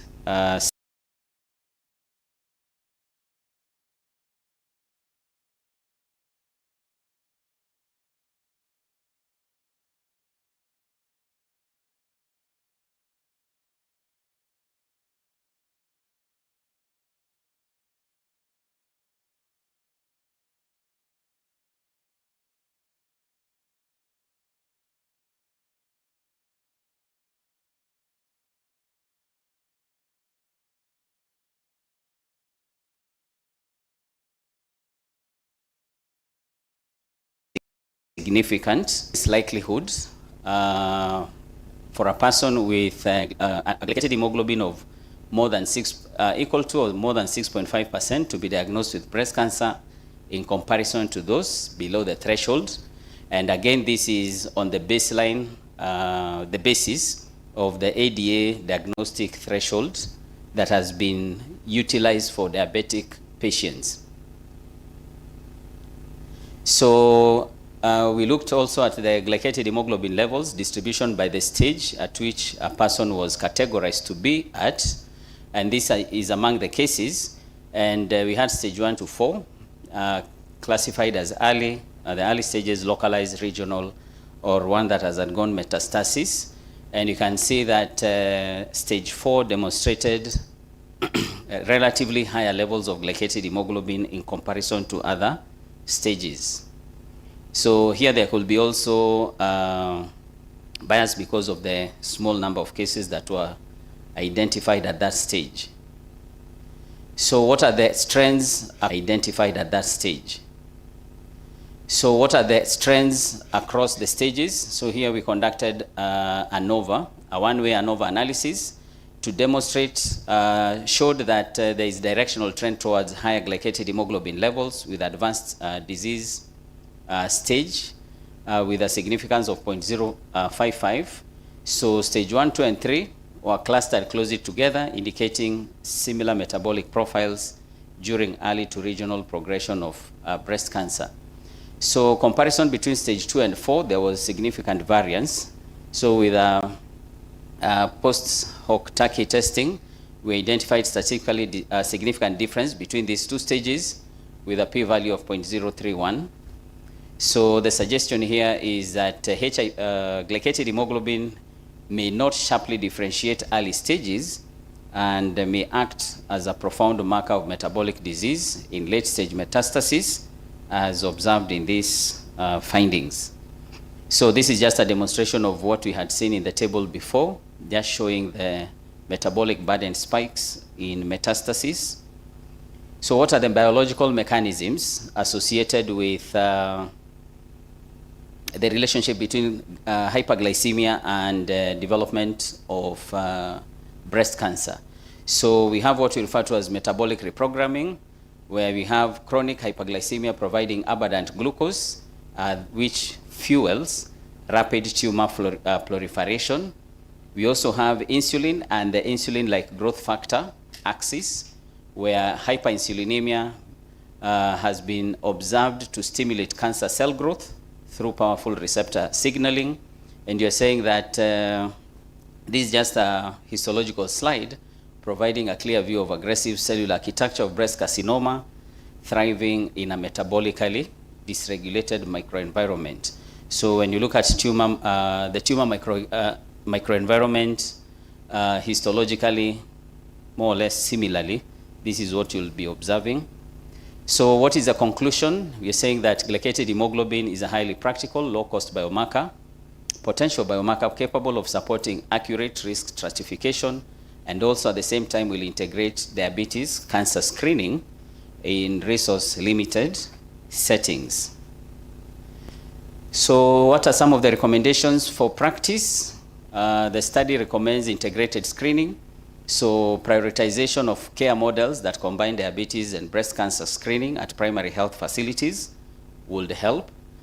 Use of glycated hemoglobin as a biomarker by monitoring the thresholds of equal to or more than 6.5% into standard breast cancer care protocols, and also targeted interventions where you deploy public health campaigns to address modifiable risk factors, including obesity, alcohol use, physical inactivity, to reduce healthcare burden. So these are some of the key references that have been utilized among many, and that is the end of my presentation. Thank you.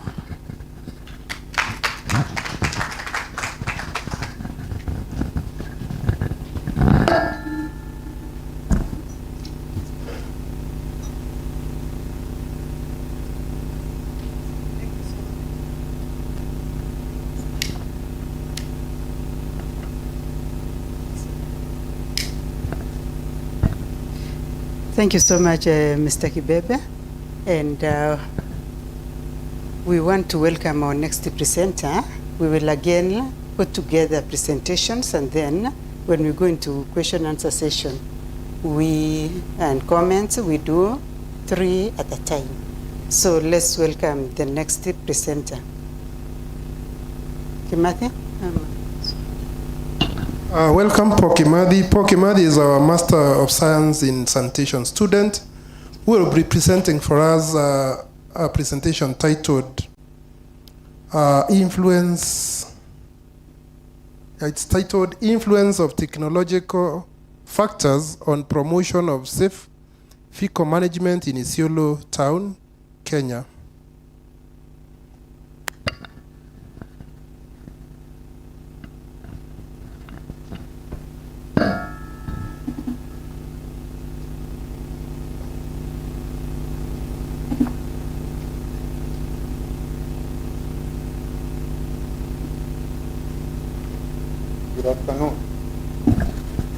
Good afternoon.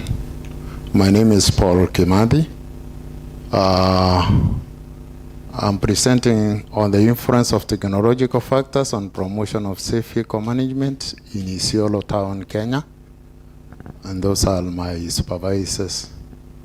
Isiolo is in former Eastern Province, Upper Eastern, neighbors Wajir, Marsabit, Samburu, Meru, Laikipia, among other counties.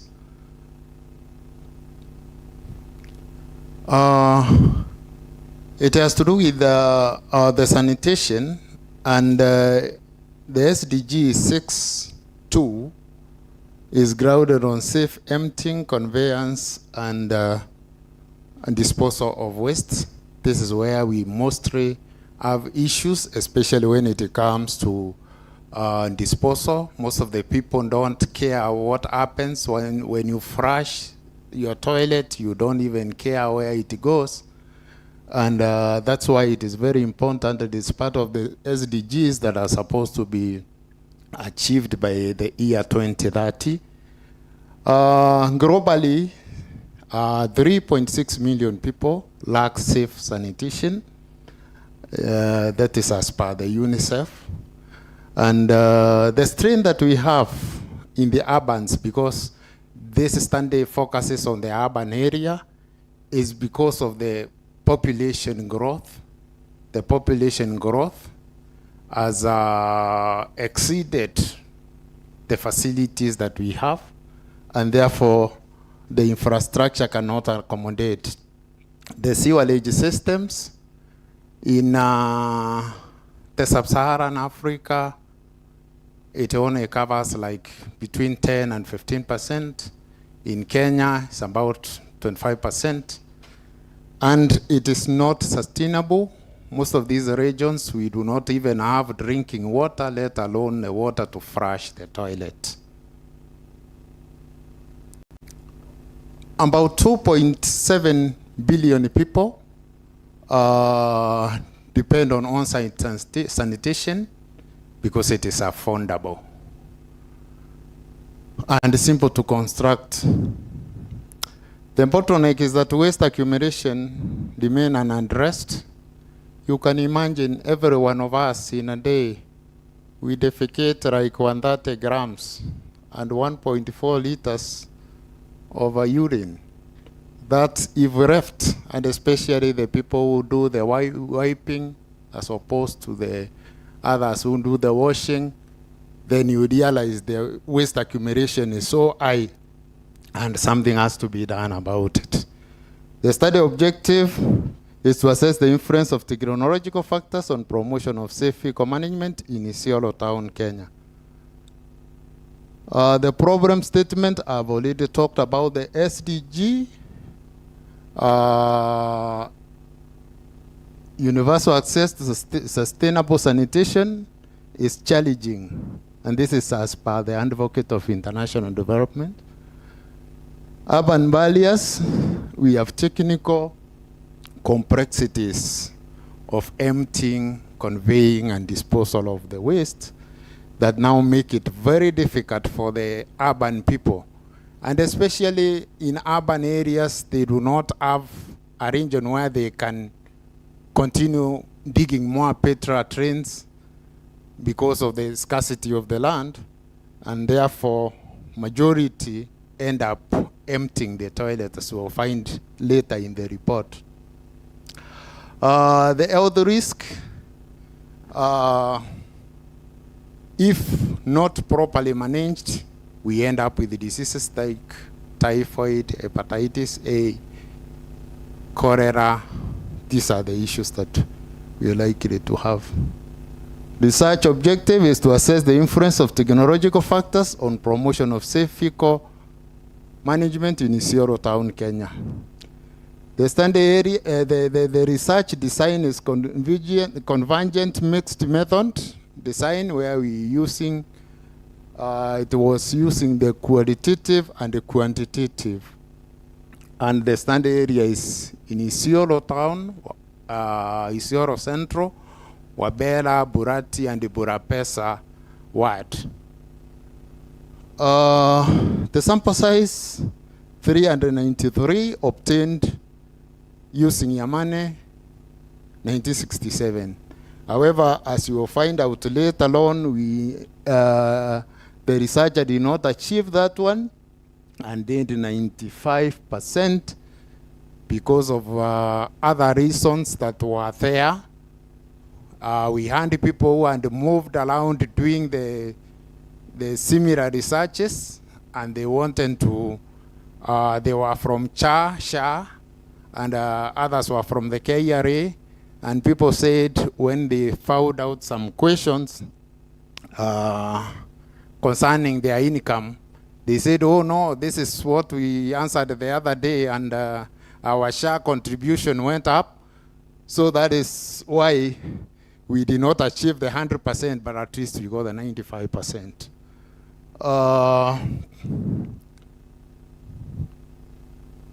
On the quantitative data, we used the structure questionnaire and administered the household ends. And on qualitative data, we had 12 participants. 6 of them were pit operators, those that empty the pit, and other 6 non-quantitative, those who did not participate. Actually, they are gatekeepers in those ones.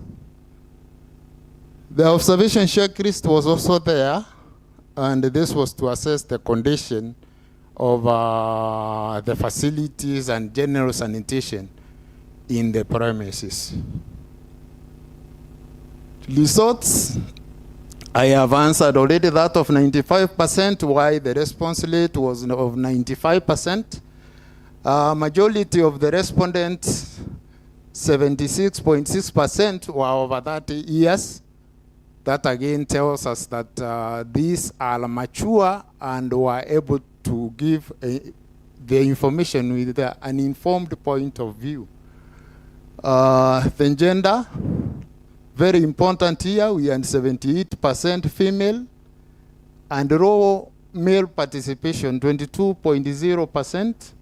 Those who have a geography of Isiolo, they know it is a grazing area, and most of the men were out there, either working in the industries or also working in the field there to look for their animals. And this guides us on further who to involve so much on the sanitation, because women were there and their children. On education, majority of the population, it is 83.7 and schooled past primary education.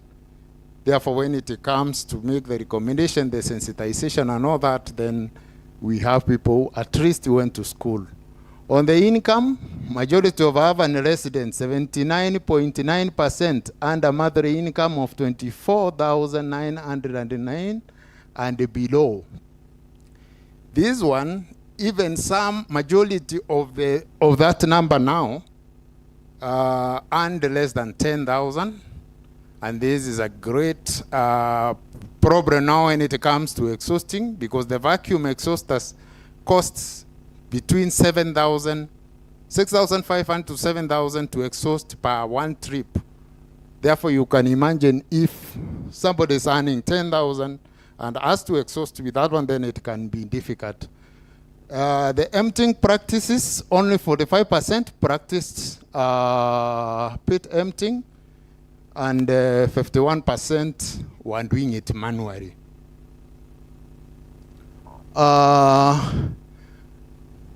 This is on the influence of technological factor on fecal management, ability to handle pet content. If you look at the population here, 59.2, and the 4% that agreed strongly, saying that there are different types of waste could be handled, whether they are solid or liquid. But note that the biggest number we had were doing it manually. So this is answering to the manual one. On correlation of technological factors, ability to handle pet content, we look at the fecal emptying and fecal disposal and a positive correlation, whereas the fecal conveyance did not have, it had no association. If you look at, for example, also the reliability, then the fecal disposal and positive correlation, the other two, the fecal conveyance and the emptying, did not have. On conclusion, technological factor, pit content handling, slab compatibility, emptying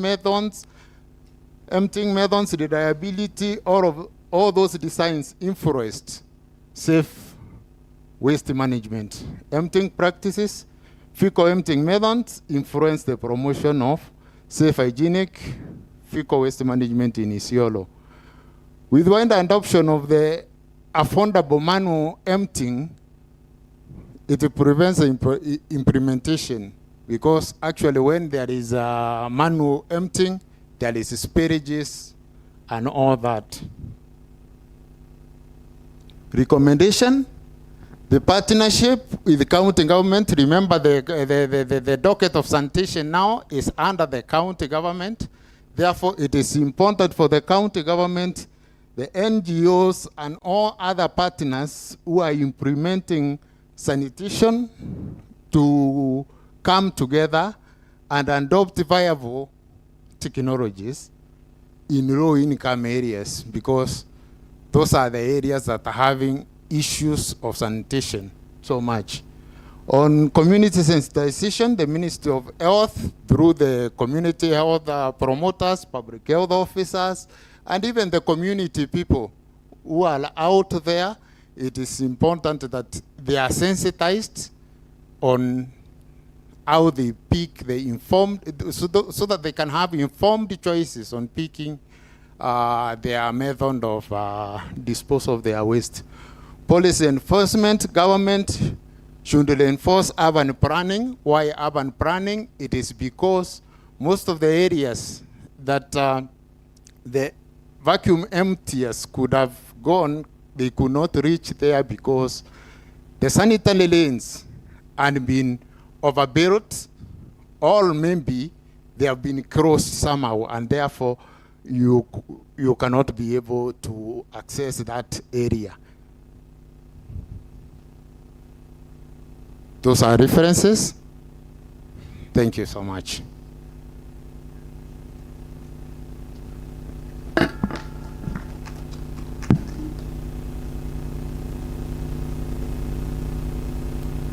Thank you, Paul, for your presentation. So at this point, we want to invite questions, comments for the two presenters. We had one on hyperglycemia and this one now on sanitation. So we open the floor for comments or questions, anything you want to clarify.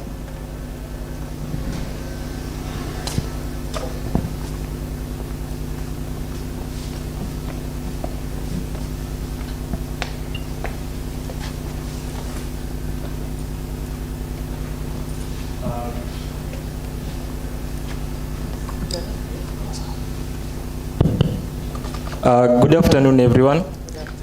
I'm Spencer Mark, and my question goes to Dr. Herbert Kibebe.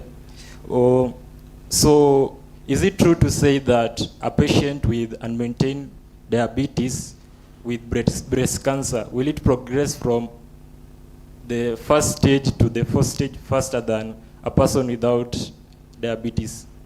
Yeah.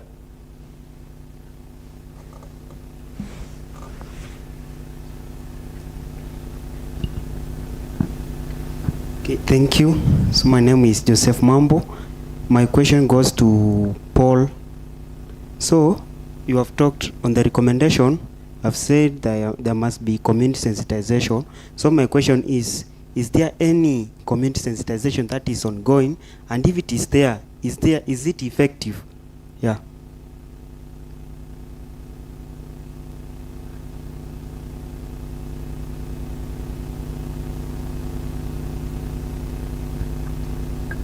Good afternoon. My name is Chege. First of all, I want to thank the two presenters for the very well done presentations. I have a question for Paul. So maybe on the use of the term technology, maybe this could be qualified a bit, because what comes to mind when you talk about technology is things like IT, media, So maybe this can be qualified to align with your study.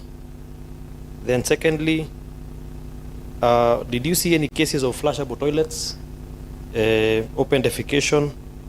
Were there use of biodigesters or enzymatic processes? So these are new technological features that could have come up very well in your study. Thank you. Give Dr. Kailemia also to give a comment. I would like to thank the two presenters, Herbert and Paul, for their good presentations. Minor comments to improve the work. I'll start with Paul. Your methodology was a mixed methods using convergent design. What we didn't see in your presentation is the integration of the qualitative and the quantitative data. Because from an epistemological foundation of mixed methods, you got to demonstrate that the two streams of data are speaking to each other, Otherwise, then the concept of being a mixed methods methodology will not hold if you present the qualitative and the quantitative separately without integrating them at one point to see, and of course, during the interpretation also you make conclusions about these two streams of data.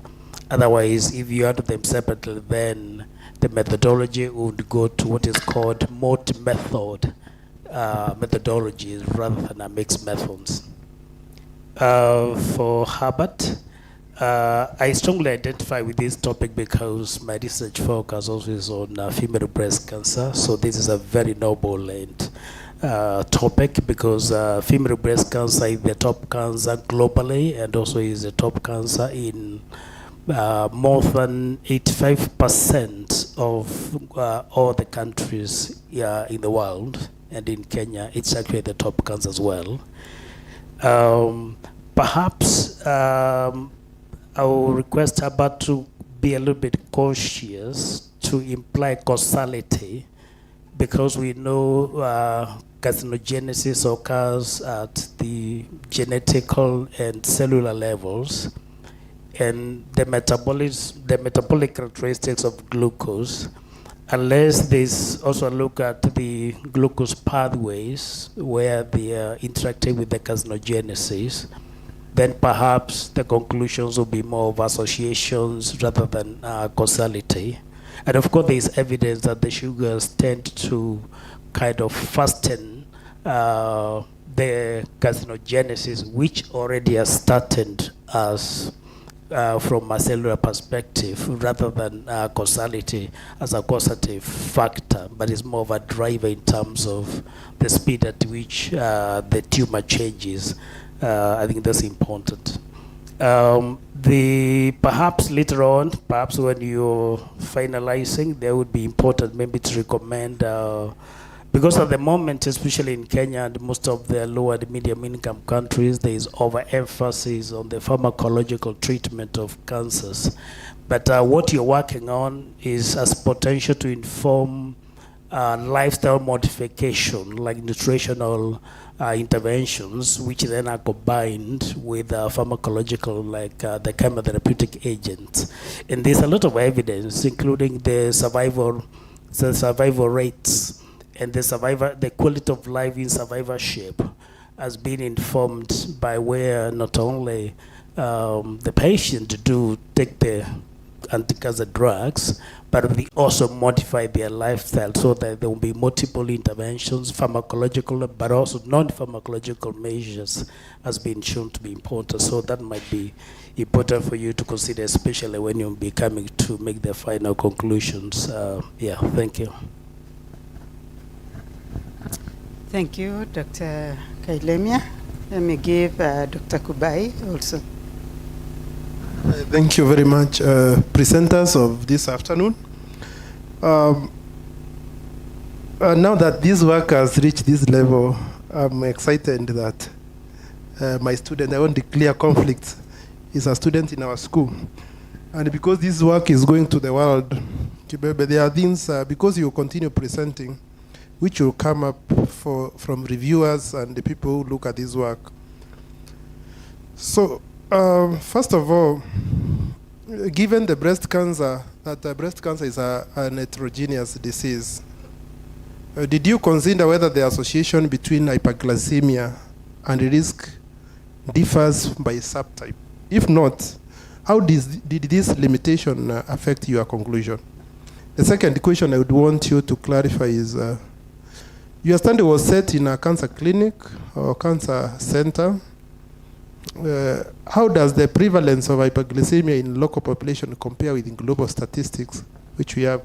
And does this make any of your findings specific or generalizable to the wider population? The next question I would want you to declare, and maybe some of us have looked at it, is that did you use single fasting blood sugar glucose reading for glycated? Because we know the test for glycated sugar levels, hypoglycemia is something which usually preempt a chronicity in terms of the causation of the diabetes. So The other question is, did you control for reverse causality? And Dr. Kailemi has alluded to this. Last but not least, how did you control the biasness in this study? And the qualitative bit of it also is not coming out very strongly. These questions will keep on popping up, so let's address them. Thank you so much. I think, Mr. Kibebe, you have a handful, starting off with Mark Spencer's question. So, thank you, Mark Spencer. So, having diabetes, as you put it, does not, in this case, cause stage progression because there may be other underlying factors that may come into play. So there is no, the statement here was that those at advanced stages were at higher risk of having developed or of having hyperglycemia in comparison to the individuals at the early stages. I think that one addresses. So the issue of stage progression is not per se that a patient has diabetes. We are just indicating hyperglycemia with a threshold of 6.5%. The other comments, which I think were to improve on the research by Dr. Kailemia on causality, we'll be able to look at that and also address the issue of association rather than causality, so that it comes out more clearly while presenting the work. When it comes to Dr. Kubai, I will try my best to address the issues. So we have whether we considered differences based on the subtypes. So we did not conduct the subtypes of the breast cancer cases due to limitation and also accessibility of the resources required to do typing of the different breast cancer cases. The prevalence of hyperglycemia locally. So the International Diabetes Federation, normally I think every 2 years, the latest report is 2025, gives a global prevalence of hyperglycemia for all the countries in the world. So Kenya is relatively on the higher scale in comparison to other low middle income countries. So that is also a reflection of the communities or the regions from where the cases are collected from across the country and reported against the global statistics. So for glycated hemoglobin, this is a test that looks at blood glucose levels over a period of 8 to 12 weeks. So in this particular case, the sugar or the sample that we're using is not from a fasting blood sugar, because it will not really change the outcome, because the glucose is bound to the hemoglobin. So in this particular case, with the lifestyle of hemoglobin being 120 days, we roughly estimate it gives you an estimation of blood glucose levels in that individual over a period of 2 to 3 months. The other question is whether we controlled for reverse causality. We did not do the control for that. So biases for the study, I would say, maybe to be, you could have been specific the type of bias, but during the recruitment we ensured that all those recruited followed the criteria that we had set forth for inclusion and exclusion to avoid any potential bias that may have arisen out of that. Thank you. Thank you. Thank you so much, Mr. Kibebe. And now to Paul, whom I will also want you to probably make me understand where the problem is in your study. Because I think when I looked at the topic and I listened to the problem, I didn't get the problem very, very clearly. So you can go ahead. Thank you. I'll start with the community sensitization. I will really say it is very effective, but then it all depends on what you are bringing in at that particular time, because you can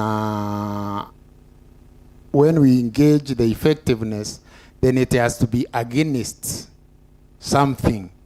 So it is important, and I realize, even in my recommendation, that it is important to synthesize the community, but then you realize most of the community members did not even care what happened to the waste after it is removed from their pits. So if they have to be sensitized, then it is to bring that concern, where did that waste go because eventually it will end up maybe in our water or somewhere else. So I would say the sensitization is very effective, but it has to be carefully chosen so that you make the community to understand why you pick on such a thing. There was a question, is there any other use of other technologies? Yes, there is. But this particular, for the purpose of this particular research, it was based on on-site, and it disqualified all other technologies. On the integration part of it, where we have the mixed method of the qualitative and the quantitative, though the researcher was not able to put it on the slide there, but when you come to the thesis book, you realize now the results that have been obtained are either supported or go contrary to what the qualitative report brought in. So it is in the thesis. On the problem, I was also asked about where the problem is, and if you look at the data that was there, 51.8% were doing manual emptying. And once they do the manual emptying, then there is spillages. And for those that do the manual emptying, they are not able to take it far. Somebody can remove from a premise here and it is just poured in the river somewhere, or maybe in a valley somewhere. So that's where now the problem comes in. Though these fecal waste moved from where it was generated, but it did not reach the intended place. So that is the problem, actually, what we have been having as a problem. Thank you.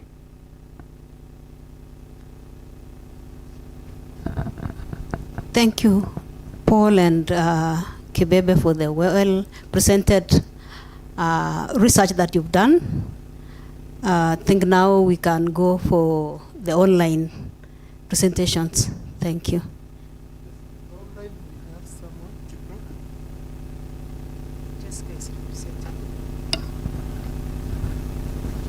So let's load the online team, and please, let's be attentive.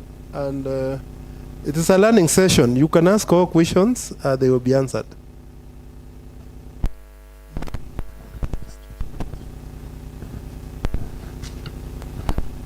Okay, the rapporteurs are going to give the online team, I want it to go live so that we can be able to see. They are going to be given instructions on how to do the presentation by our rapporteurs.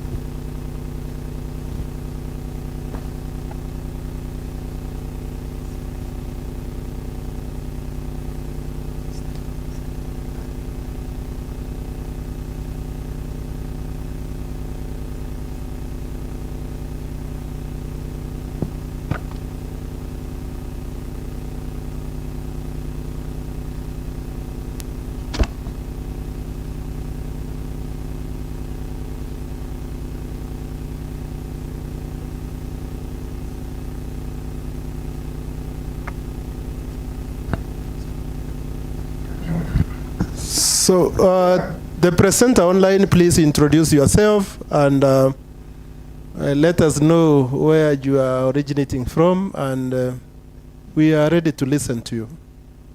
Good afternoon. My name is Peter Scaloy. I am a doctoral student at the University in Health Systems Department. I wish to say the topic I'm telling about.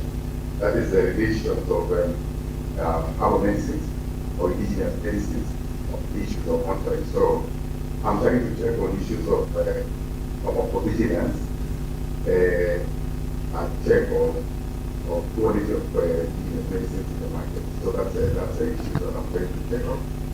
And we realize that the gap is there because there is no single check of the quality of indigenous medicine are basically spent in the setup of this country and also in the world at large.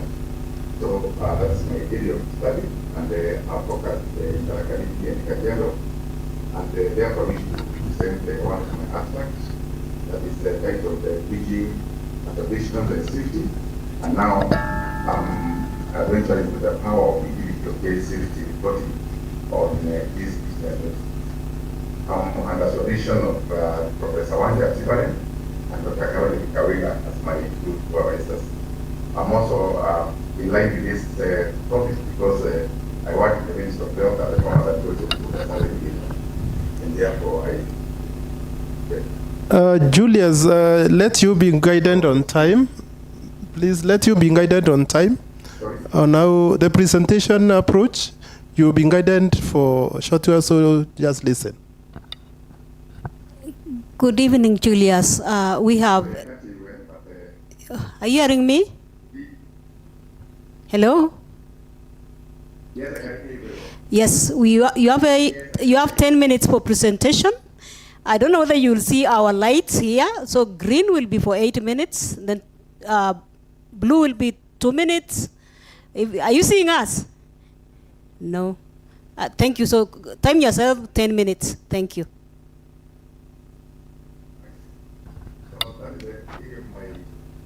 That's my abstract, and therefore I enter into it.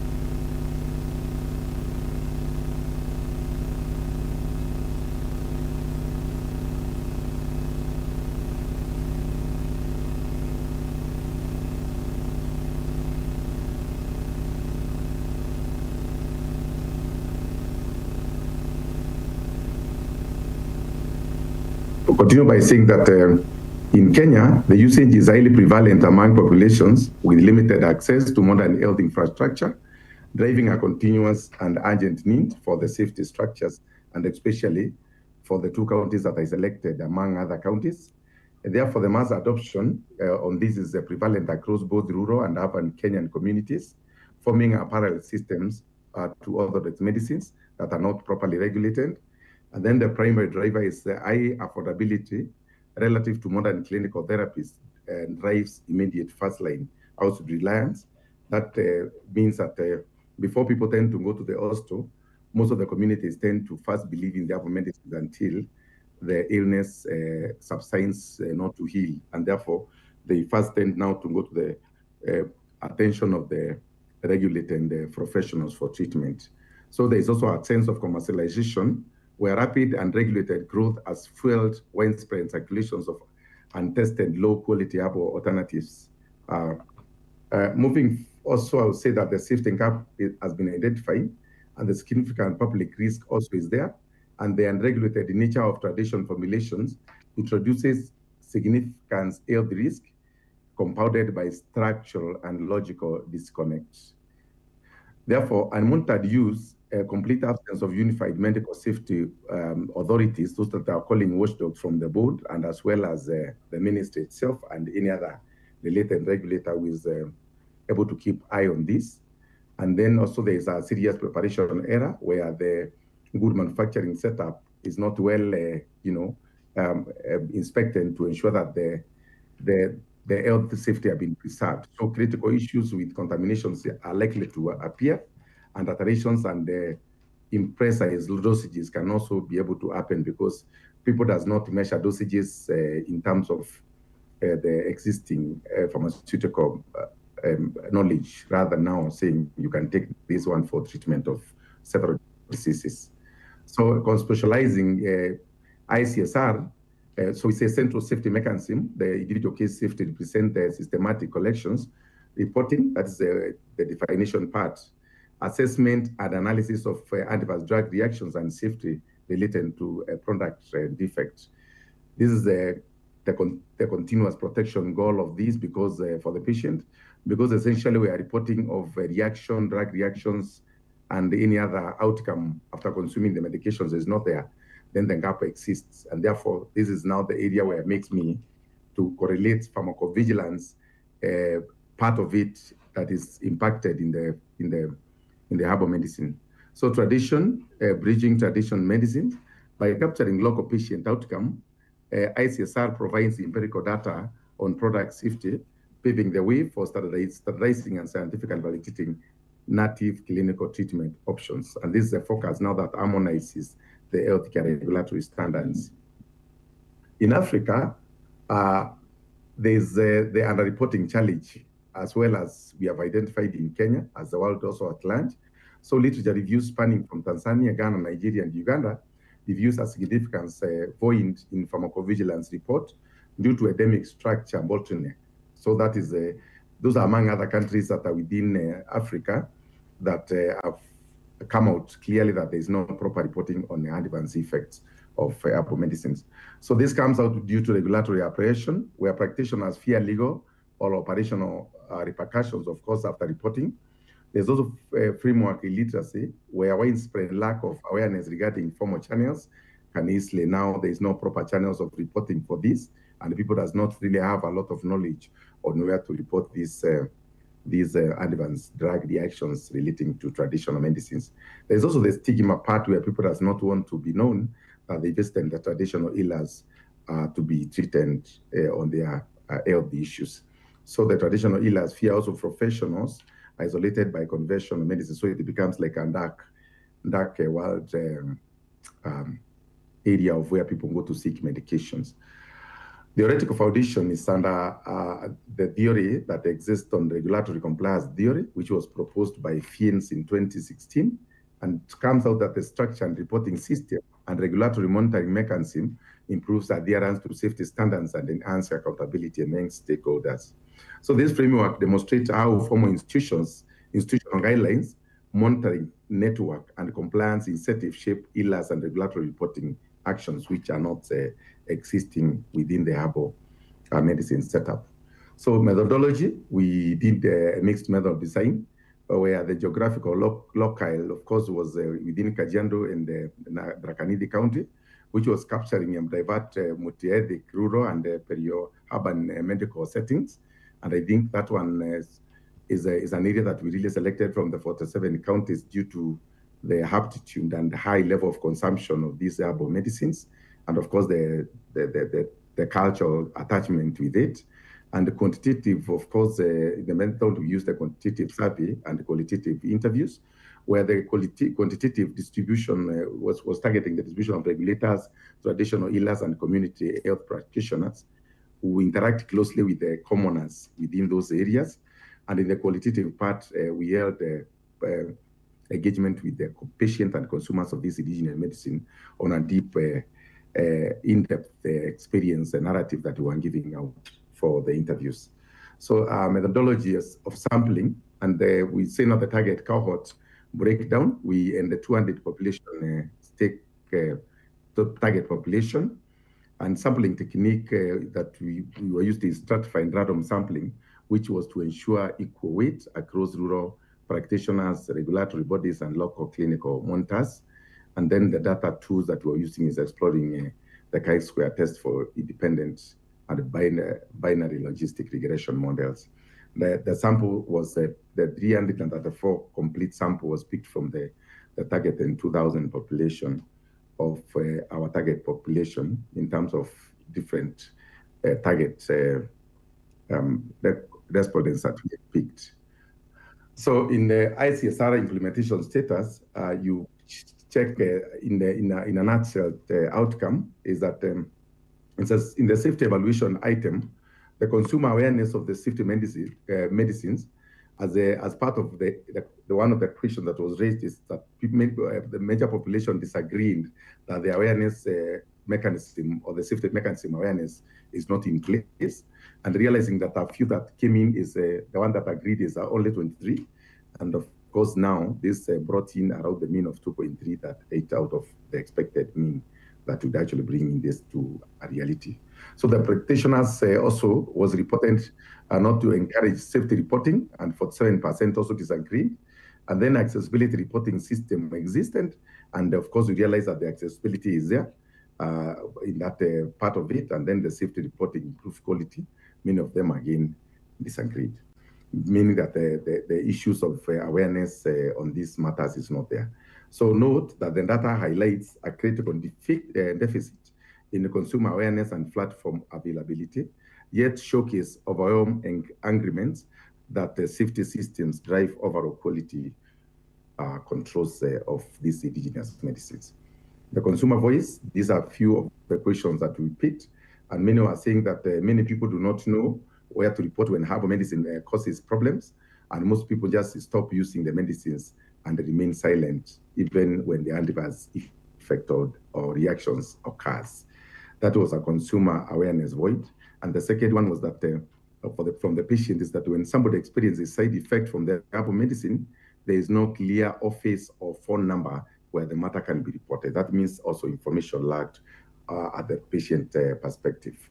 So safety and quality control link is that significantly, statistically significant link is that the safety monitoring system directly influences quality control levels. High implementations of reporting matches strict medicine purity, and the chi-square matrix is there where the p-value is less than 0.05. The quality control accuracy of by reporting status is with active ICSR is 60.7%, which matched the quality of the research, and without the safety ICSR, then the 2.7 also quality match was a result. So system employing structural safety protocol presents significantly higher quality assurance outcome as a result.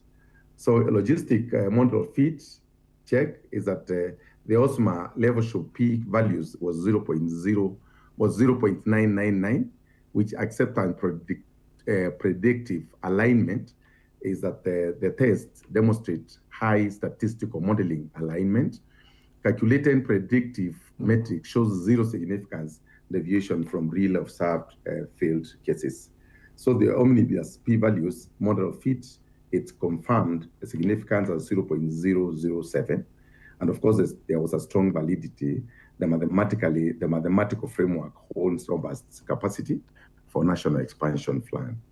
So predictive odds of success, the odds ratio multipliers was 0.2. This, of course, defines that the indigenous medicine framework that enforce and active ICSR mechanisms are approximately 3.2 times more likely to maintain an acceptable quality control outcome than those operating in structural isolation. This, of course, is in reference category, no safety system implementations hold of ratio of 1.00. So variance explanation is there. And this, of course, well explained that I think the safety monitoring account for 7.6% of the overall variations in Kenya's traditional medicine quality control outcome. Well, of course, the factor of law enforcement and GMP was an issue because GMP is a good manufacturing practice where the inspection is not done at the site. So also the likely break at the manufacturing or where these products are being prepared is likely to bring Julius, time is not on your side, please. 2 minutes, I'll be done. I'm almost done. Actually, it's only 1 or 2 slides that are remaining. So I think proactive protection, I'll come in that establishing localized adverse effects is seen as rapid response. Is there pattern analysis, accountability, of course, it's data and alterations during the manufacturing issues, and also strengthening public trust in native medicines integration. The roadmap is there, community education, is my final part actually, where I want to develop a community training manual as the outcome of this research. So we'll have to expand our local pharmacovigilance literature program to inform consumer of their reporting rights. That is now, that is going to be adopted by the ministry probably after the research and the adoption of the outcome. And all these, the issue of this simple channels, structural tiles, and cultural alignment. And I think I would mention about the cultural alignment with the design reporting method that respect native clinical values. I think it is just educating people on how to report any form of relationship of outcome from these herbal medicines as an outcome. So I think that becomes my question and answer part. Let us drive regulatory harmonizations and patient safety together. And my email is there. We can always get to interact and get into that. Those are the sections of the images which came out from the research part. And, there we have, and I'm done with my research. Thank you so much for giving me the opportunity. Thank you so much, Julius. And we are going to answer question and comment session. So to the audience, do you have any questions, anything you want to clarify from Julius? I can give Dr. Kubai.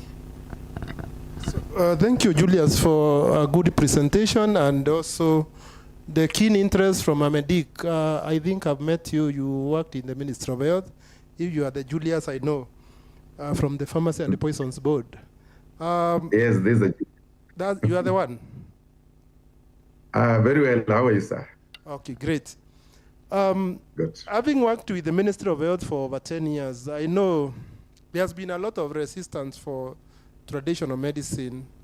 And as we stand today, there are no standards and guidelines on how traditional or herbal medicines can be incorporated into our healthcare system without it being seen as a damaging or stepping on the existing modern medicine.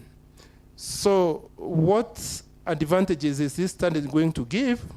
And how are we bringing all the stakeholders to ensure that at least our traditional medicines are incorporated in the system? The second question, what was your sample? Is it representative enough to represent Meru County and the other areas where you are conducting the study? If that is so, what are the gold standards are we establishing for these traditional medicines so that they can be acceptable at the international level? Thank you.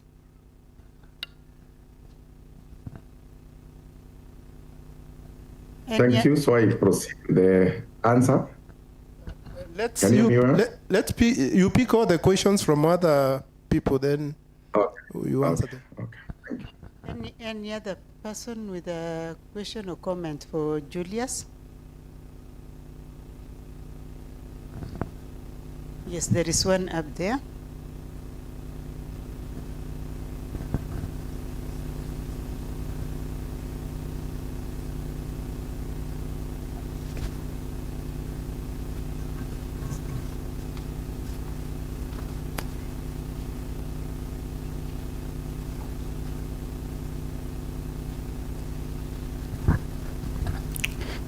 Thank you so much.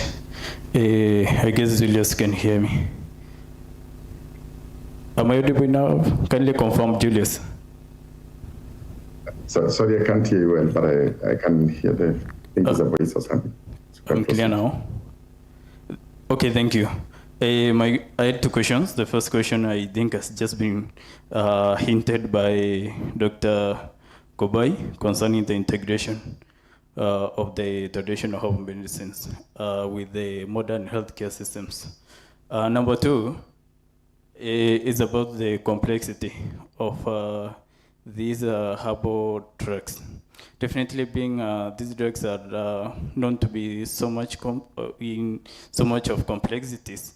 I think I would request to know if there is a criteria that this research is going to help us in identifying maybe specific herbal drugs with their reactions, so that at least when you're using these herbal drugs, you're able to identify this is a specific drug and has these kind of reactions, and yeah, the other one in such a manner. Thank you. Any other comment or question? Okay, Dr. Ruto. Thank you, Julius, for the well-presented work. I wanted to ask what our student has asked. Maybe I'll now enhance it a bit by asking, are you able, as the ministry or from your study, can a policy be developed where you assist the traditional herbalists to know the photochemical ingredients or compounds of their compounds that they are using of those traditional medicines, so that like when you see China, they are selling us, or South Africa, Philippines, we have a lot of supplements, food supplements and drugs that are almost known what ingredients are in it. Can we go that direction as a country? Thank you. Any other? Well, I guess now, Julius, you can go ahead and respond. Yeah, I first want to thank my three friends who have raised up very pertinent questions. But I first want to say that one is only that I didn't have enough time. I have also an abstract on regulatory focus on these herbal medicines that would also have answered these questions well. But the main focus in this is of the outcome of this research is basically to come up with a training manual, and this training manual is not going to only come up to sensitize the herbal consumers or the herbal manufacturers, is also going to sensitize the regulator and the ministry. So that one comes in to issues of coming in on how to harmonize the regulations issues relating to the product and the personnel. I think currently the existence of regulations within the ministry network on this herbal medicine of indigenous medicine is mainly anchored into two, where the culture and social services is regulating the practitioners, and the Ministry of Health and the Farmers and Processors Board is regulating the product, the medicine itself. And where the manual now is coming in is to bring in the practitioners on board to be regulated by the ministry, so that we can be able now to reduce the complexity of regulations of these herbal medicines. On these standards, then I'll start with the first questions where Dr. Kubai was talking about. There are no existing proper standards. There are a few that are there, but they have not captured properly on how to bring in the facts of reporting system, the ICSR issues, the issue of regulations where there are weak regulatory frameworks within the ministry to regulate these herbal medicine dealers. And I think that's where we really want to drive ourselves into through the manual that I'm going to come out with after the whole final check on this. So this manual on the first question is going to bring in all the stakeholders in general, from the manufacturers to the patient to the community health promoters, the regulators, to bring them on board, and the patient as well, to ensure that they understand these issues of herbal medicine. So on that case, I hope I'll advance on this area, the first question. And then I would say that, of course, yes, the Rakanidi and Kajiando was doing a good representation of the 47 counties, as much as they did not have taken the huge majority of the expected population, but they did the 80 or 90%, simply because you realize that in Kajiando, 70 to 80% of the population are actually derived to use of the indigenous medicines. Tharaka Nithi also the same, and especially part of Tharaka that we did a lot of study, a lot of data collections. They're also using a number of the plants and animal product for disease treatment. So I think true that again we are talking about the issue of whether we are able to assist the producers to come up with the composition of this. That's the final part actually. We need to really come up with a structure and system. And I think one of my respondents was the Minister of Health, and the Farmers and Voice was good. And the outcome of what came in from the research, I will have to share. And I think as a respondent also, they did a lot of contribution. And I'm hoping that once the end of this, we are going to do an adoption. I've also done a lot of presentation to a number of pharmacovigilance organizations, both in Africa and Kenya, that I'm hoping that they're going to adopt this and support the research that the ministry is going to adopt, and they support the public health gap that is there. Thank you so much. Thank you so much, Julius. That was a very educative session. I give back to the session chair for guidance. Thank you, Julius. You can stay online. We are live on YouTube, Facebook, and other platforms. You can follow us there. Our next presentation will be from Thank you. Kiprop, Kip Coril, Ian, on a topic, yes? No. Titled, the presentation is titled Determinant of Uptake of Childhood Immunization among Caregivers of Children aged below 59 months at Kunene Health Center in Meru County. Welcome.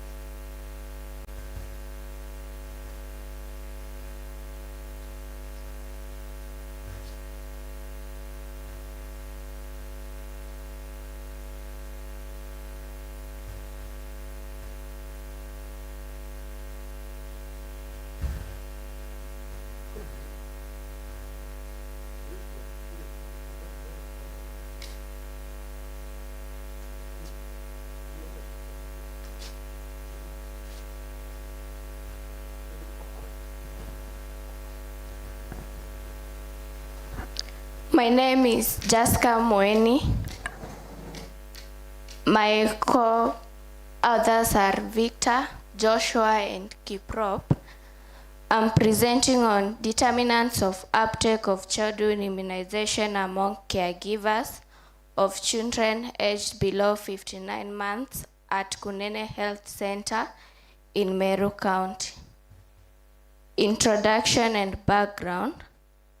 Globally, childhood immunization is one of the most cost-effective public health interventions, preventing an estimated 2 to 3 million deaths annually, according to the WHO 2023. Sub-Saharan Africa continues to face challenges such as vaccine stockouts, weak health systems, and cultural barriers that limit uptake. According to Gavi 2021, nationally, Kenya has made notable progress in immunization coverage, achieving approximately 88% in recent years, according to the Ministry of Health, MHO 2022. Meru County records an immunization coverage of 82%, which is below both the national and global targets, with Kunene recording 76 in Meru County. Problem statement. Globally, immunization coverage has improved, but many countries remain below the WHO 90% target, leading to continued outbreaks of vaccine-preventable diseases, according to the WHO 2023. This indicates the need for further investigation into the factors limiting uptake. The research gap. There is limited empirical evidence focusing on the determinants of immunization uptake in rural Meru County, particularly within Kunene Health Center's catchment population. This study seeks to fill that gap by systematically examining socio-cultural, economic, and knowledge-related factors. The research question: what socio-cultural factors, economic factors, and caregivers factors influence the uptake of childhood immunization among caregivers of children aged below 59 months at Kunene Health Center, Meru County? Objective: to investigate determinants of uptake of childhood immunization among caregivers of children aged below 59 months at Kunene Health Center, Meru County. Justification: high immunization coverage is crucial in reducing childhood morbidity and mortality, as well as preventing outbreaks of vaccine-preventable diseases, according to the WHO 2023. This underscores the need for continuous monitoring of uptake at the community level. The significance: findings from this research are expected to guide policymakers, healthcare providers, and community stakeholders in implementing effective strategies that enhance immunization uptake and promote equity in child health outcomes. Scope of the study. The study focus. This study focuses on assessing the determinants of uptake of childhood immunization among caregivers of children aged below 59 months. Target population is the caregivers of children under the age of 59 months who access the immunization services at Kunene Health Center. Geographic scope: Kunene Health Center, I'm sorry I didn't head it, they are at Gomo Ward, Tigania West, sub-county. In Meru County is a rural facility serving approximately 15,000 people with an estimated 2,000 children aged below 5 months. 5 years, not 5 months.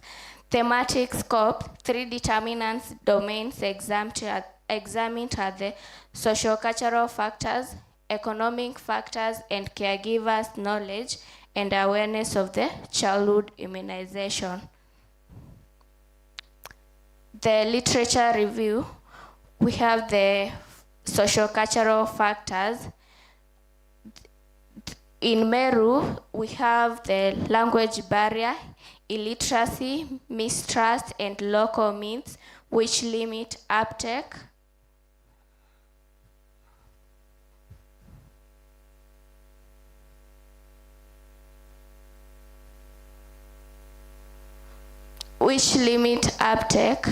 According to Otieno 2023 and Wampua. Economic factors: we have transport costs, lost wages, stockouts, and gender roles which limit the uptake. Knowledge and awareness: we also have language barriers, myths, and poor health worker communication and negative encounters which affect the uptake. The theoretical frameworks used: we have the health belief model, where we have perceived susceptibility and severity, perceived benefits and barriers, cues to action, and self-efficacy. Methodology, the research design we use the descriptive cross-sectional study.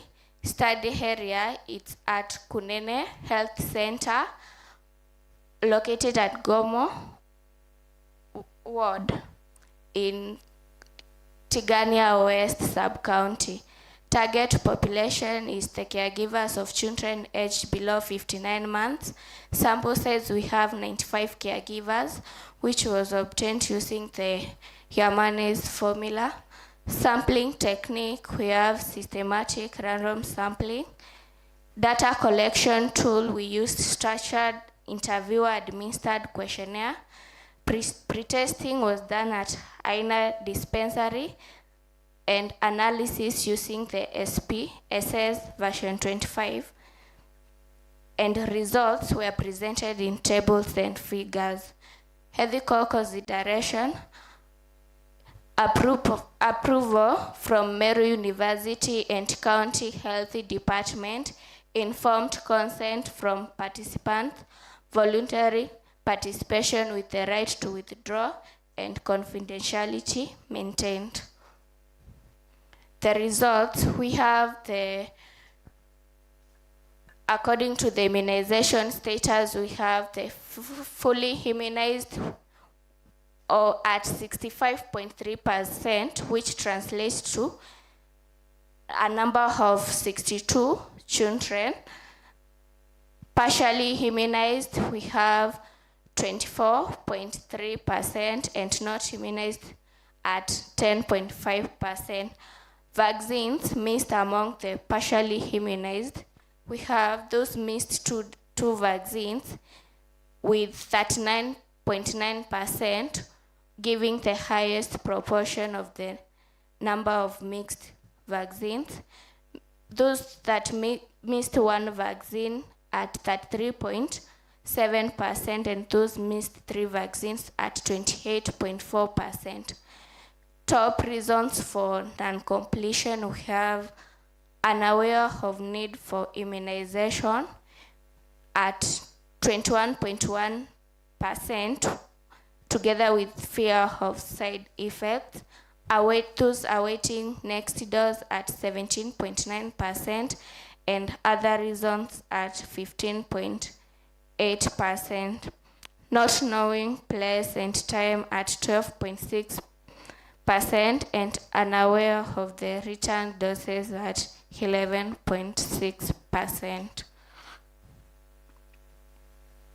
Conclusion, we have the objective 1, which is socio-cultural, high cultural and religious acceptance overall, but with myth, stigma, elder influence, and gender dynamics significantly mediate immunization uptake. Decisions are embedded in social structures, not individual choice alone. The second objective, we have economic. Despite free vaccines, structural economic burdens, that is transport costs, long distances, and loss of income, create hidden barriers that contribute to delayed and incomplete vaccination, especially among the low-income households. Third objective, we have the knowledge of the caregivers. Caregivers' knowledge is predominantly moderate. General awareness is strong, but gaps in identifying vaccine-preventable diseases, dose schedules, and consequences of missed vaccination persist, contributing to partial immunization. Recommendations. Knowledge, we have provide continuous, simplified health education on immunization schedules, vaccine preventable diseases, and side effect management at every MCH visit to reduce the fears, myths, and misconceptions. Social cultural, we have actively engaged the male partners, elders, and faith-based leaders in immunization, which influence the immunization decision making to address cultural, religious, and household level barriers to vaccination uptake. Third one, we have economic, expand community outreach and mobile immunization services with flexible scheduling for low-income caregivers living far from the facility to reduce transport costs and work-related income loss. Additional, we can use the reminder tools such as the appointment cards, mobile SMS alerts, the CHVs, that is the community health volunteers, follow-up to improve on the adherence to improve adherence to the return dates and reduce immunization dropout. Those are the references, and that's the end of my presentation. Thank you. Wonderful. That's very good, Jessica. And we really appreciate that enlightening information. And now we go to comments, question session to the audience.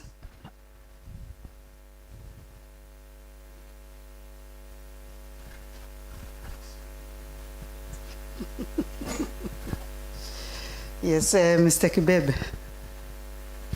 This is just an observation. You indicated that the study was done in Tigania East, but on projection it was indicated Igembe, East Sub-County. So maybe you can clarify.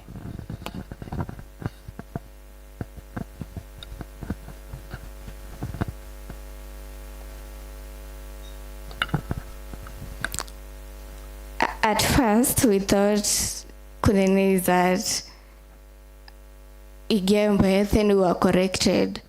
It's in Como Ward, Tigania West, then I forgot to edit that. I'm sorry. Any other? But where? You? I saw Paul. Thank you very much, the team, Linda. I think this is the direction. I wish you have shared the link with your classmates online, because our undergraduate work is so much. Do you know how much of the undergraduate research we do in this university? Over 10,000 proposals are given every year, but the ones which come to be noticed, even what you are doing, are very few. So for the undergraduate students who are taking steps, that is very lovely. And for knowledge translation, please, can you start packaging that knowledge in a way that it can bring out products, including HEMOS. I like the confidence, but you have to moderate a bit. When you are presenting, you don't answer questions to your audience. You answer to all people who are there. You don't personalize it. That said and done, I think there's something we call KDHS, Kenya Health Demographic Survey. There is Kenya National Bureau of Statistics. Those ones can help you so much to locate places when you are doing your research. You don't need to be told by anybody that Tigania, Kunene is in Tigania West. So that's said and done. Keep up and bring more papers for those who are graduating. By next year, those who are in fourth year, make sure you bring more presentation to this conference. Thank you. Thank you so much. So we are learning every minute, every second. And let me give Paul, I saw his hand up.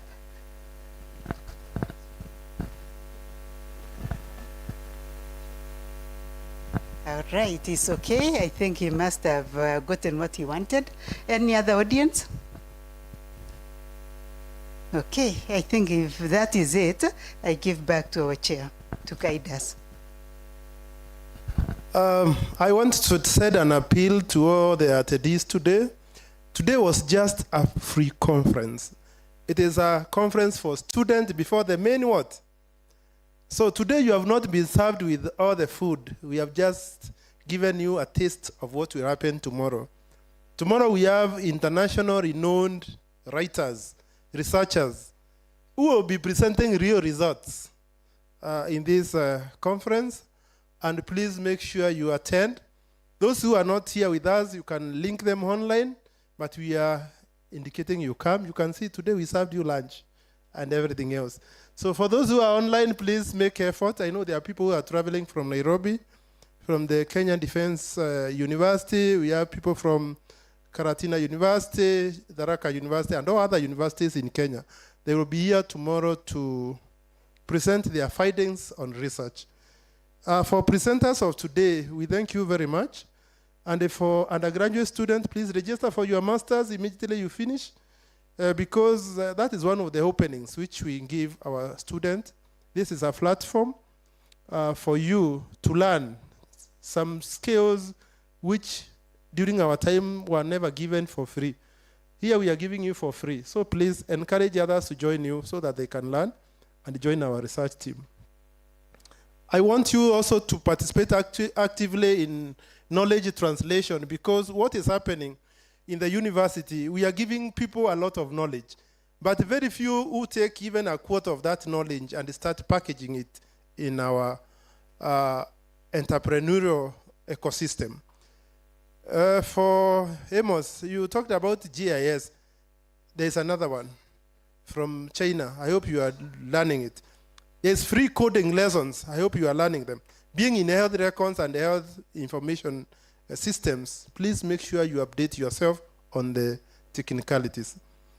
For those who are finishing their PhD, please be mentors of the undergraduates and also help them to move to the next level. Otherwise, we can't achieve Vision 2030. 2030 is just near the corner, so we have moved it to 2060 and 2035. So I don't know which vision you want to achieve.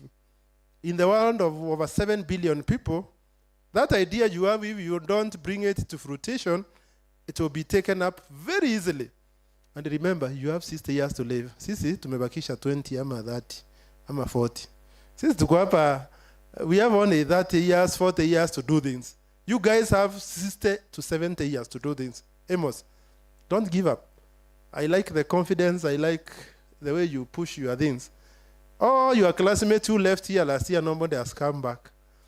They only ask me, Kubai, write me a recommendation.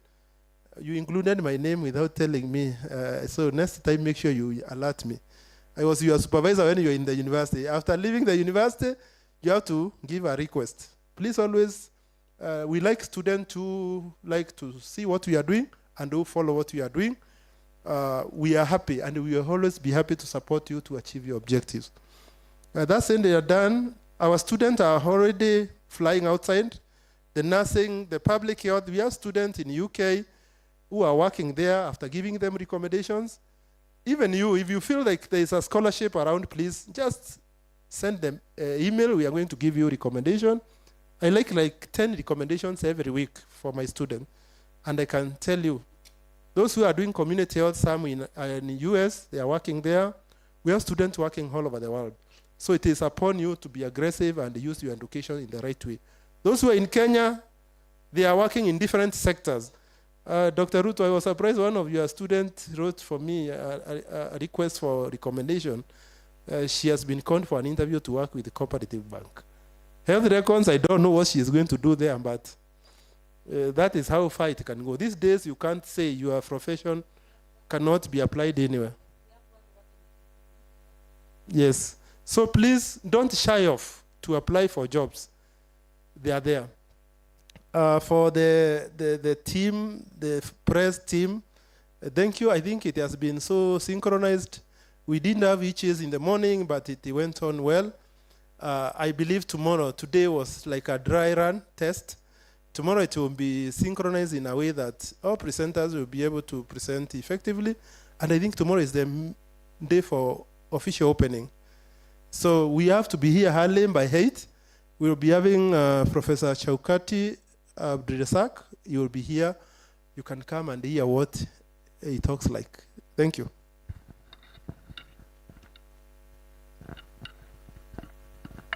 Tunaweza enda nyumbani, si ndio? Yeah. There is a cup of tea. There was tea in the evening, si ndio? Hakuna kwa program? Hebu niangalia. There is tea. I think there is tea served at the cafeteria. Yes. What was Secretariat? Please confirm for me. I don't want to be left with this tea. I don't know where to take it. Confirm if the